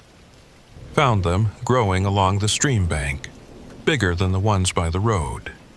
These were the size of basketballs, clustered so thick they looked like a colony of luminescent mushrooms, and they were warm. I could feel the heat radiating from them even from 10 feet away. "Ingrid, how much longer?" 5 minutes. I need to get temperature gradients at different depths." Those 5 minutes felt like hours. Every sound made me jump. A bird call, a branch cracking, the rustle of wind through leaves. I kept expecting to see something rising from that motionless water, to hear that wet, sliding sound of limbs that bent wrong. But nothing came. We collected the samples, packed up the equipment, and moved to Site 2. The pattern repeated. Stream running with that impossible still water. Crystals growing in abundance. Seismograph clicking out its accelerating rhythm. 11 seconds between pulses now. Site 3 was the closest to the original hole. We had to cross the boulder field where Marcus had died, marked now with a small cairn someone had built, probably Tom Kerrigan or another ranger who'd helped with the recovery. Ingrid stopped at the cairn, placed her fused hand on the stones, and stood silently for a long moment. When she looked up, her eyes were wet. "I'm sorry," she whispered. "I'm so sorry." Then we kept walking. The third site sat at the edge of the basin where I'd found the hole. I could see it from 100 yards away.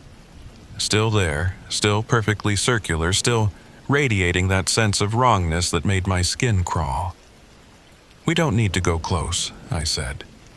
"You can take readings from here." But Ingrid was already walking toward it, drawn like iron to a magnet. I followed, hand on my weapon, every nerve screaming danger. The hole looked different. The edges were no longer clean. Crystals had grown around the rim, spreading outward in a spiral pattern. And from deep below, I could hear something new. Breathing. Not the wind, not water, not any natural sound.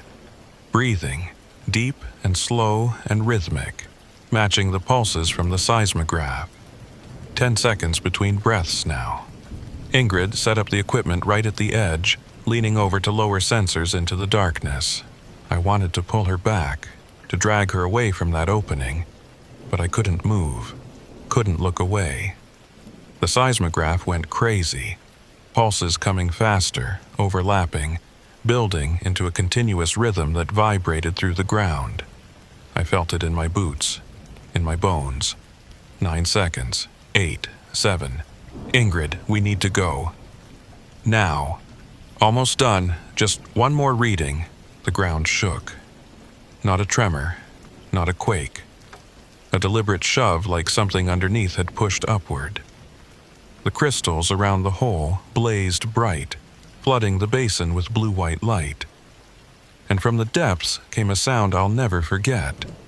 A vast, wet exhalation, like the earth itself was releasing a breath it had held for millennia.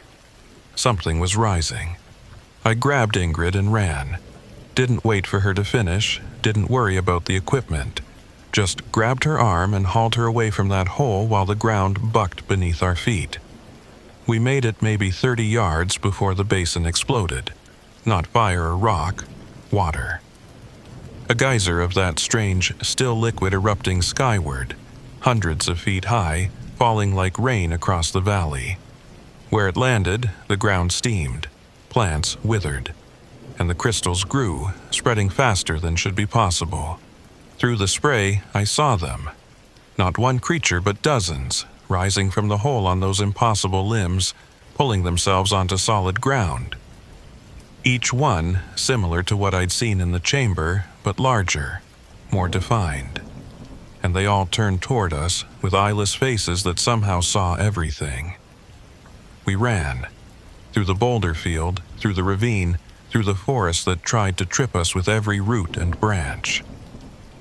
Behind us, I could hear them following. Wet footsteps, that sliding sound of flesh on stone. The van was still where we'd left it. We threw ourselves inside, and I gunned the engine before our doors were even closed. The tires spun on loose gravel, caught, and we launched down the deteriorating road fast enough to catch air over the potholes. In the rearview mirror, I saw them standing at the tree line, watching. Not chasing anymore, just watching us go. They didn't need to chase, they'd already won. We drove straight through to Fairbanks to the regional EPA office, where Ingrid uploaded every piece of data we'd collected, while I gave a statement that sounded insane even to my own ears. The official response came 48 hours later. Insufficient evidence for emergency action. Matter referred to geological survey for routine assessment. Routine assessment. While those things spread through White Pass, while the water table was contaminated, while the seismograph clicked out a rhythm that was now down to 5 seconds between pulses.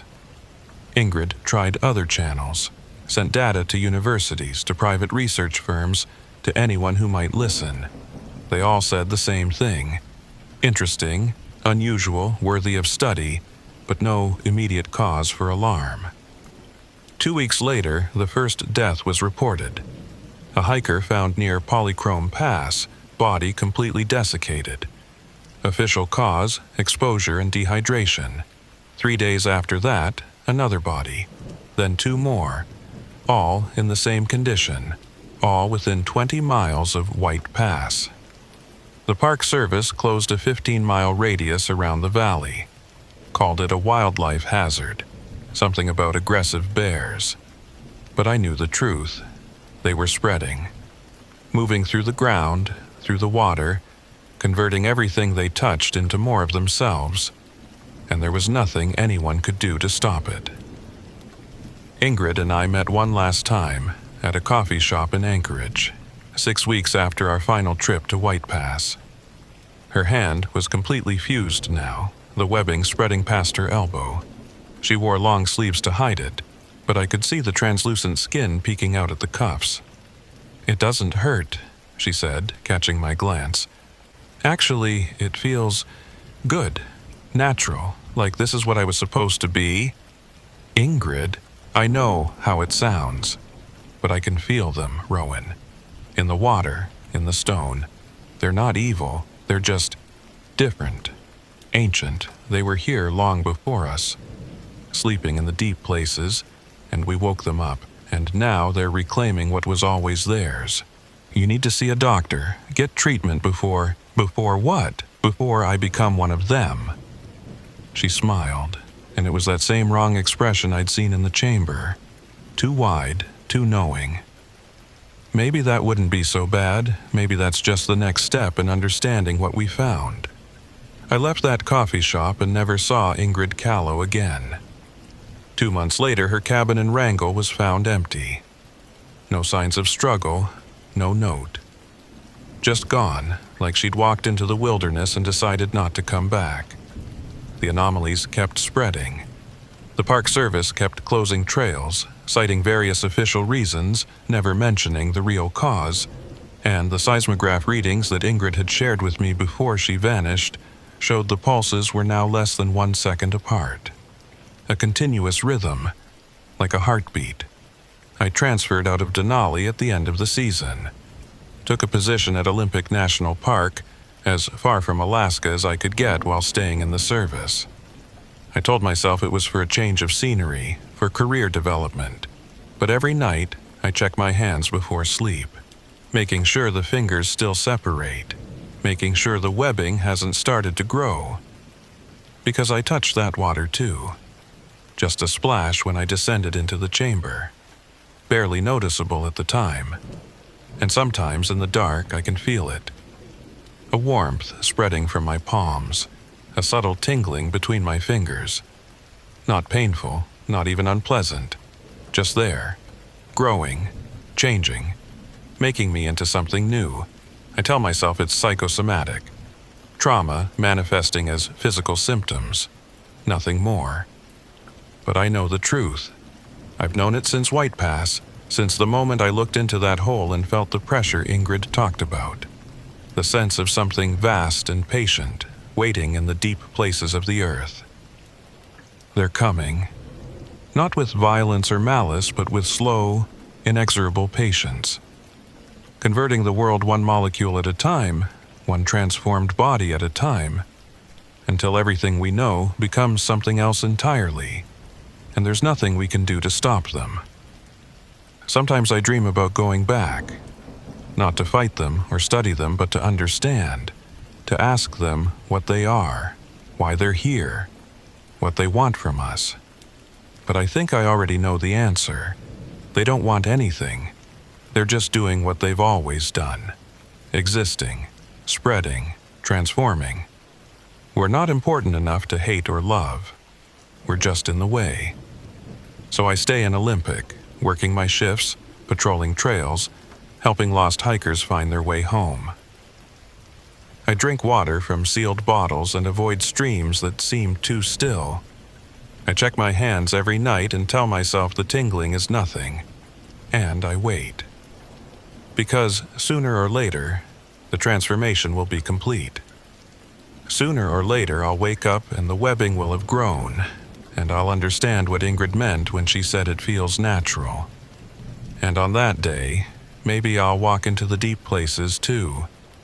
Maybe I'll find where Ingrid went. Maybe I'll finally understand what we discovered beneath White Pass. Or maybe I'll just become another mystery. Another ranger who walked into the wilderness and never came back. Another name on a list of people who learned too much about places that were never meant to be found. Either way, the mountains don't care.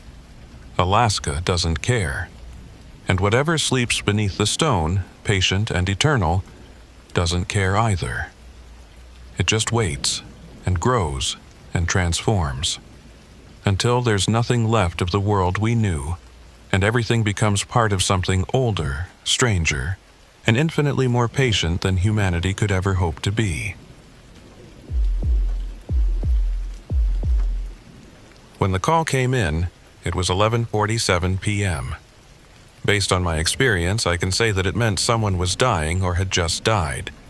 Night shifts at Denali go like this. Long periods of silence, then suddenly everything appears around you in the worst conditions. I'm Caleb Norberg, and I've been managing night operations as a specialist mountain ranger for 6 years. I've been here long enough to know that most calls late at night end badly. The cold, the darkness, the distance, and the wilderness. All of it reduces your chances of survival at night to almost zero, unlike daytime operations. Ranger Station, this is Alpine Rescue requesting immediate air support. The voice belonged to Dispatch Coordinator Sarah Milliken, and the tension in her tone told me this was bad. We have 2 climbers overdue on the West Buttress. Last radio contact at 2100. Weather window closing in 90 minutes. We need eyes in the air now. I checked the conditions monitor. Temperature, minus 18 Fahrenheit. Wind, sustained 25 knots, gusts to 40.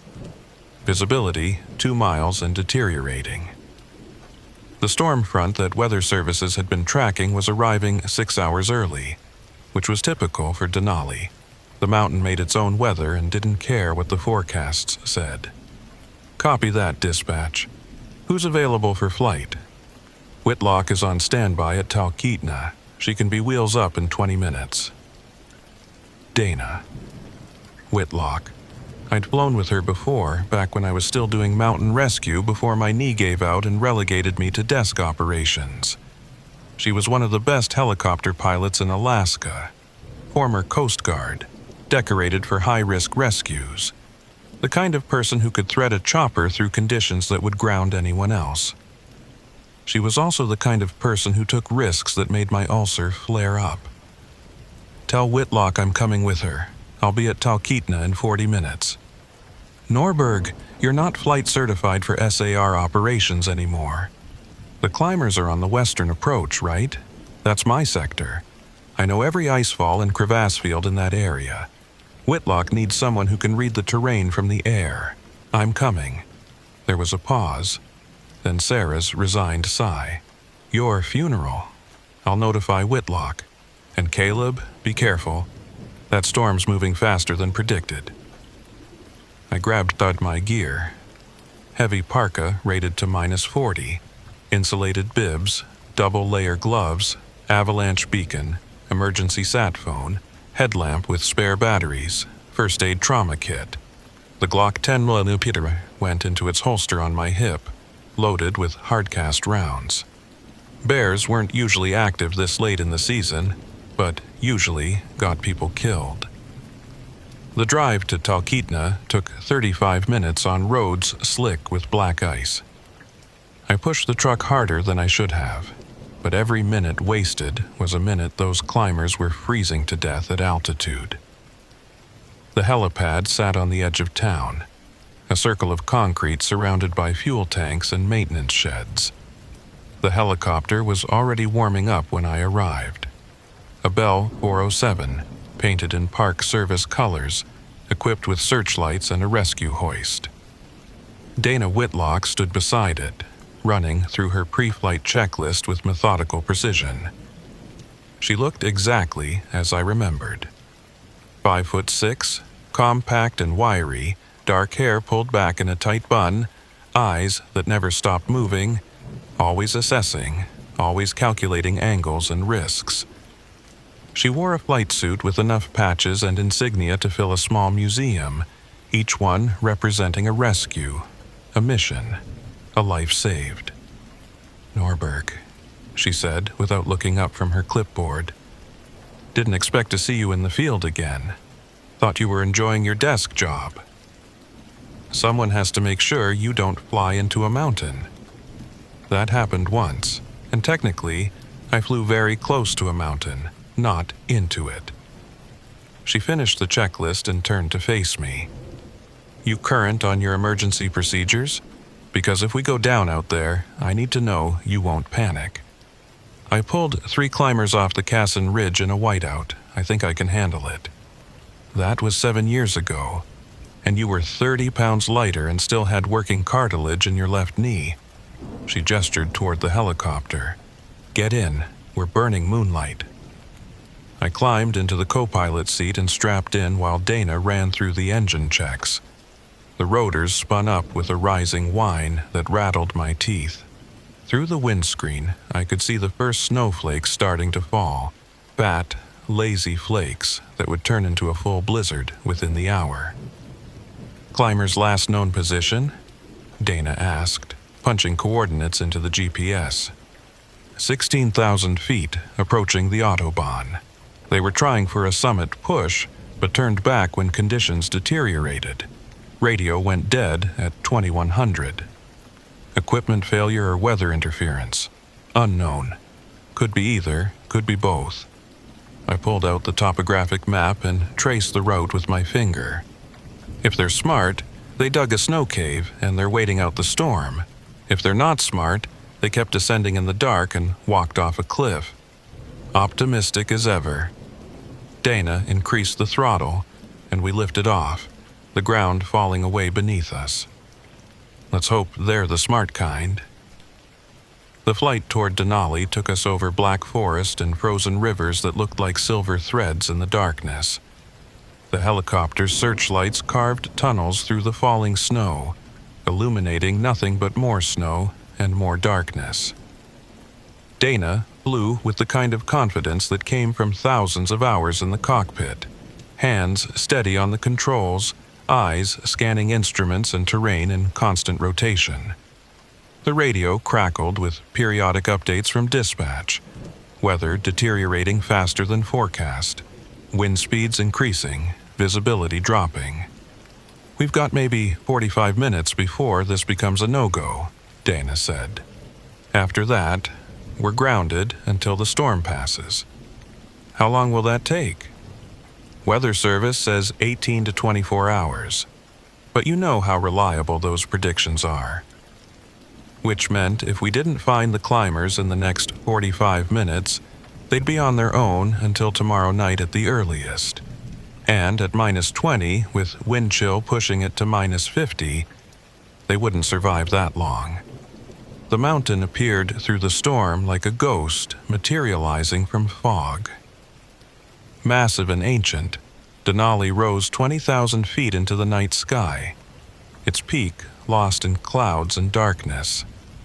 Even after 6 years of working this park, the sight of it still made something primal in my hindbrain whisper danger. Dana angled the helicopter toward the western approach, following the standard climbing route. The searchlights swept across ice fields and exposed rock faces, looking for any sign of orange tents or reflective gear. Nothing but snow and stone and the vast, indifferent darkness. 16,000 feet, Dana announced. "This is where they should be. You see anything?" I pressed my face against the window, scanning the terrain below. The slope was a maze of crevasses and ice falls, any one of which could hide a body or a tent or both. The snow was falling harder now, reducing visibility to a few hundred feet. "Nothing yet. Take us lower, sweep north along the Autobahn." Dana dropped altitude, bringing us within 100 feet of the slope. The downdraft from the rotors kicked up massive clouds of powder snow that made visibility even worse. She compensated with practiced ease, adjusting angle and position by instinct as much as instrumentation. We made 3 passes along the route, searchlights probing every shadow and depression. On the 4th pass, I saw it. A flash of color, too bright to be rock, too persistent to be snow. There, 11 o'clock, maybe 200 yards out. Dana banked left, bringing the searchlight to bear. An orange tent clung to a small ledge, partially collapsed under accumulated snow. One side of the fly was torn, flapping in the wind like a flag of surrender. "I don't see anyone moving," Dana said, holding position. "Could be inside, could be abandoned. Only one way to find out. Can you set down?" She studied the terrain with narrowed eyes. "Not enough flat ground, but I can hover while you rappel down, do a quick check." "Do it." Dana positioned the helicopter above the ledge while I geared up. Harness, rope, carabiners, medical kit. The cargo door slid open and wind screamed into the cabin, carrying snow and cold and the smell of ice. I clipped into the rescue hoist and swung out into the darkness. The descent was controlled chaos. Wind buffeted me from every direction, trying to slam me into the mountainside or spin me away into empty air. Dana held the helicopter steady through sheer force of will and 10,000 hours of flight experience. My boots hit the ledge and I unclipped, stumbling through knee-deep snow toward the tent. Ice had formed around the entrance. I tore it open and shined my headlamp inside. Empty. Sleeping bags were there, gear scattered, but no climbers. The tent's interior showed signs of hasty departure. One sleeping bag still partially zipped, a water bottle overturned, a headlamp lying in the corner with dead batteries. I keyed my radio. "Tents abandoned. Looks like they left in a hurry. How long ago? Hard to say, at least a few hours." I swept the headlamp around the ledge, looking for tracks. Found them leading away from the tent, heading downslope. 2 sets of boot prints, partially filled with fresh snow but still visible. They're on foot, heading down. I'm going to follow the tracks. Negative, Norberg. Weather's getting worse. We need to extract now while we still can. I looked at the tracks disappearing into the storm. 2 people out there, moving in darkness, probably hypothermic, definitely in trouble. If I left now, they'd die. Give me 15 minutes. If I don't find them, I'll turn back. Caleb, 15 minutes, Dana, then I'm all yours. I didn't wait for her response. Just started following the tracks downslope, moving as fast as the terrain allowed. The helicopter's searchlight followed me for the first 100 yards, then had to pull back as the wind intensified. The tracks led through a boulder field and across a narrow snow bridge, spanning a crevasse. On the far side, I found the first climber. He was sitting with his back against a rock, arms wrapped around his knees, head down. I recognized the posture immediately. Late-stage hypothermia. He'd sat down to rest and his body had started shutting down. "Hey!" I dropped to my knees beside him, checking for a pulse. Found it, weak and irregular, but there. "Can you hear me? What's your name?" He raised his head slowly, eyes glazed and unfocused. His lips were blue, frost crusted on his beard. "Derek," he mumbled. "Derek Sanderson, my partner." Kept walking. Told him to stop, wouldn't listen. "Where did he go?" Derek pointed farther down the slope with a shaking hand. Said he saw lights, a building. Kept saying we had to get inside before we froze. There was no building within 5 miles. Whatever his partner had seen was a hallucination, a trick of hypothermia and oxygen deprivation. I radioed Dana. Found 1 climber, conscious but severely hypothermic. 2nd climber is mobile and hallucinating. I need static, swallowed my words. I adjusted the frequency, tried again. Nothing but white noise. The storm must have moved between us, blocking the signal, or the terrain was creating interference. Either way, I was on my own. I pulled Derek to his feet, supporting most of his weight. "Come on, we're going back to the tent. My partner's going to extract us." Can't feel my feet." "That's okay, I've got you. Just put 1 foot in front of the other." We made it maybe 20 yards before Derek's legs gave out completely. I lowered him to the snow, knowing that if I didn't get him warm soon, he'd die right here. The tent was too far. The helicopter was out of radio range. And the 2nd climber was somewhere ahead of us, walking deeper into the storm toward a building that didn't exist. I made a decision that violated every rescue protocol in the manual. I left Derek with my emergency thermal blanket, my chemical heat packs, and my spare batteries. Marked his position with a chemical light stick. Then I kept following the tracks. The 2nd climber's footprints were erratic now, weaving between boulders, doubling back, making no sense. He was running on pure adrenaline and delusion, his brain cooking in hypothermic confusion. I found him 10 minutes later at the edge of a frozen lake. The lake shouldn't have been there. I knew this slope, knew this terrain. There was no lake within 1,000 vertical feet of this location. But there it was. A perfect circle of ice maybe 100 yards across, reflecting the storm clouds with mirror smoothness. And in the center of that ice, standing perfectly still, was the 2nd climber. "Hey!" I shouted across the lake. "Don't move. That ice might not be stable." He turned slowly, and even from this distance I could see the wrongness in his posture. Too stiff, too mechanical, like a mannequin pivoting on a turntable. Then he started walking toward me.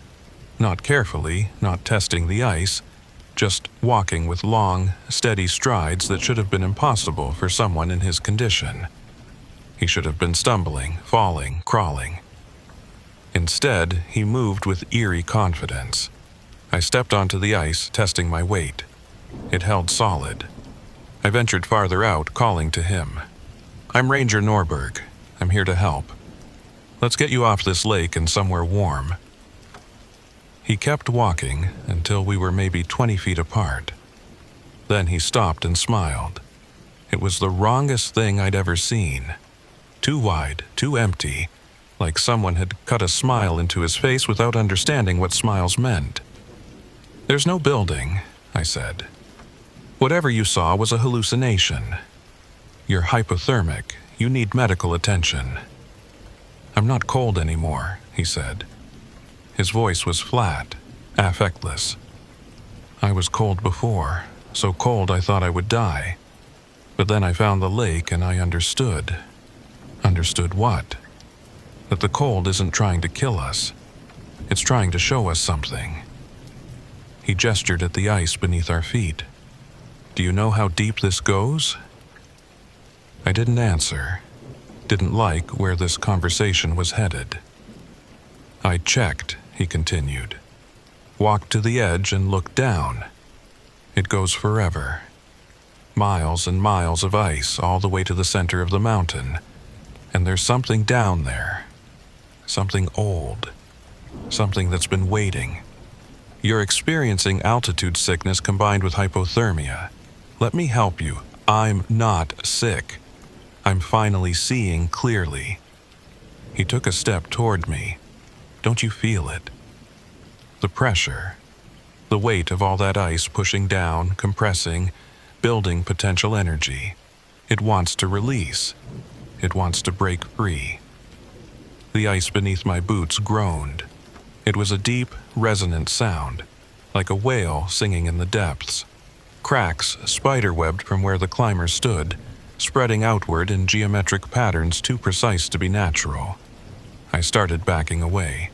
"We need to get off this lake now." "Too late." He looked down at the spreading cracks with something like satisfaction. "It's already starting. The ice is waking up." The surface beneath him gave way. Not a collapse, not a break, just a smooth, impossible opening, like the ice was liquid and had decided to stop supporting his weight. He dropped through without a sound, without a splash, just vanished into darkness. I ran forward, dropped to my stomach, and looked down through the hole.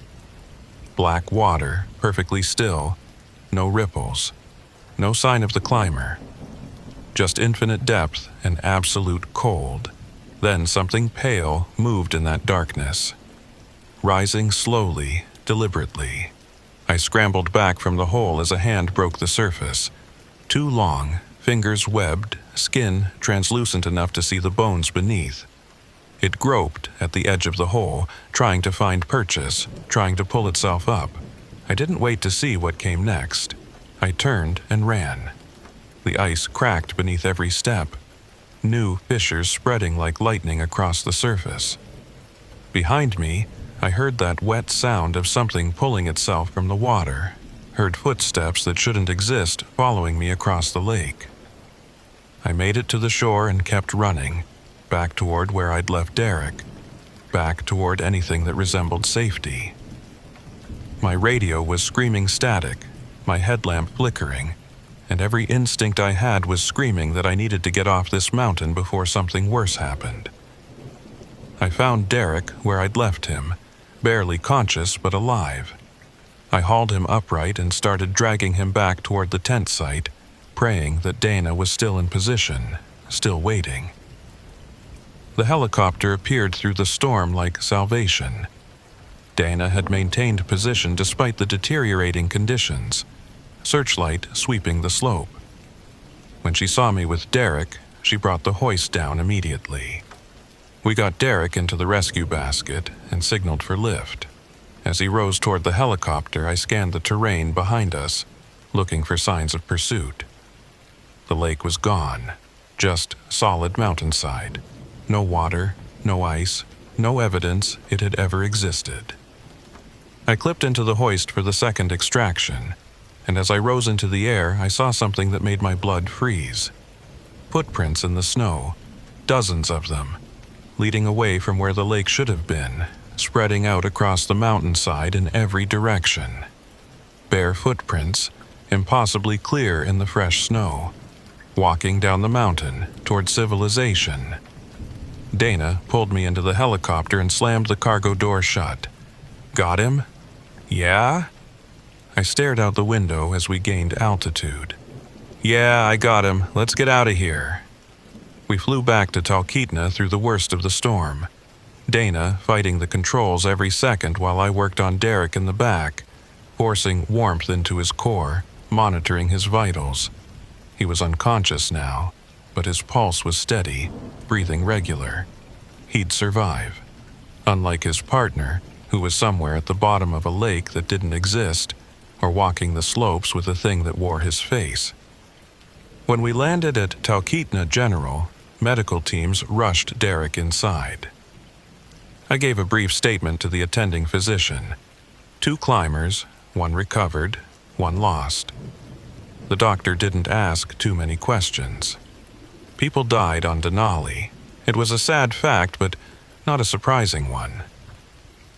Dana found me in the hallway 20 minutes later, 2 cups of coffee in hand. She offered me one without speaking. Thanks, I said. You look like you saw a ghost. Something like that. I sipped the coffee. It was terrible, burnt and bitter, but warm. The second climber, he went through the ice. I couldn't reach him. Dana studied me with those sharp pilot's eyes that missed nothing. Through the ice? The report said that whole area is solid rock. No lakes, no water features.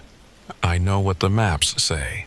So what are you saying, that there's an unmapped lake at 16,000 feet? I wanted to tell her everything. About the perfectly circular lake, about the thing with webbed hands rising from black water, about the footprints leading down the mountain. But I knew how it would sound.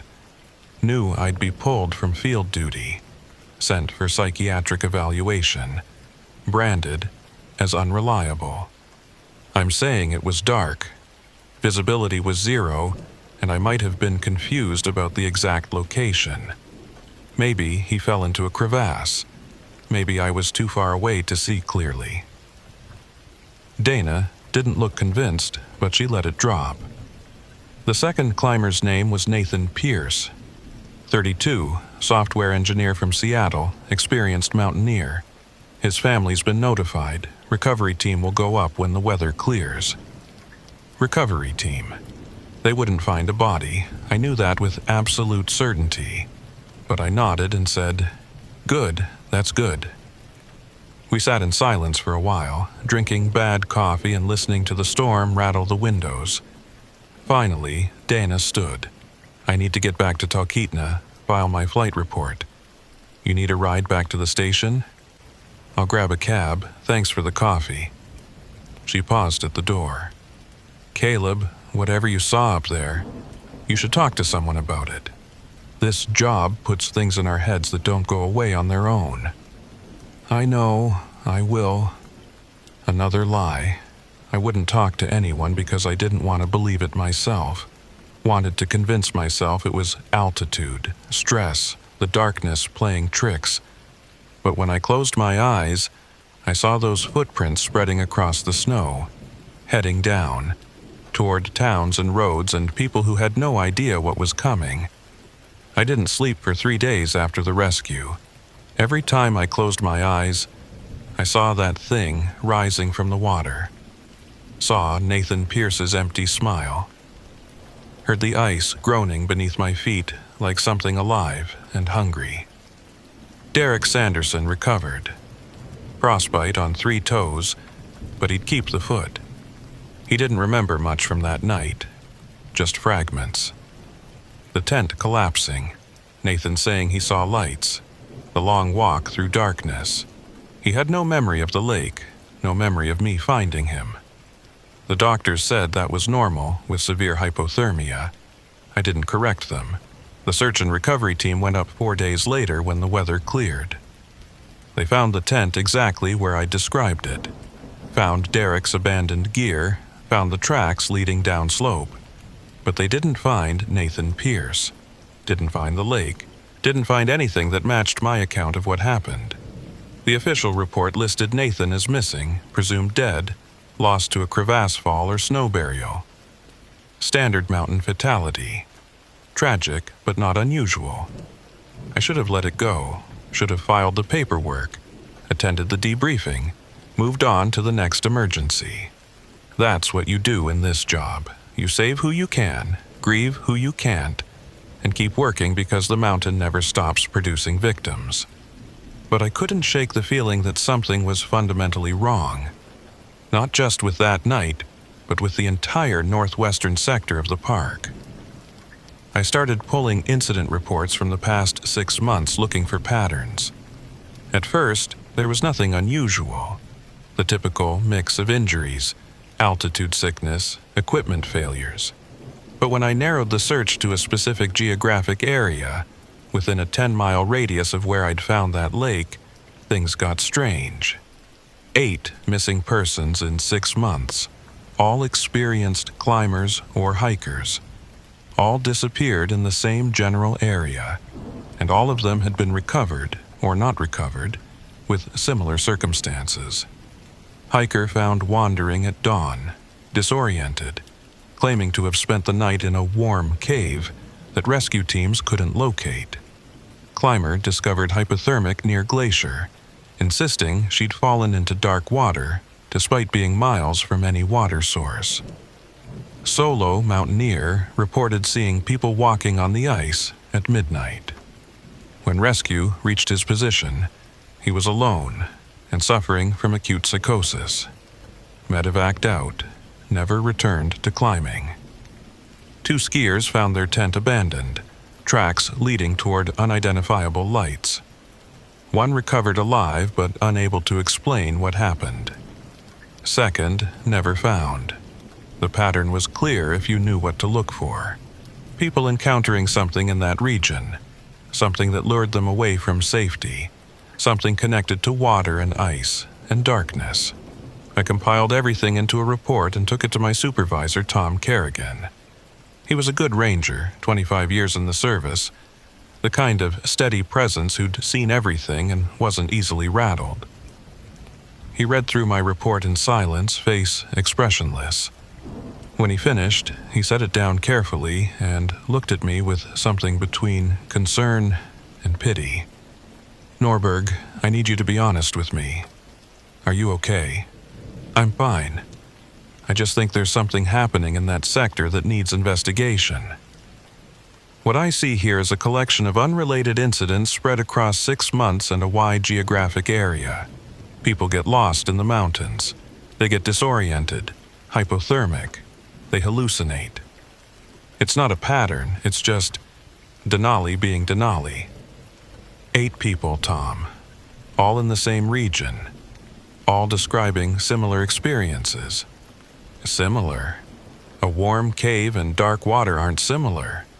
Walking on ice and seeing lights aren't similar. You're finding connections that don't exist because you had a traumatic experience and your brain is trying to make sense of it. What about the lake? I know what I saw. Tom's expression softened. I believe you saw something. But visibility was 0. You were exhausted. You'd just watched a man die. The mind does strange things under extreme stress. There's no lake at that elevation. Geological survey confirms it. Then where did Nathan Pierce go? Into a crevasse, or off a cliff, or buried in a snowfield that won't thaw until summer? We may never know. That's the hard truth of mountain rescue. Sometimes people just vanish and we never get answers.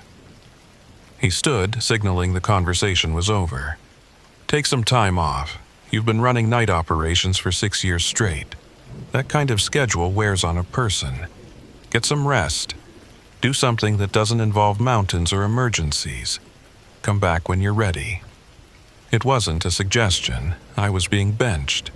I spent the next 2 weeks in my cabin outside Healy, trying to follow Tom's advice. I read books, watched movies, took long walks in the woods near my property. normal, healthy activities that normal, healthy people did. But every night, I'd pull out the incident reports and study them again, looking for something I'd missed, some detail that would make the pattern undeniable. On the 15th day, my phone rang. Dana Whitlock. "Norberg, you busy?" "Not particularly. Why?" "I need someone to help me with something. Off the books. Are you interested?" 20 minutes later, I was driving to meet her at a small airfield south of Wasilla. She was waiting beside her helicopter, arms crossed, looking troubled. "What's this about?" I asked. "I've been doing some thinking about that night, about what you said you saw." She pulled out a tablet, showed me a map with several points marked. "I've been reviewing my flight logs from the past year. These are locations where I've experienced unusual instrument readings, compass fluctuations, altimeter errors, radio interference, all within a 15-mile radius of where we pulled Derek Sanderson. The marked points formed a rough circle around the area where I'd found the lake. Could be natural magnetic anomalies," I said. "The area has a lot of iron deposits." "That's what I thought. Except iron deposits don't move. These anomalies are spreading. 6 months ago, I had maybe 3 spots where instruments acted weird. Now, it's a dozen, and they're all migrating downslope toward lower elevations." She zoomed in on the map. 2 weeks ago, I flew a supply run to a research station at 8,000 feet. Instruments went haywire for about 90 seconds. Compass spinning, altimeter showing I was underwater, radio filled with static. When I landed, the ground crew said they hadn't noticed anything unusual. So, what are you thinking? I'm thinking you weren't hallucinating. I'm thinking there's something in that region, geological, atmospheric, I don't know, that's affecting both equipment and people. And I'm thinking it's getting worse. I looked at the spreading pattern of anomalies. If she was right, if whatever I'd encountered was expanding its influence, then more people would be at risk. More Nathans walking into darkness, more Dereks left freezing on the slopes. What do you want to do? I want to go back. Daylight flight, clear weather, proper documentation. I want to map every square mile of that area and find out what's actually there. Tom benched me. If he finds out I'm doing unauthorized flights, then we don't tell him. This is my chopper, my fuel, my flight plan. You're just a passenger who happens to know the terrain. She checked her watch. Weather's perfect right now. Window lasts maybe 4 hours. You in or out? I thought about Derek Sanderson, about the thing rising from the water, about 8 missing people who might still be alive somewhere in that frozen wasteland. I'm in. We lifted off 15 minutes later, Dana handling the controls with her usual precision while I monitored the instruments. The flight toward Denali took us over familiar terrain, braided rivers, dense forest, the slow rise toward alpine tundra. "Watch the compass," Dana said, as we crossed into the anomaly zone. "Should start acting up any second." She was right. The needle began to drift, making lazy circles instead of pointing north. The altimeter fluctuated, showing us at 12,000 feet, then 6, then 15. The radio hissed with static that sounded almost like breathing. "Mark the position," Dana said. I noted the GPS coordinates while she circled the area. Below us, nothing looked unusual, just snow and rock and the endless white expanse of glacier. We encountered 3 more anomalies over the next hour, each one stronger than the last. At the 4th site, the instruments went completely dark for 10 seconds. The helicopter's engine coughed, stuttered, then resumed normal operation. "That's new," Dana said, voice tight. "That's never happened before. Maybe we should head back. 1 more site, the strongest reading I've got on record. It's about 5 miles northwest near where I found the lake." She nodded. If we're going to find answers, that's where they'll be. We flew toward the coordinates, instruments getting progressively stranger. The compass now spun continuously. The altimeter claimed we were underground. The radio picked up what sounded like voices, faint, garbled, speaking no language I recognized. Then we saw it. The lake, exactly where I remembered it. A perfect circle of ice that reflected the sky like a mirror. That wasn't there 6 months ago, Dana said. I've flown over this area 100 times. I would have noticed a lake. We circled lower. The ice looked impossibly smooth, impossibly perfect. No cracks, no snowdrifts, no natural imperfections. Just a flawless circle of frozen water, where no water should exist. And around the edges I saw them. Figures. Maybe 20 of them standing perfectly still, facing outward like sentries. Dana, do you see? I see them. Are those people? I pulled out binoculars, focused on the nearest figure. It was human-shaped but wrong, skin too pale, posture too rigid. It stood without moving, without breathing, just existing in that terrible stillness. Then it turned its head and looked directly at the helicopter. "Get us out of here," I said. Dana was already banking away, but the helicopter's response was sluggish. The engine sputtered again, more severely this time. The altimeter showed impossible readings, negative 2,000 feet, then positive 40,000, then error codes I'd never seen. "Come on," Dana muttered, working the controls. "Come on, you piece of—" The engine died.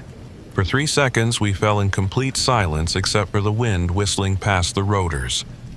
Then Dana's training kicked in. She adjusted pitch, used what momentum we had to control the descent, aimed for the flattest ground available. We hit hard. Not a crash, but not a landing either. More like a controlled collision. The skids caught on a boulder, and the helicopter tilted, throwing me against my harness. Metal screamed. Something cracked. Then, everything was still. "You okay?" Dana asked. I did a quick inventory. Shoulder bruised, ribs aching, but nothing broken. "Yeah, you?" "Same." "Let's get out before something explodes." We scrambled clear of the wreckage, putting 50 yards between us and the helicopter before we stopped to assess the damage. The main rotor was bent, the tail boom cracked, fuel leaking from a ruptured line. It wasn't flying again without major repairs. "Sat phone?" I asked. Dana pulled it from her flight suit, checked the display. "No signal. We're in a dead zone." "How far to the nearest ranger station?" 20 miles northeast. In this terrain, with this weather, she looked at the darkening sky. It was only 3 in the afternoon, but clouds were rolling in fast. 2 days minimum. I checked my own equipment.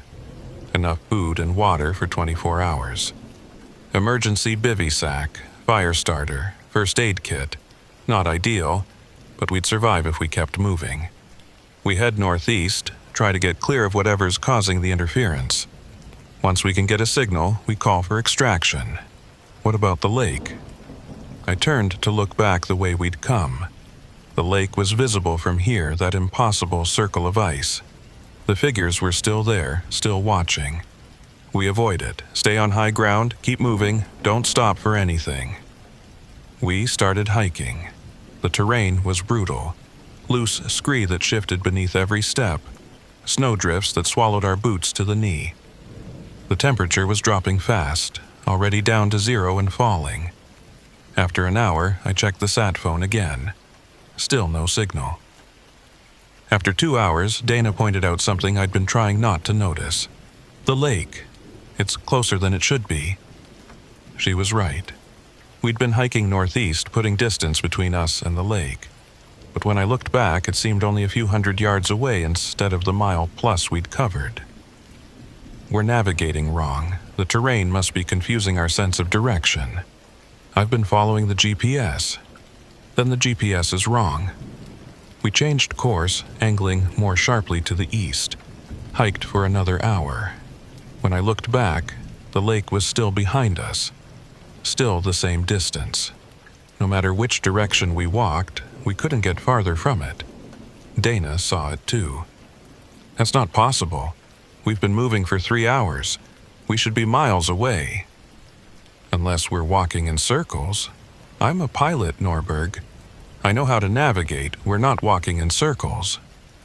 But we weren't getting anywhere either.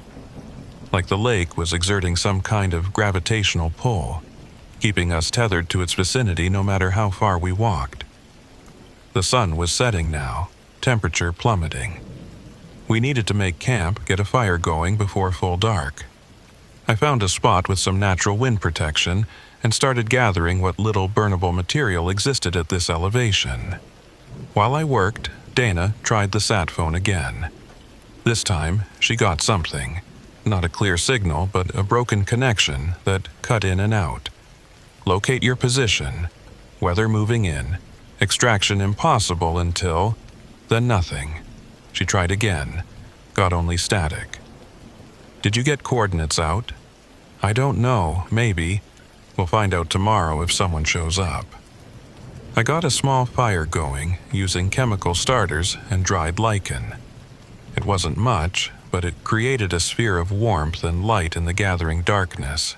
We huddled close to it, eating energy bars and melting snow for water. Tell me about the first time you flew, I said. Anything to break the oppressive silence. Dana smiled faintly. Coast Guard training, Kodiak Island.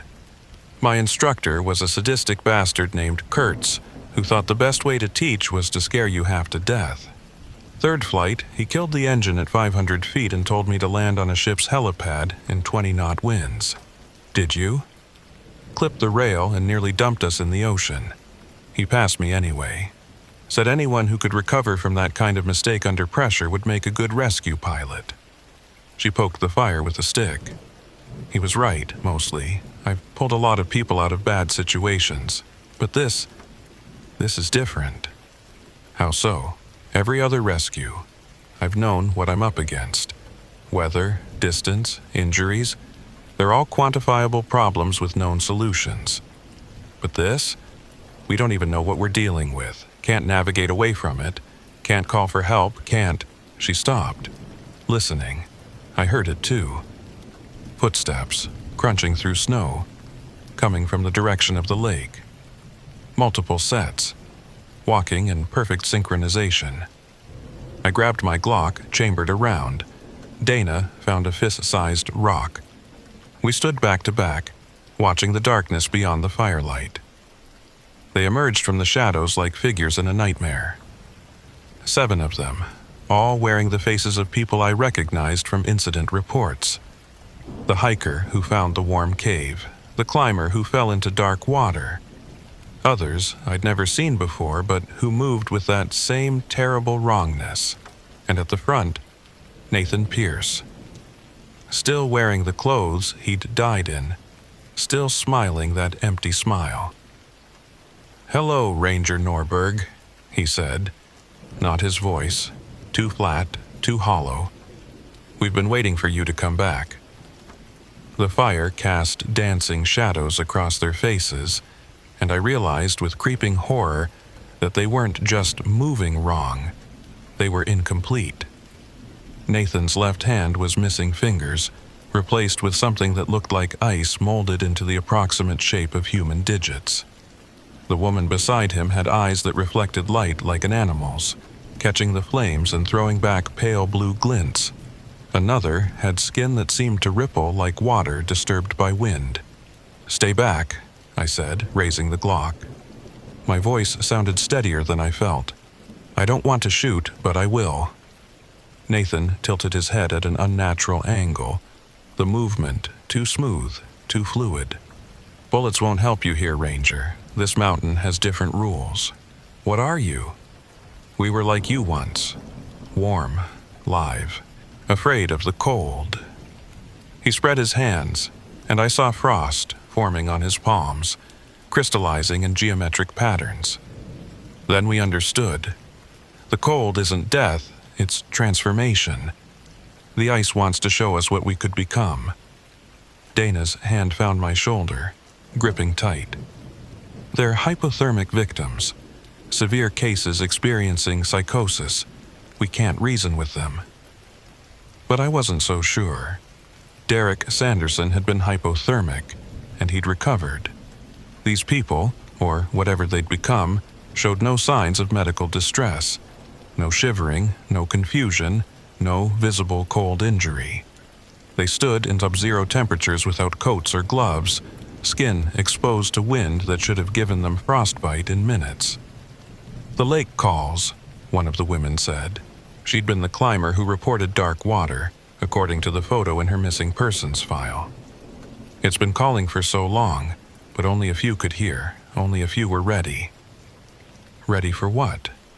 To go deeper, to see what lies beneath the ice. Nathan took a step closer. The fire seemed to dim in his presence, as if he was absorbing its heat. "You stood at the edge, Ranger Norberg. You looked down into the water. Did you see?" I had seen. That pale hand reaching up, those webbed fingers groping for purchase. The impossible depth, the black water that shouldn't exist. "There's nothing down there except frozen groundwater," I said.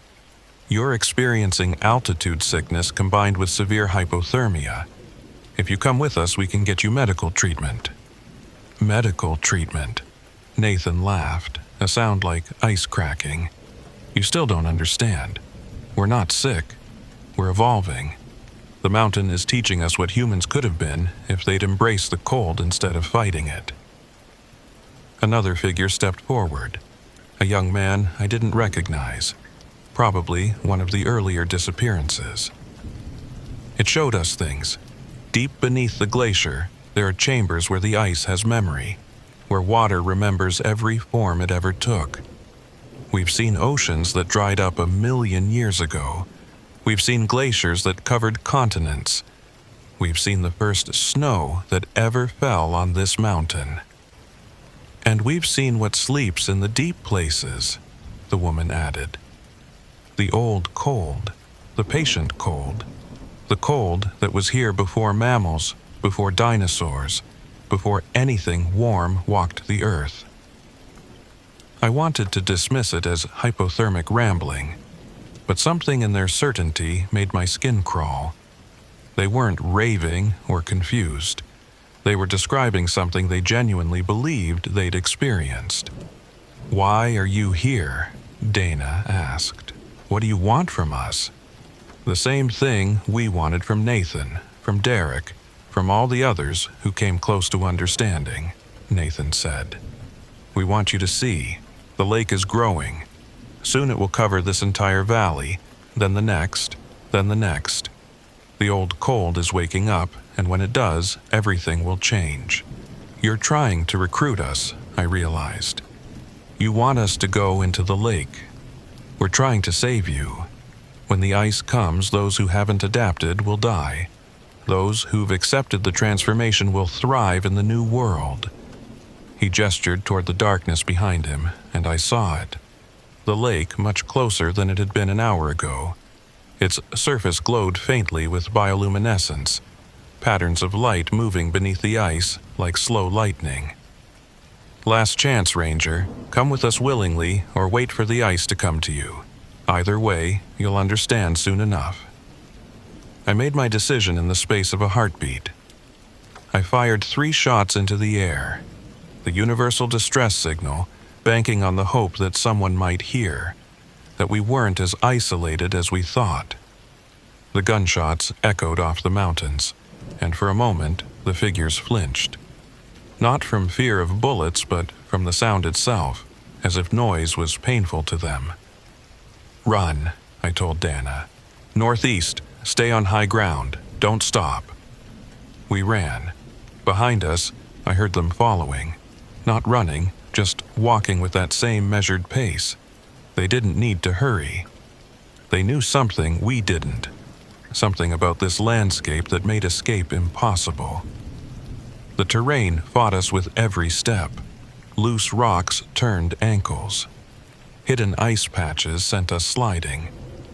The darkness was absolute except for our headlamps, which created narrow tunnels of light in an ocean of black.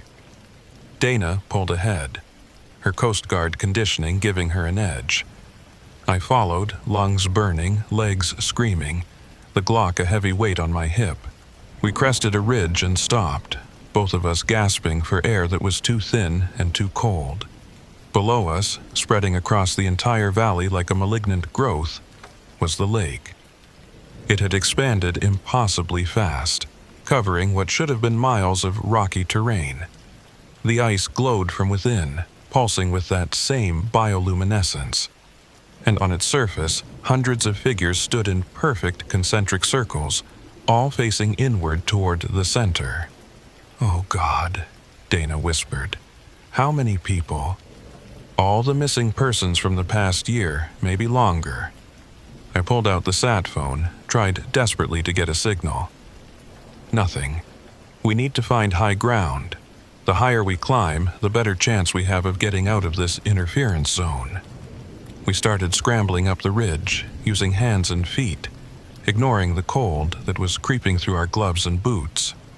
The slope was nearly vertical in places, more climbing than hiking. Halfway up, Dana's footing gave way. She slipped, sliding down the scree, and I lunged to grab her. My hand caught her wrist just as she went over the edge of a drop-off. For a terrible moment, I held her entire weight. My shoulders screamed. My grip on the rocks was tenuous at best.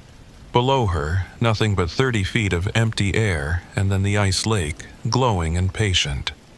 "Don't let go," she gasped. "I won't. I've got you. Can you get your feet against the wall?" She kicked, found purchase, and together we hauled her back up to stable ground. We collapsed, side by side, shaking from adrenaline and exhaustion. "Thanks," she managed. "Thank me when we're off this mountain." We kept climbing, reached the top of the ridge just as dawn began to break in the east.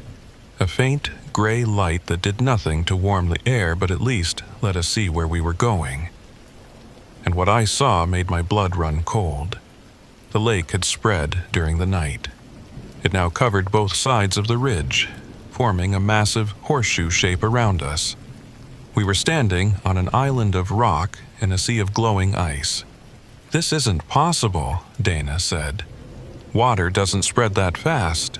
Physics doesn't work that way. Nothing about this works the way it should." I checked the sat phone one more time. Miracle of miracles, I got 2 bars of signal. I dialed emergency services and got a crackling, barely comprehensible connection. "Identify yourself. This is Ranger Caleb Norberg, badge 773. I'm stranded on White Peak Ridge with Dana Whitlock. We need immediate extraction. Helicopter crash. Coordinates." I read off our GPS position while Dana scanned the sky for any sign of incoming aircraft. "Copy your coordinates. Weather conditions marginal. Earliest extraction 0800. We don't have until 0800. There's a..." I stopped. How did I explain this? How did I make them understand? "There's a geological hazard expanding in this region. Fast-moving ice formation. We're surrounded and running out of ground. Repeat. Geological hazard. Just get someone here as fast as you can." The connection died. I had no idea if they'd heard enough, if they believed me, if help was actually coming. Dana pointed toward the lake. "They're coming."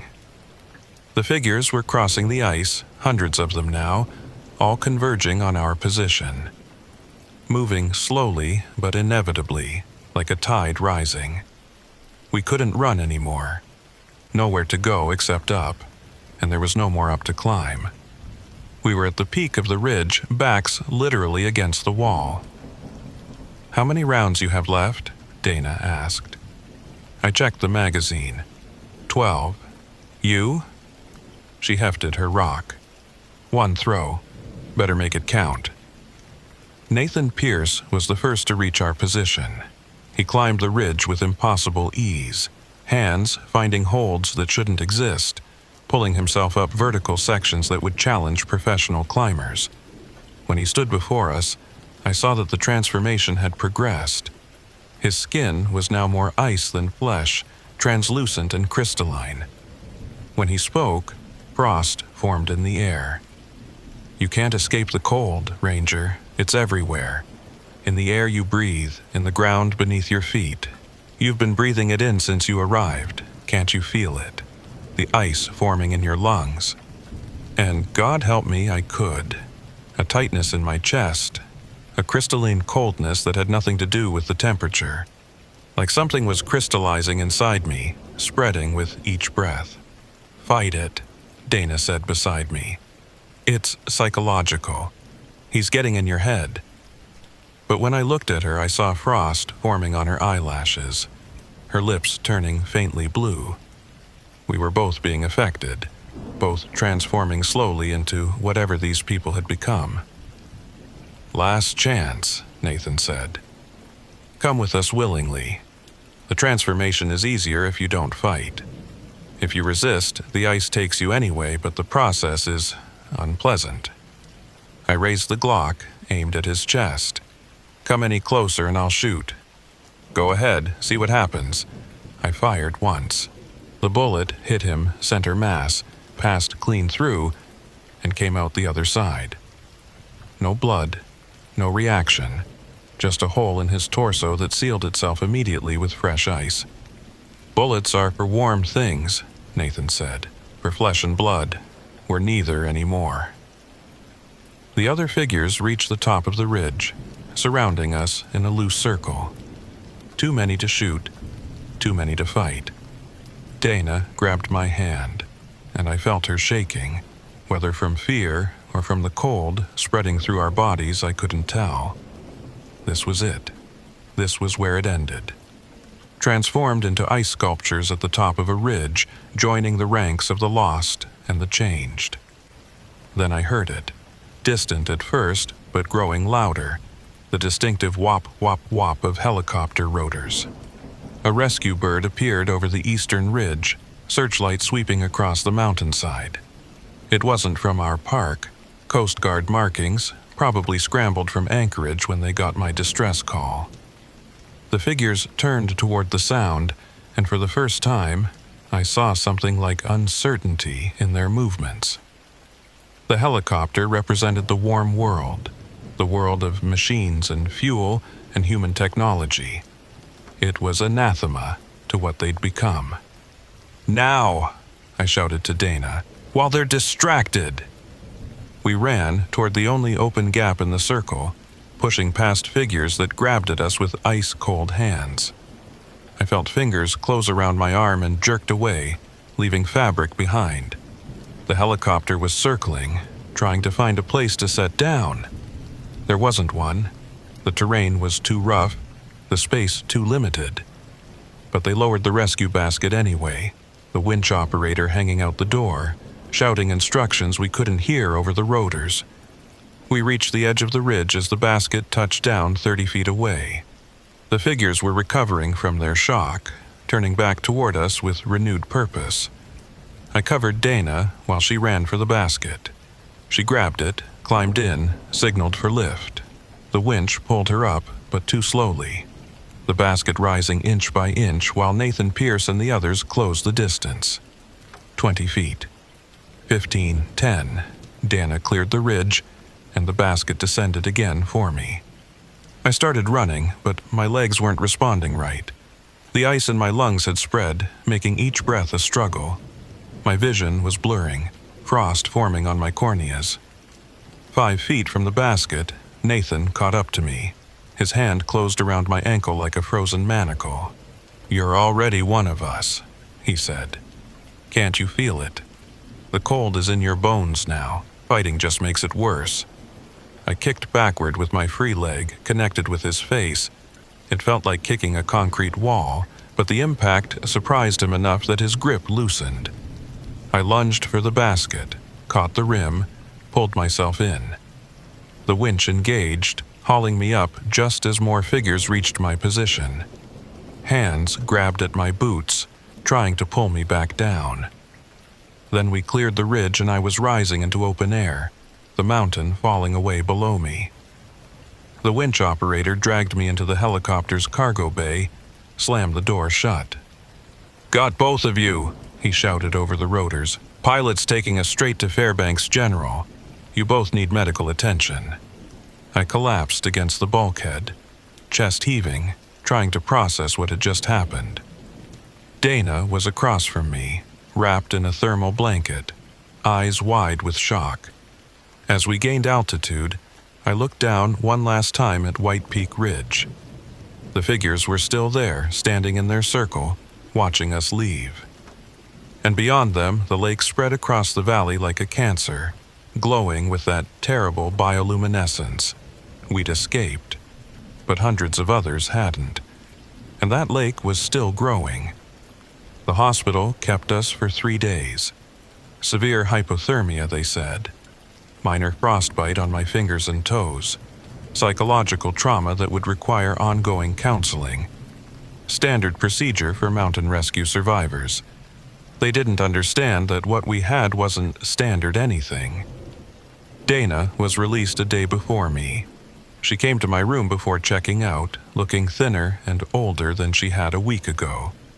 "I filed my report," she said. "Told them everything. The lake, the figures, the transformation. They think I'm suffering from altitude-induced psychosis combined with trauma from the crash. Same with mine. Tom Kerrigan suggested I take a medical retirement. Said the stress of the job had clearly gotten to be too much. Are you going to?" I thought about it. About the easy answer, the safe answer. Take the retirement, move somewhere far from mountains and ice, try to forget everything I'd seen. But I knew I couldn't. Not with that lake still growing, still transforming people, still spreading across the mountain like a malignant growth. "No," I said. "Someone has to keep watching. Someone has to warn people before they wander into that valley and don't come back."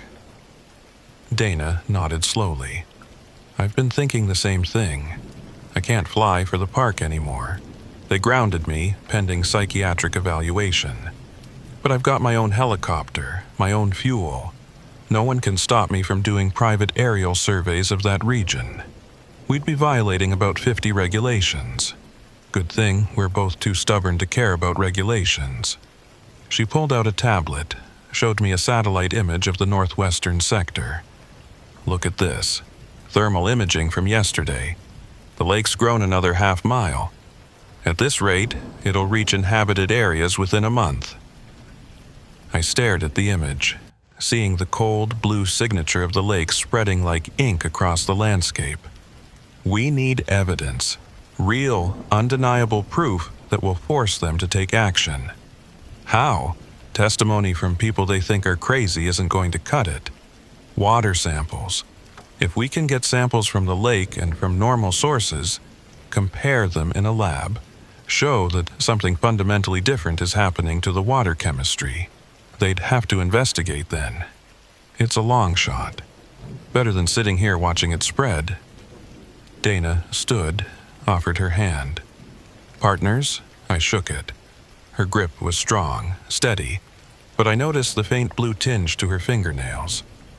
The same tinge I saw when I looked at my own hands. We were both infected. Both transforming slowly into whatever those people on the ice had become. Maybe we had weeks. Maybe months. Maybe the process could be stopped if we got treatment soon enough. Or maybe we were already lost, and this was just our body's last rebellion against the inevitable. Either way, we had work to do. Over the next 2 weeks, Dana and I made 3 covert flights into the affected region. Each time, we documented the lake's expansion, took readings with every instrument we could acquire or borrow, and each time, the transformation in our bodies progressed a little further. My fingers were going numb more frequently. Dana's eyes had taken on a faint reflective quality in low light. We were both experiencing the same tightness in our chests, the same sensation of something crystallizing in our tissues. On the third flight, we got lucky. We found an isolated section of the lake's edge where no figures stood guard. Dana held the helicopter in hover while I rappelled down, landed on solid ice, and deployed our sampling equipment. The ice was thick here, 3 feet or more, perfectly clear. I could see down into the water beneath, that same impossible depth, that same absolute darkness.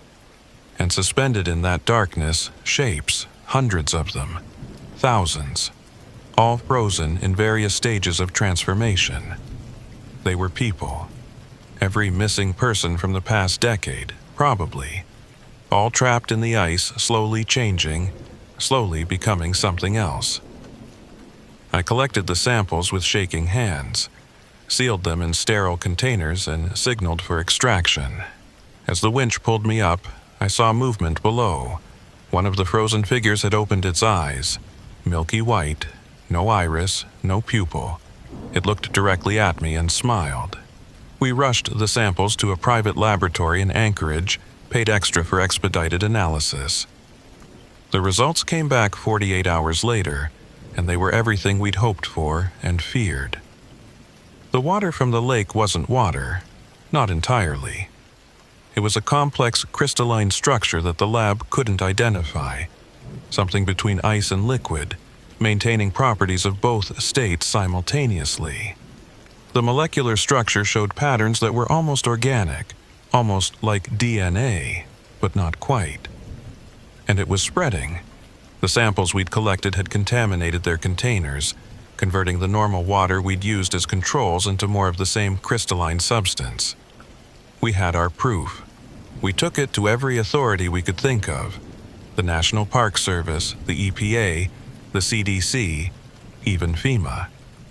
Each one reviewed our evidence, thanked us politely, and filed it away as the work of 2 traumatized rescue workers suffering from shared delusions.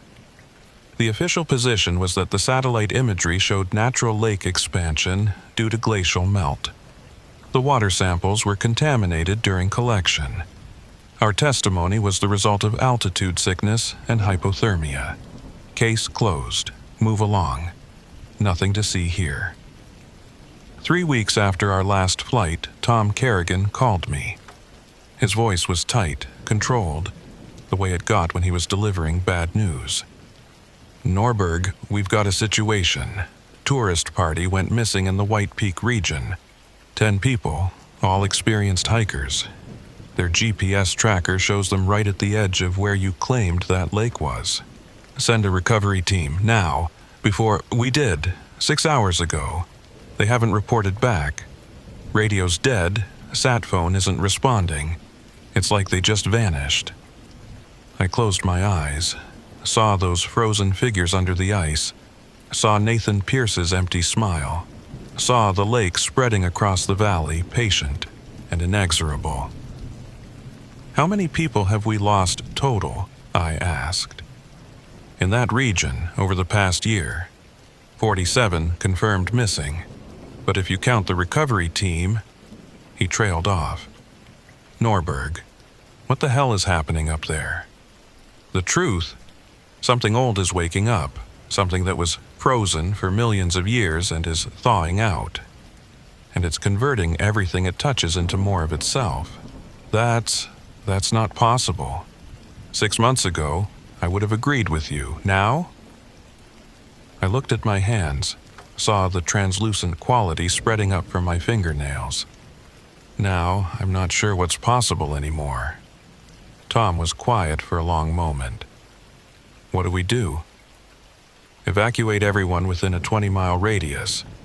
Close that entire sector. Don't let anyone in. Don't send any more rescue teams. Quarantine it like it's radioactive, because in a sense it is. I can't authorize that based on unverified. Then watch the satellite feeds. Watch that lake spread.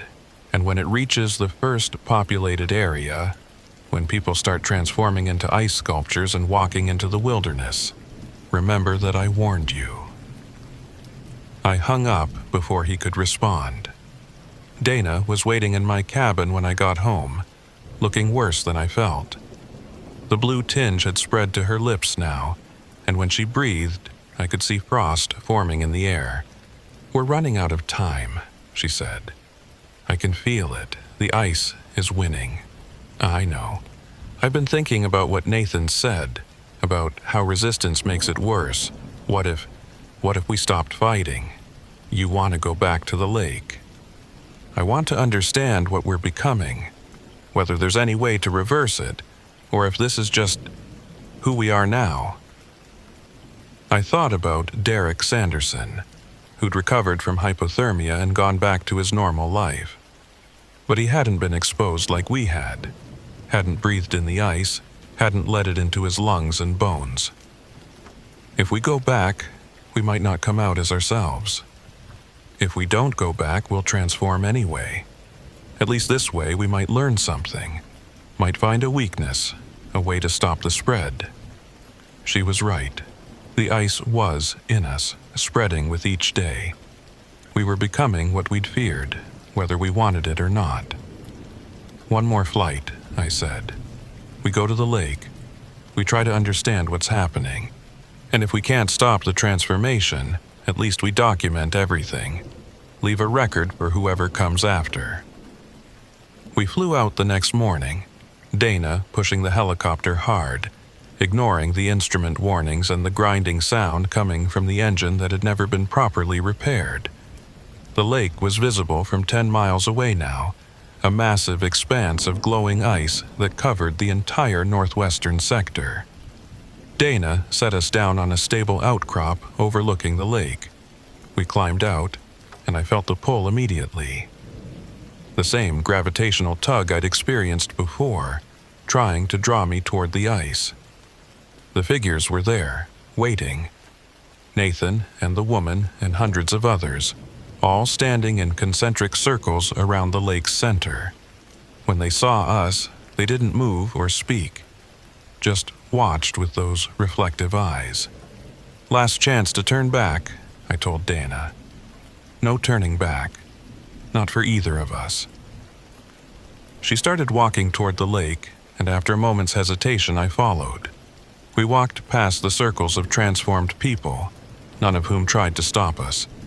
They just watched, patient and knowing, as we approached the lake's edge. The ice here was so clear it was almost invisible. Looking down, I could see the frozen figures suspended in the depths, the tourists, the rescue team, dozens of others I didn't recognize, all trapped in various stages of transformation. And below them, deeper in the ice, I saw something else, something vast and old and utterly alien, a shape that was almost tentacular, almost crystalline, almost organic, but fundamentally none of those things. "There," Dana whispered. "That's what's been doing this. That's the old cold Nathan talked about." It was waking up. I could see it moving slowly, extending pseudopods of ice and consciousness through the water, converting everything it touched. And as I watched, I felt it notice us, felt its attention turn toward the surface, toward the two warm things standing at the edge of its domain. "We need to go," I said. "Now, before the ice cracked beneath our feet. Not violently, not a collapse, just a smooth, intentional opening, like the lake was inviting us in." Dana grabbed my hand as we fell through into water that wasn't water, into darkness that wasn't dark.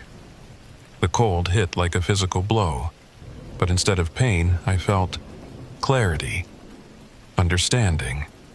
The ice showed me things, revealed truths about the world that warm-blooded creatures could never comprehend. I saw the history of this mountain, the cycles of freeze and thaw spanning millions of years. Saw the thing that lived here, not a creature but a process, a force of nature as fundamental as gravity or time. It had been dormant for eons, trapped in permafrost, waiting for the climate to shift enough to let it wake. And now it was awake, and it was doing what it had always done, converting heat into cold, life into stasis, chaos into crystal order. We were part of that process now. The ice was rewriting us at a molecular level, optimizing us for the coming age.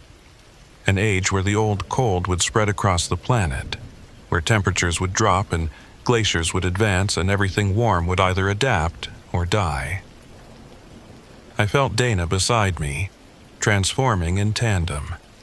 Felt our separate identities beginning to blur, to merge with each other and with the ice and with the vast intelligence that suffused this place. And in that moment, I understood what Nathan Pierce had tried to tell me. This wasn't death. It was evolution. Painful, unwanted, but ultimately inevitable.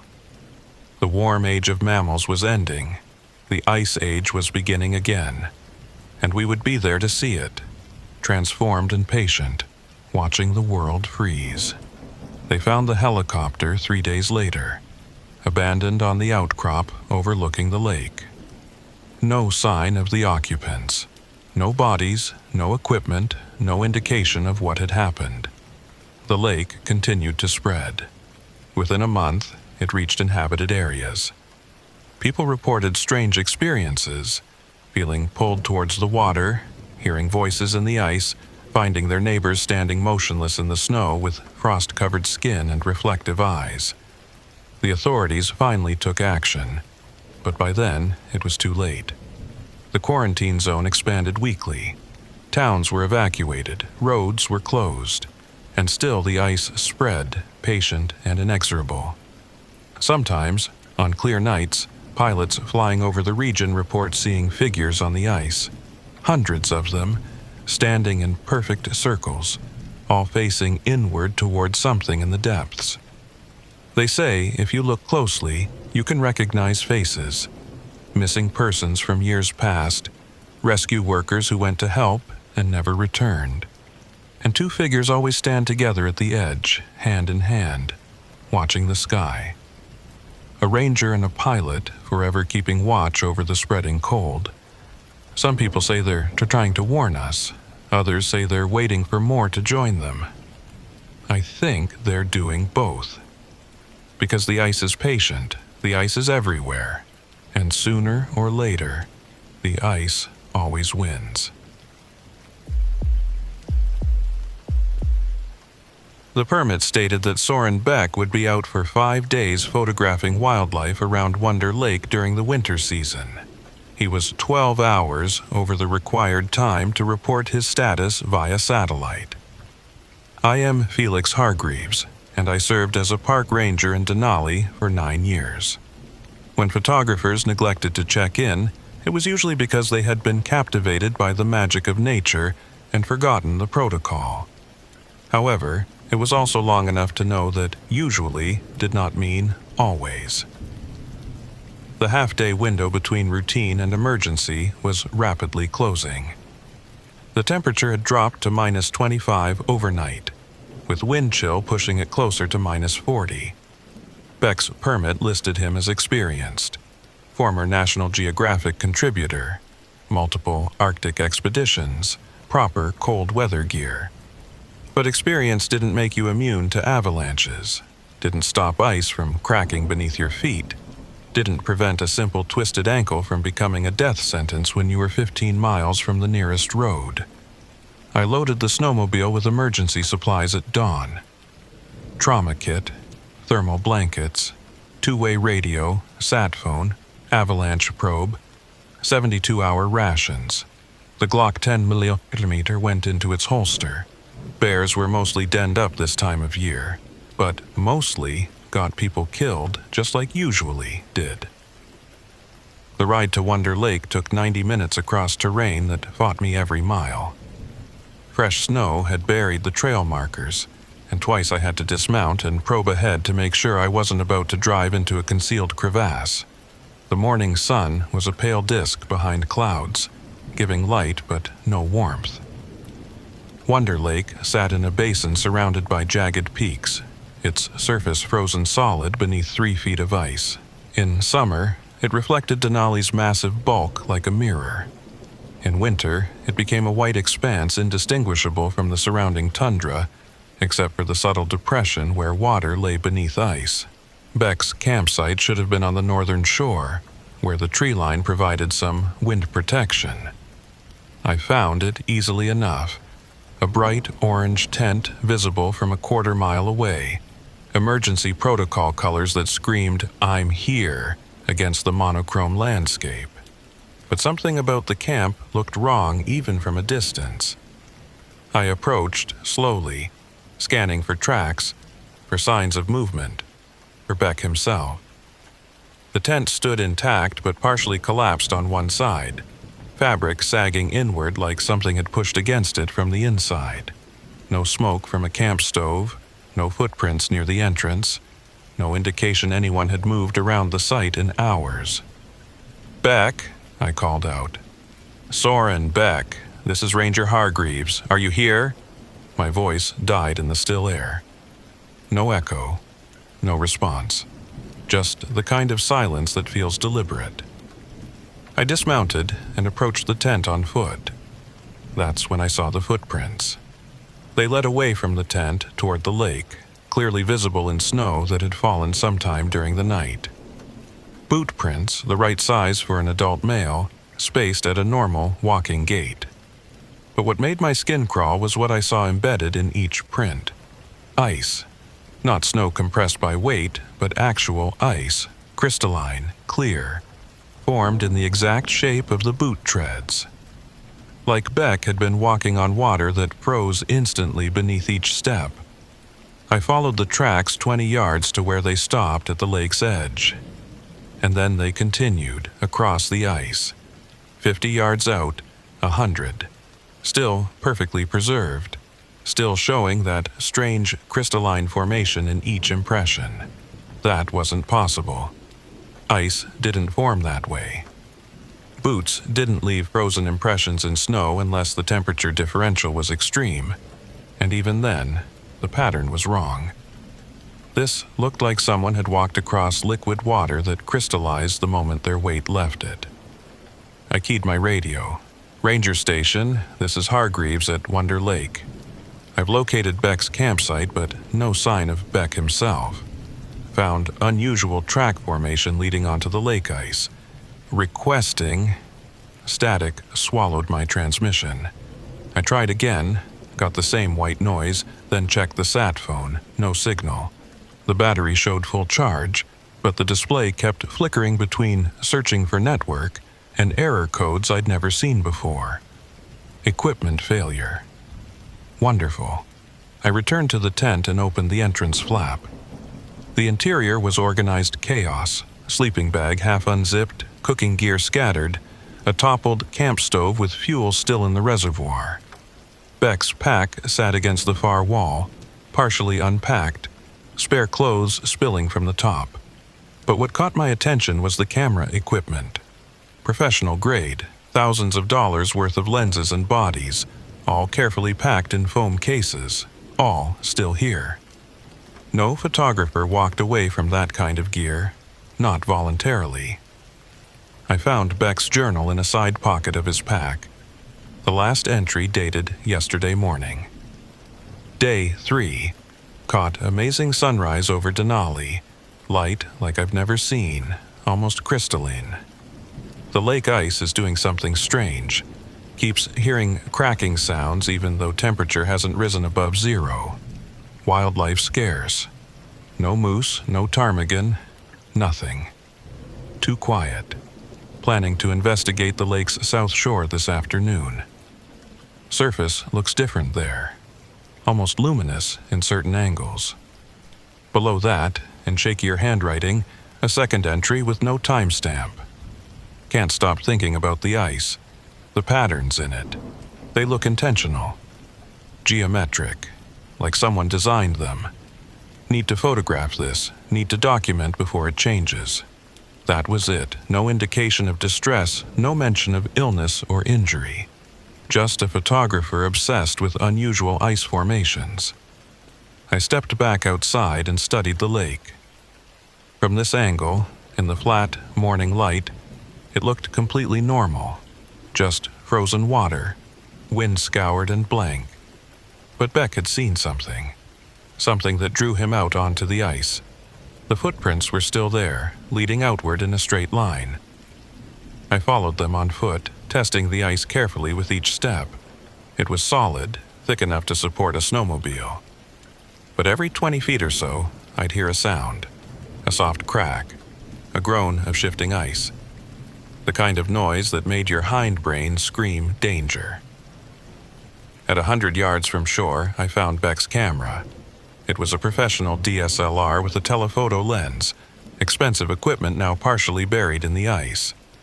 Not sitting on top of it, but embedded in it, like the ice had melted and then refrozen around the camera body. I knelt and tried to pull it free. The ice held firm. I could see the camera's display screen through the crystal clear ice, still showing the last image Beck had captured. It was a photograph of the ice itself, a close-up showing the surface in extreme detail. And in that detail, I saw what Beck must have seen: patterns. Crystalline structures that were too regular, too precise to be natural. They formed spirals and fractals, geometric designs that looked almost like writing in a language made of frozen water. I pulled out my own phone and photographed the camera screen through the ice, zooming in to capture as much detail as possible. The patterns were mesmerizing, drawing the eye inward, deeper into the spiral formations. I caught myself staring and had to forcibly look away. That's when I noticed my breath wasn't fogging anymore. I was breathing normally, lungs pulling in air at -25, but no vapor was forming when I exhaled. The air around me felt warmer somehow, despite the temperature reading on my gear showing no change. Something was wrong with this place. Wrong in a way that had nothing to do with weather or wildlife or any normal backcountry hazard. Beck's footprints continued past the camera, heading toward the center of the lake. I marked the camera's position with a bright orange flag, then kept following. 200 yards out, the ice changed. The surface here was different, clearer, smoother, almost like glass. And beneath it, I could see down into the water. Should have been murky, full of sediment and algae. But instead it was crystalline, transparent to impossible depths. And in those depths, shapes, long and dark, suspended in the water like massive logs. Except logs didn't move, didn't slowly rotate in place, didn't seem to track my movement across the ice above them. I stepped back instinctively, pulse hammering. Whatever those shapes were, they were alive. Huge, maybe 20 feet long, cylindrical bodies that looked almost segmented, like enormous underwater millipedes. Beck's footprints led directly over this section of ice, over whatever was swimming below. The tracks ended at exactly the center of the lake. Not at a hole in the ice, not at any visible disruption. They just stopped, the final footprint as clear and crystalline as all the others. Beyond that point, nothing. No body, no signs of struggle, no indication of what had happened. I stood at the end of the trail, trying to piece together a scenario that made sense. Beck had walked out here, seen something that compelled him to keep going, and then, what? Fallen through? But there was no hole. Turned back? But there were no return tracks. Vanished. The word felt ridiculous in my head, but it was the only one that fit. I pulled out the sat phone again, tried desperately to get a signal. Still nothing. The radio was equally useless, producing only static no matter what frequency I tried. Standard protocol said return to base, report the situation, come back with a full search team. But standard protocol assumed you could communicate with base. Assumed you could call for backup. I was 15 miles from the ranger station with no working communications, standing on a frozen lake with a photographer who'd vanished into thin air, in temperatures that would kill me if I spent the night unsheltered. The smart move was to head back immediately, report in person, return with help. But something made me hesitate. Some instinct honed by 9 years of rescues told me that if Beck was still alive, every minute counted. If he'd fallen through the ice somehow, if he was trapped in an air pocket underneath, if there was any chance at all, I had to try. I spent the next hour doing a spiral search pattern, working outward from where Beck's tracks ended. Used my avalanche probe to test the ice every few feet, looking for weak spots or hidden holes. Found nothing except solid ice, 3 feet thick, consistent across the entire search area. The shapes in the water followed me. I could see them moving beneath the ice, pacing me, staying directly below wherever I walked. Up close, I could make out more details. The segmented bodies, small appendages along their lengths, something that might have been eyes clustered at one end. Not millipedes, not fish, something else entirely, something I had no name for. My watch showed 1,400 hours.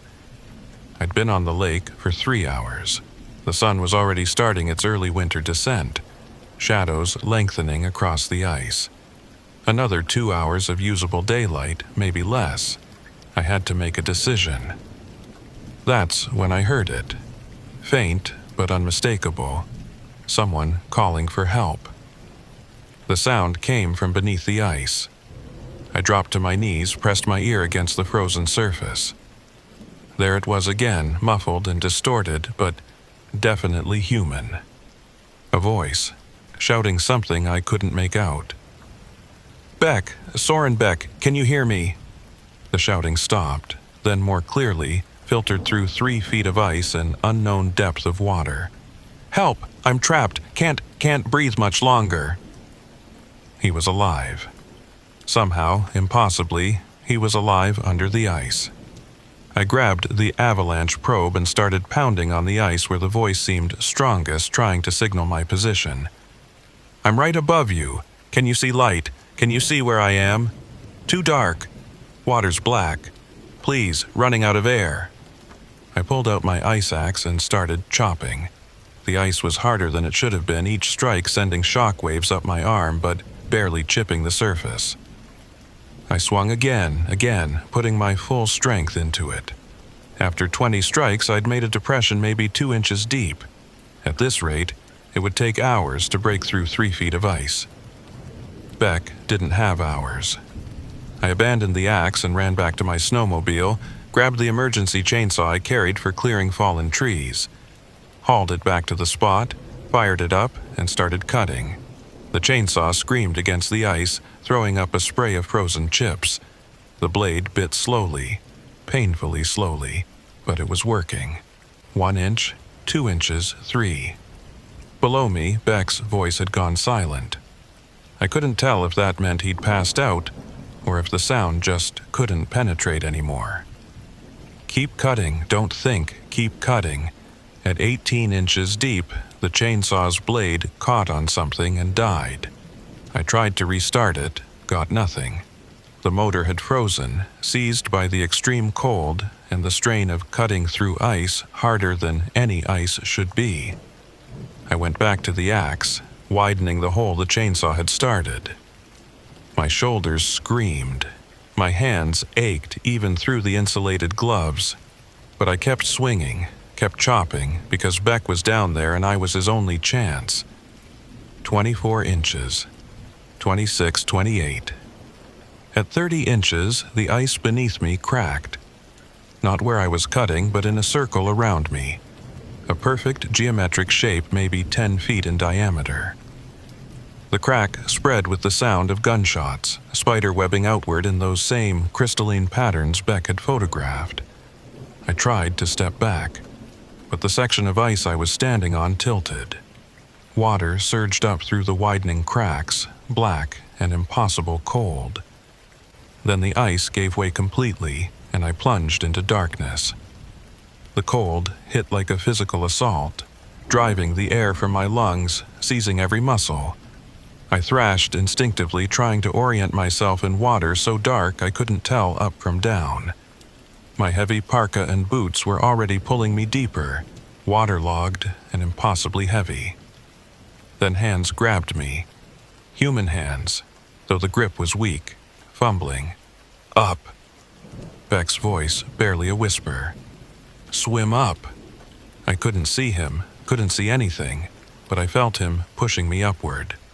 I kicked, fought against the weight of my gear, lungs screaming for air. My head broke the surface and I gasped, treading water in the hole I'd fallen through. Beck surfaced beside me, face pale as death, lips blue, eyes barely focused. He was conscious but clearly hypothermic, movements sluggish and uncoordinated. Grab. Edge, he managed. Pull. Yourself. But the edge of the hole was smooth ice. Nothing to grip. Every time I tried to pull myself up, my gloves slid off the surface. The water was so cold it felt like knives stabbing into every nerve. I had maybe 2 minutes before hypothermia took me. Maybe less. My pack, I told Beck. Rope in the side pocket. Can you get it? The pack had fallen in with me, now floating nearby. Beck swam to it with agonizing slowness, fumbled with the zipper. His hands weren't working right, fingers too stiff to grip. I took over, numb fingers somehow managing to open the pocket and pull out the coiled rope. I swung one end toward the solid ice beyond the hole's edge, but it slid back each time, finding no purchase. We were going to die here, in this black water, under this impossible ice, both of us drowning together because I'd been stupid enough to stand in one place too long. Then, something moved beneath us, one of those segmented shapes rising from the depths. I felt it brush against my leg, felt something hard and cold like chitin or bone. Beck made a sound between a whimper and a scream. The creature, because that's what it was, not a log, not a natural formation, circled us slowly. Then it surfaced, and I saw it clearly for the first time. It looked like nothing that should exist. A body made of interlocking plates of ice, crystalline and translucent. Appendages that were part leg, part fin, moving with fluid grace. And at the front, a cluster of structures that might have been eyes, reflecting our headlamps like mirrors. It studied us. I swear to God, it studied us with something approaching intelligence. Then it dove, and I felt displacement as it swam beneath us. The water churned, and something solid touched my boot. The creature's back, pushing upward. It's helping, Beck whispered, barely coherent. Get on its back. This was insane. This was hypothermia causing hallucinations.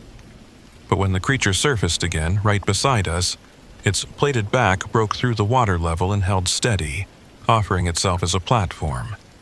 I didn't have time to question. I grabbed Beck and hauled him onto the creature's back, then pulled myself up beside him. The ice-plated surface was solid, freezing, but it was out of the water. The creature began swimming, carrying us toward the edge of the hole. When we reached solid ice, it held position long enough for us to scramble off, then dove again and vanished into the black water. I didn't process what had just happened.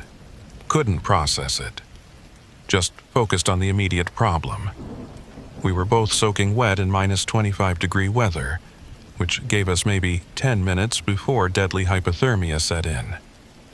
Tent, I managed through chattering teeth. Get to tent. We ran, stumbled really, both of us barely able to coordinate our limbs. The shore seemed impossibly far, but we kept moving, driven by pure survival instinct. We reached Beck's tent and I tore it open, shoving him inside. My emergency kit was back at the snowmobile, but Beck had gear here. Sleeping bags, spare clothes, chemical heat packs. I stripped off his wet outer layers, doing the same for myself. My fingers so numb I could barely work the zippers. Chemical heat packs went into the sleeping bags. I forced Beck into one bag, climbed into the other, pulled them close together to share body heat.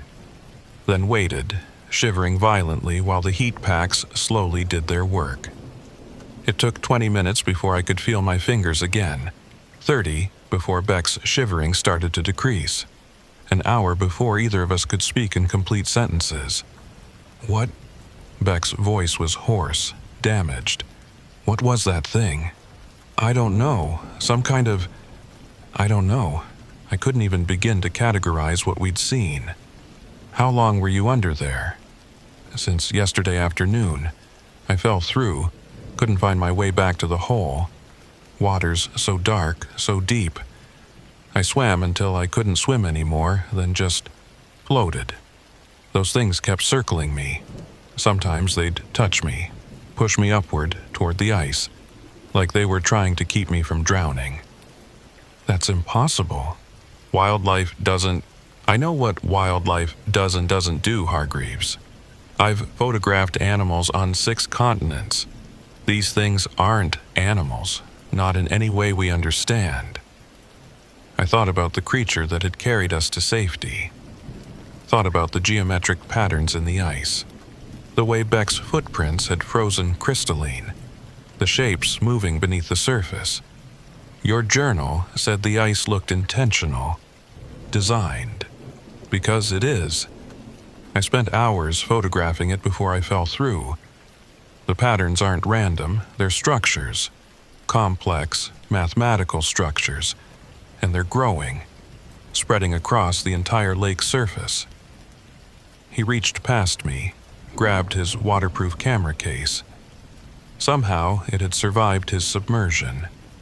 He powered on the display and showed me hundreds of photos, all of the ice, all showing those same spiral patterns in increasingly complex arrangements. This is the same formation, photographed over 6 hours, he said, flipping through images. Watch how it changes. I watched. The patterns grew, evolved, became more intricate, like watching a crystal form in time-lapse, but with intentionality behind it. Like watching someone write. What's causing it? Them. The things in the water.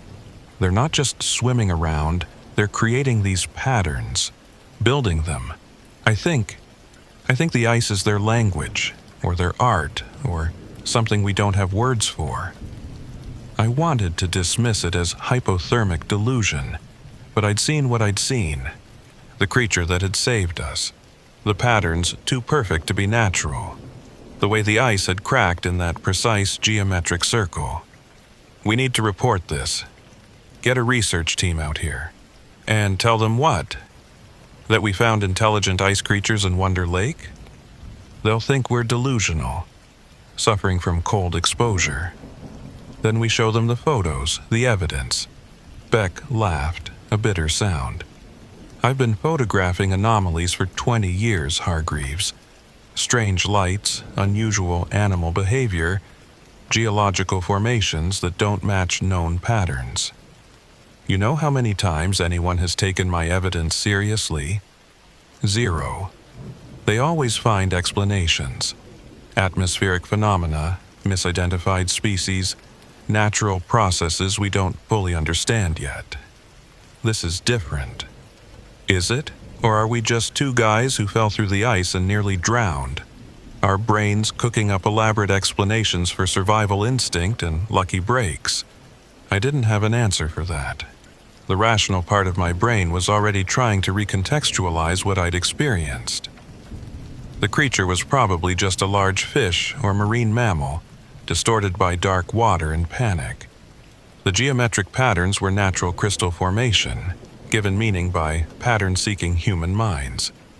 The way we'd survived was luck and adrenaline, nothing more. But I didn't believe that. Couldn't make myself believe it. Outside the tent, I heard something.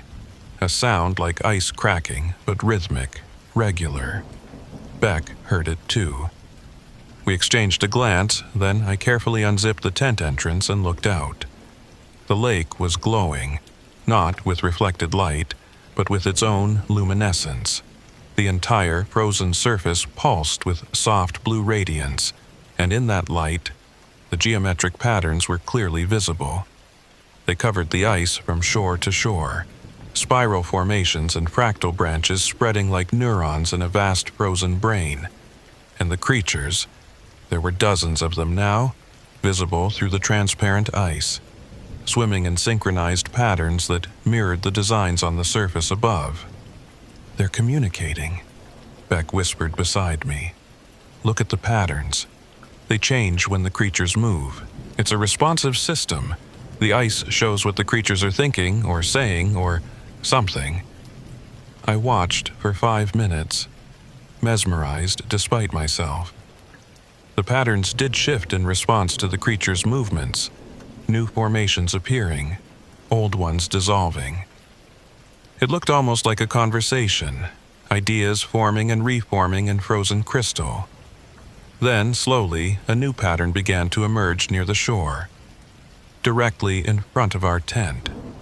It started as a simple spiral, then elaborated, became more complex, formed shapes that looked almost like letters in an alien alphabet. Beck grabbed his camera, started photographing frantically. "They're trying to communicate with us, specifically with us." "You don't know that." "Then why is the pattern forming right here, right in front of where we're watching?" I had no answer. We watched the pattern grow, become more elaborate.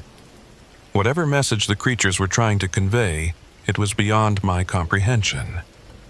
The shapes meant nothing to me, just beautiful geometry with no translation key. After 10 minutes, the glowing faded. The patterns remained, frozen in the ice, but the luminescence died away. The creatures descended into deeper water, disappearing from view. Beck lowered his camera, face pale in the darkness. "We need to stay, document this properly. This could be the most important discovery since we need to leave," I interrupted. "Right now, before we freeze to death or fall through the ice again." "But the evidence, you have photos, hundreds of them, that's evidence enough. But if we stay here, we're risking our lives for something we don't understand and can't control." He wanted to argue. I could see it in his face, the photographer's obsession with capturing the perfect image warring with basic survival instinct. Finally, survival won. "Okay, we leave at first light." "We leave now. I'm not spending another night on this lake." We packed quickly, gathering essential gear and abandoning anything we could do without. My snowmobile was still functional, and Beck's tent was light enough to strap to the back. We loaded up and started the long ride back to the ranger station. The trip took 3 hours in the darkness, following my GPS track. Twice we had to detour around ice formations that looked unstable. Once, I swore I saw something large moving beneath the snow beside the trail, but when I stopped to look, there was nothing there. We reached the ranger station at midnight. I radioed ahead and Tom Kerrigan was waiting, along with a medic and 2 other rangers. They rushed Beck to the clinic for hypothermia treatment while I gave my report. I told them everything. The missing photographer, the camera embedded in ice, the footprints ending at the lake's center. Falling through the ice, nearly drowning, somehow making it back to shore. I didn't mention the creatures, didn't mention the geometric patterns, or the glowing ice, or the thing that had carried us to safety. Those details I kept to myself, watching Kerrigan's face to see if he believed even the sanitized version. "You're lucky to be alive," he said finally. "Both of you. That lake should have killed you. I know. We'll send a team out at first light, recover your equipment, document the site. You're on medical leave until the doctor clears you." I nodded, too exhausted to argue. They put me in a recovery room, piled me with heated blankets, forced hot liquids down my throat. I slept for 12 hours straight, dreaming of geometric patterns and creatures made of ice. When I woke, Beck was sitting beside my bed. "They don't believe us," he said without preamble. "The recovery team went out, found the lake completely normal. No glowing, no patterns, just regular ice. They found your chainsaw and avalanche probe, confirmed you'd tried to cut through the ice, but there's no hole. The ice is refrozen, smooth, and uniform. What about the camera? My camera embedded in the ice? Gone. The team couldn't find it. They think the ice might have shifted, buried it deeper. They want to bring specialized equipment out in the spring, do a more thorough search when the ice melts. I pulled out my phone, brought up the photo I'd taken of Beck's camera screen through the ice. The image was there, but it had changed. The geometric patterns were gone, replaced by random ice crystal formations. Like someone had edited the photo to remove the evidence. Except I knew no one had touched my phone. "Your photos?" I asked. Beck pulled out his camera, showed me the display. Hundreds of images of Wonder Lake, all of them showing normal ice, normal water, normal winter landscape. The geometric patterns had vanished from every single frame. "I don't understand," he whispered. "I saw them. I photographed them. They were there. Maybe," I searched for an explanation that made sense. "Maybe the extreme cold affected the equipment, created artifacts in the images that looked like patterns, but weren't really there. And the creatures, the thing that saved us? Hypothermia causes hallucinations, shared delusions between people in the same stressful situation. It's documented." Beck looked at me with something like betrayal. "You're going to let them explain this away, pretend it didn't happen. I'm going to survive it, which means accepting the most rational explanation and moving on. The rational explanation is that something impossible is living in Wonder Lake. Something intelligent, something that communicates through ice formations, something that saved our lives when it could have just let us drown. The rational explanation is that we survived a near-death experience and our brains filled in the gaps with fantastical details. That's what I'm putting in my official report. What you put in yours is up to you." He stood, face hard. "I thought you were different. Thought you actually cared about the truth.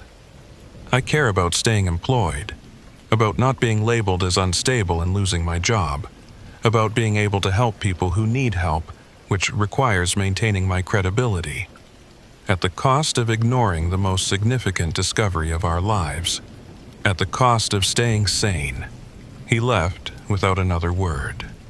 I heard later that he'd refused all medical treatment beyond basic hypothermia management, demanded his gear back, and driven to Anchorage the same day. His official statement corroborated mine, fell through the ice, managed to escape, no other unusual circumstances. The investigation concluded that we'd both been lucky to survive a dangerous but ultimately mundane accident. The lake was placed off limits for the rest of winter due to unstable ice conditions, but no further research was authorized. Life went back to normal. I returned to my patrol schedule, responded to emergencies, helped tourists who wandered too far from marked trails. Everything just like before. Except every night I dreamed of glowing ice and geometric patterns. And sometimes when I closed my eyes, I swore I could feel something watching. Something patient and ancient and utterly alien, waiting beneath frozen water for someone to understand its message. 3 months passed. Winter gave way to early spring, and Wonder Lake's ice began to thin, turning from white to gray, to the dangerous translucence that kills unprepared hikers every year. I stayed away from that sector, found excuses to assign other rangers to patrols near the lake. But I couldn't stop thinking about it. Beck's photos haunted me. Not the final versions that showed normal ice, but the ones I'd seen on his camera before they changed. Those geometric patterns, complex and intentional, that had looked almost like writing. I started researching in my off hours, pulled up geological surveys of Wonder Lake going back decades. Found something interesting. The lake was unusually deep for its size, with several unmapped underwater cave systems feeding into it from below. The water temperature stayed constant year-round, several degrees warmer than it should be, suggesting geothermal activity. But more interesting were the old reports.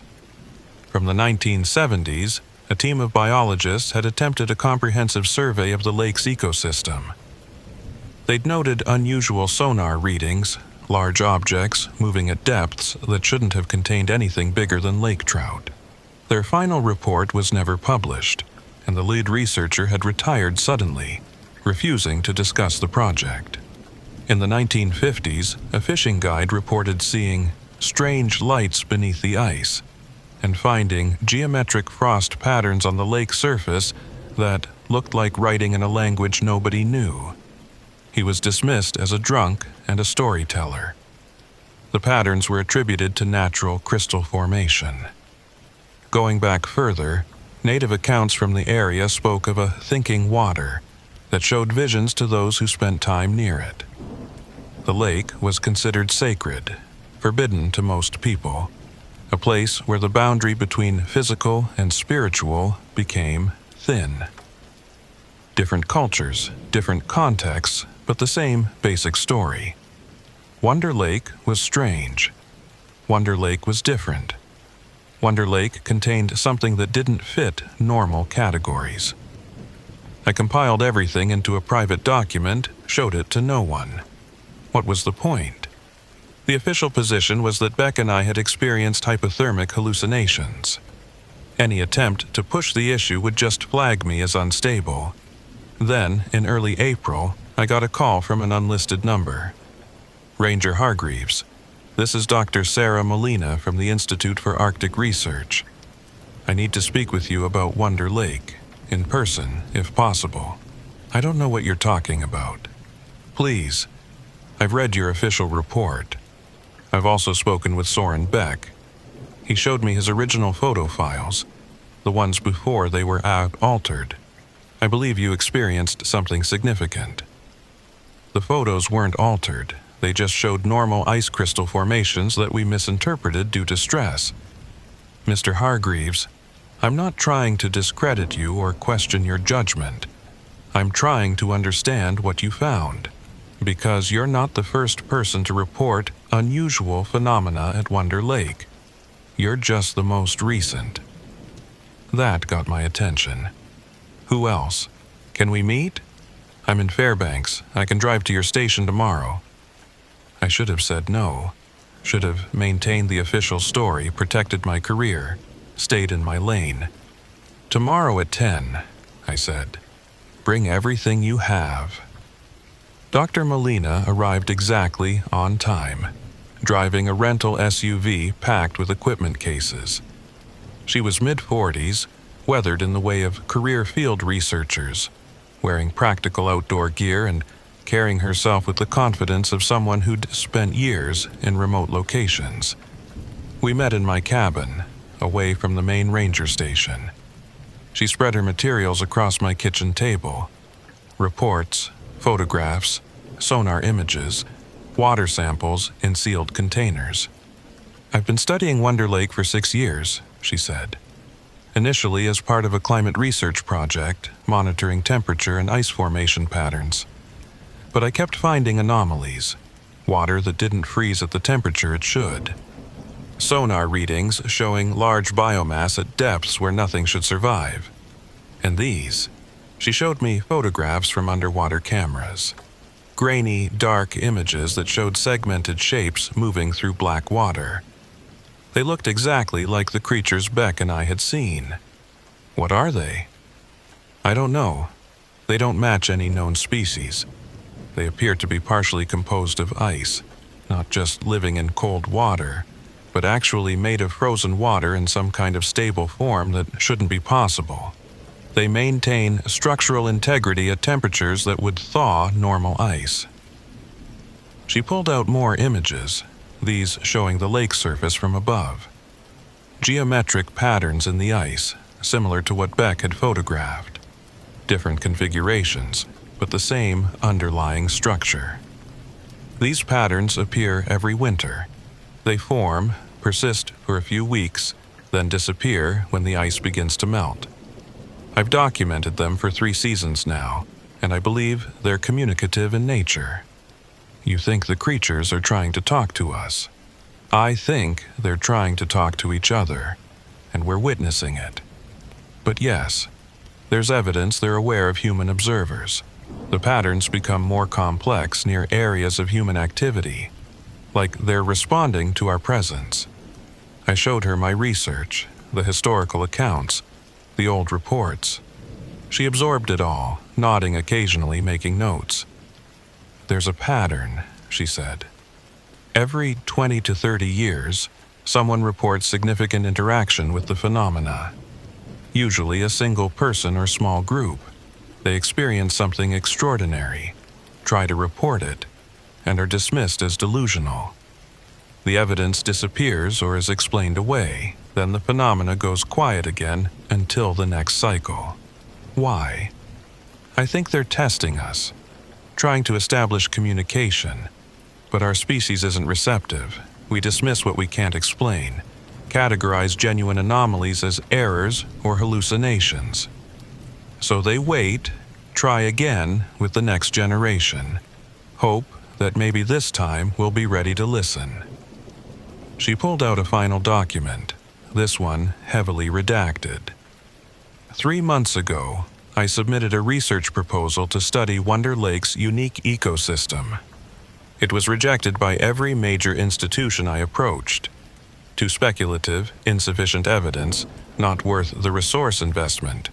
But one organization showed interest, a private research foundation that studies unusual natural phenomena. What kind of foundation? The kind that doesn't publish their findings. The kind that makes things disappear when they're too significant to reveal publicly. She met my eyes. They want to know everything about Wonder Lake. They're willing to fund a comprehensive study, and they want you involved. Why me? Because you've had direct contact with the phenomena, because you survived it, and because unlike most people who experience something impossible, you documented it carefully before dismissing it. I thought about the creature that had saved us, about the patterns in the ice that had looked like writing, about the feeling I'd had, watching those formations shift and change, like witnessing a conversation I couldn't understand but desperately wanted to. What would this study involve? Spending the winter at Wonder Lake, proper equipment, full support team, comprehensive monitoring. We'd document everything, the creature's behavior, the ice formations, the communication patterns. Try to establish if genuine intelligence is present and if contact is possible. The park won't authorize that. The park doesn't need to know. The Foundation has secured private access to the area. Legal, but discreet. You're talking about unauthorized research on federal land. I'm talking about potentially the most significant discovery in human history. And you have a choice. Help us understand it, or let it remain a mystery until the next person stumbles onto it and gets dismissed as delusional. I should have refused. Should have protected my career, my reputation, my comfortable certainty that the world worked according to known rules. When does the study begin? Next winter, October through March. Full support, all expenses covered, and complete documentation rights. If we find what I think we'll find, you'll be part of the team that proves intelligent non-human life exists on Earth. And if we find nothing, if it was just hallucinations and misinterpreted data, then we publish negative results and move on, but I don't think that's what we'll find. She gathered her materials, preparing to leave. Think about it. I'll contact you in August for your final decision. She left, taking her evidence and her impossible theories with her. I spent the rest of the day trying to process the offer, trying to decide if I was willing to risk everything for the slim chance of understanding what I'd experienced. That night, I drove to Wonder Lake. The ice was mostly gone now, just thin sheets near the shore that would be completely melted within days. The water was dark, reflecting the evening sky. Normal, unremarkable. just another mountain lake in the Alaska backcountry. I stood at the shore where Beck's tent had been, where we'd watched the glowing patterns form in the ice, tried to recapture that sense of witnessing something profound, something that transcended normal categories. The water rippled, though there was no wind. I watched the ripples spread in concentric circles, expanding from some central point far out in the lake. They moved too regularly, too precisely, forming those same geometric patterns I'd seen in the ice. Something broke the surface near the lake's center. One of the creatures' segmented body rising from the depths, crystalline plates catching the dying light. It watched me. I knew it was watching me, with those mirror-like eyes. Then it dove, and the ripples faded, and the lake was still again. But I understood. They were still there, still trying to communicate, still hoping that maybe, this time, someone would listen. I made my decision that night. When Dr. Molina called in August, I accepted her offer. Submitted my resignation to the Park Service effective October 1st, citing personal reasons. Tom Kerrigan was disappointed but understanding. Rangers burned out all the time, needed breaks from the isolation and stress. Beck signed on too. Molina had contacted him separately, and despite his public dismissal of the experience, he couldn't resist the chance to document it properly. We'd be working together again, along with a team of researchers I'd never met. The study began in October. We set up a permanent camp on Wonder Lake's northern shore, equipped with underwater cameras, sonar arrays, thermal imaging, spectrographic analysis equipment. Everything we needed to document and analyze whatever we found. The first month was quiet. The lake froze over. The creatures appeared occasionally on sonar but kept their distance, and no geometric patterns formed in the ice. The research team began to question whether we'd oversold the phenomena, whether this would be a winter of expensive negative results. Then, in mid-November, everything changed. The patterns appeared overnight, not just simple spirals this time, but elaborate formations covering the entire lake surface. They glowed faintly in the darkness, pulsing with that same bioluminescence Beck and I had seen. And in the center of the largest formation, a message, not in English, not in any human language, but unmistakable in its intentionality. Shapes arranged in sequence, structures that built on each other, patterns that evolved and developed like sentences in a visual language. Dr. Molina documented everything, her hands shaking as she photographed and measured. "It's a primer," she whispered. "They're teaching us their language, starting with basic concepts and building complexity."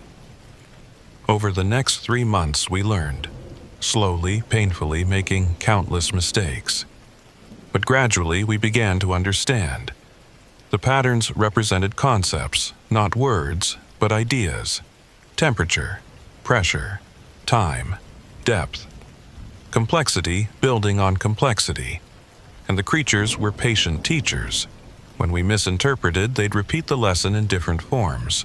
When we understood, they'd advance to the next concept. By February, we could recognize basic messages. Greetings, questions, observations about the world above the ice. By March, we understood enough to ask our own questions. Using the patterns they'd taught us, we formed messages in the ice near shore. Simple inquiries. What are you? Where do you come from? Why are you here? The response came as the ice began to melt. The last message we'd received that season. We are the memory of ice. We are what water becomes when it learns to think. We have been here since the first glacier carved this valley. We will be here until the last ice melts. We share this world with you. We wish to share understanding. When the ice melted completely in April, the creatures descended to depths our equipment couldn't reach. The communication ended for the season, but we had our documentation. Hundreds of hours of footage, thousands of photographs, comprehensive analysis of the patterns and their meanings. Dr. Molina's foundation published the findings in a private report, shared with select researchers and institutions. The response was mixed. Some found the evidence compelling. Others maintained it could be explained through natural processes we didn't fully understand yet. But we knew the truth. Beck and I, Molina and her team, we'd made contact.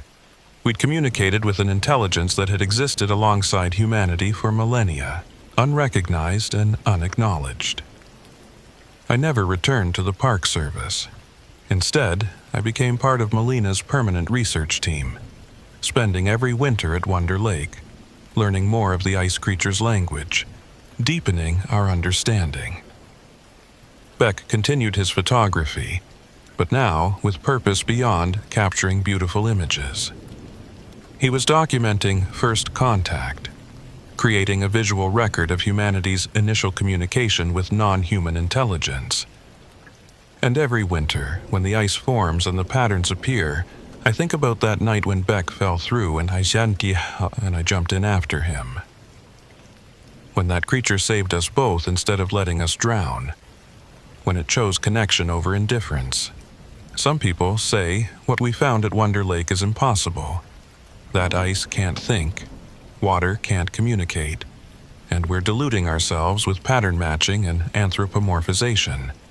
Let them think that. I know what I've experienced, I know what I've learned, and I know that beneath the ice of Wonder Lake, something ancient and patient waits for the next person ready to listen. The ice has memory, the ice has consciousness, and the ice wants to be understood. All we have to do is be willing to learn.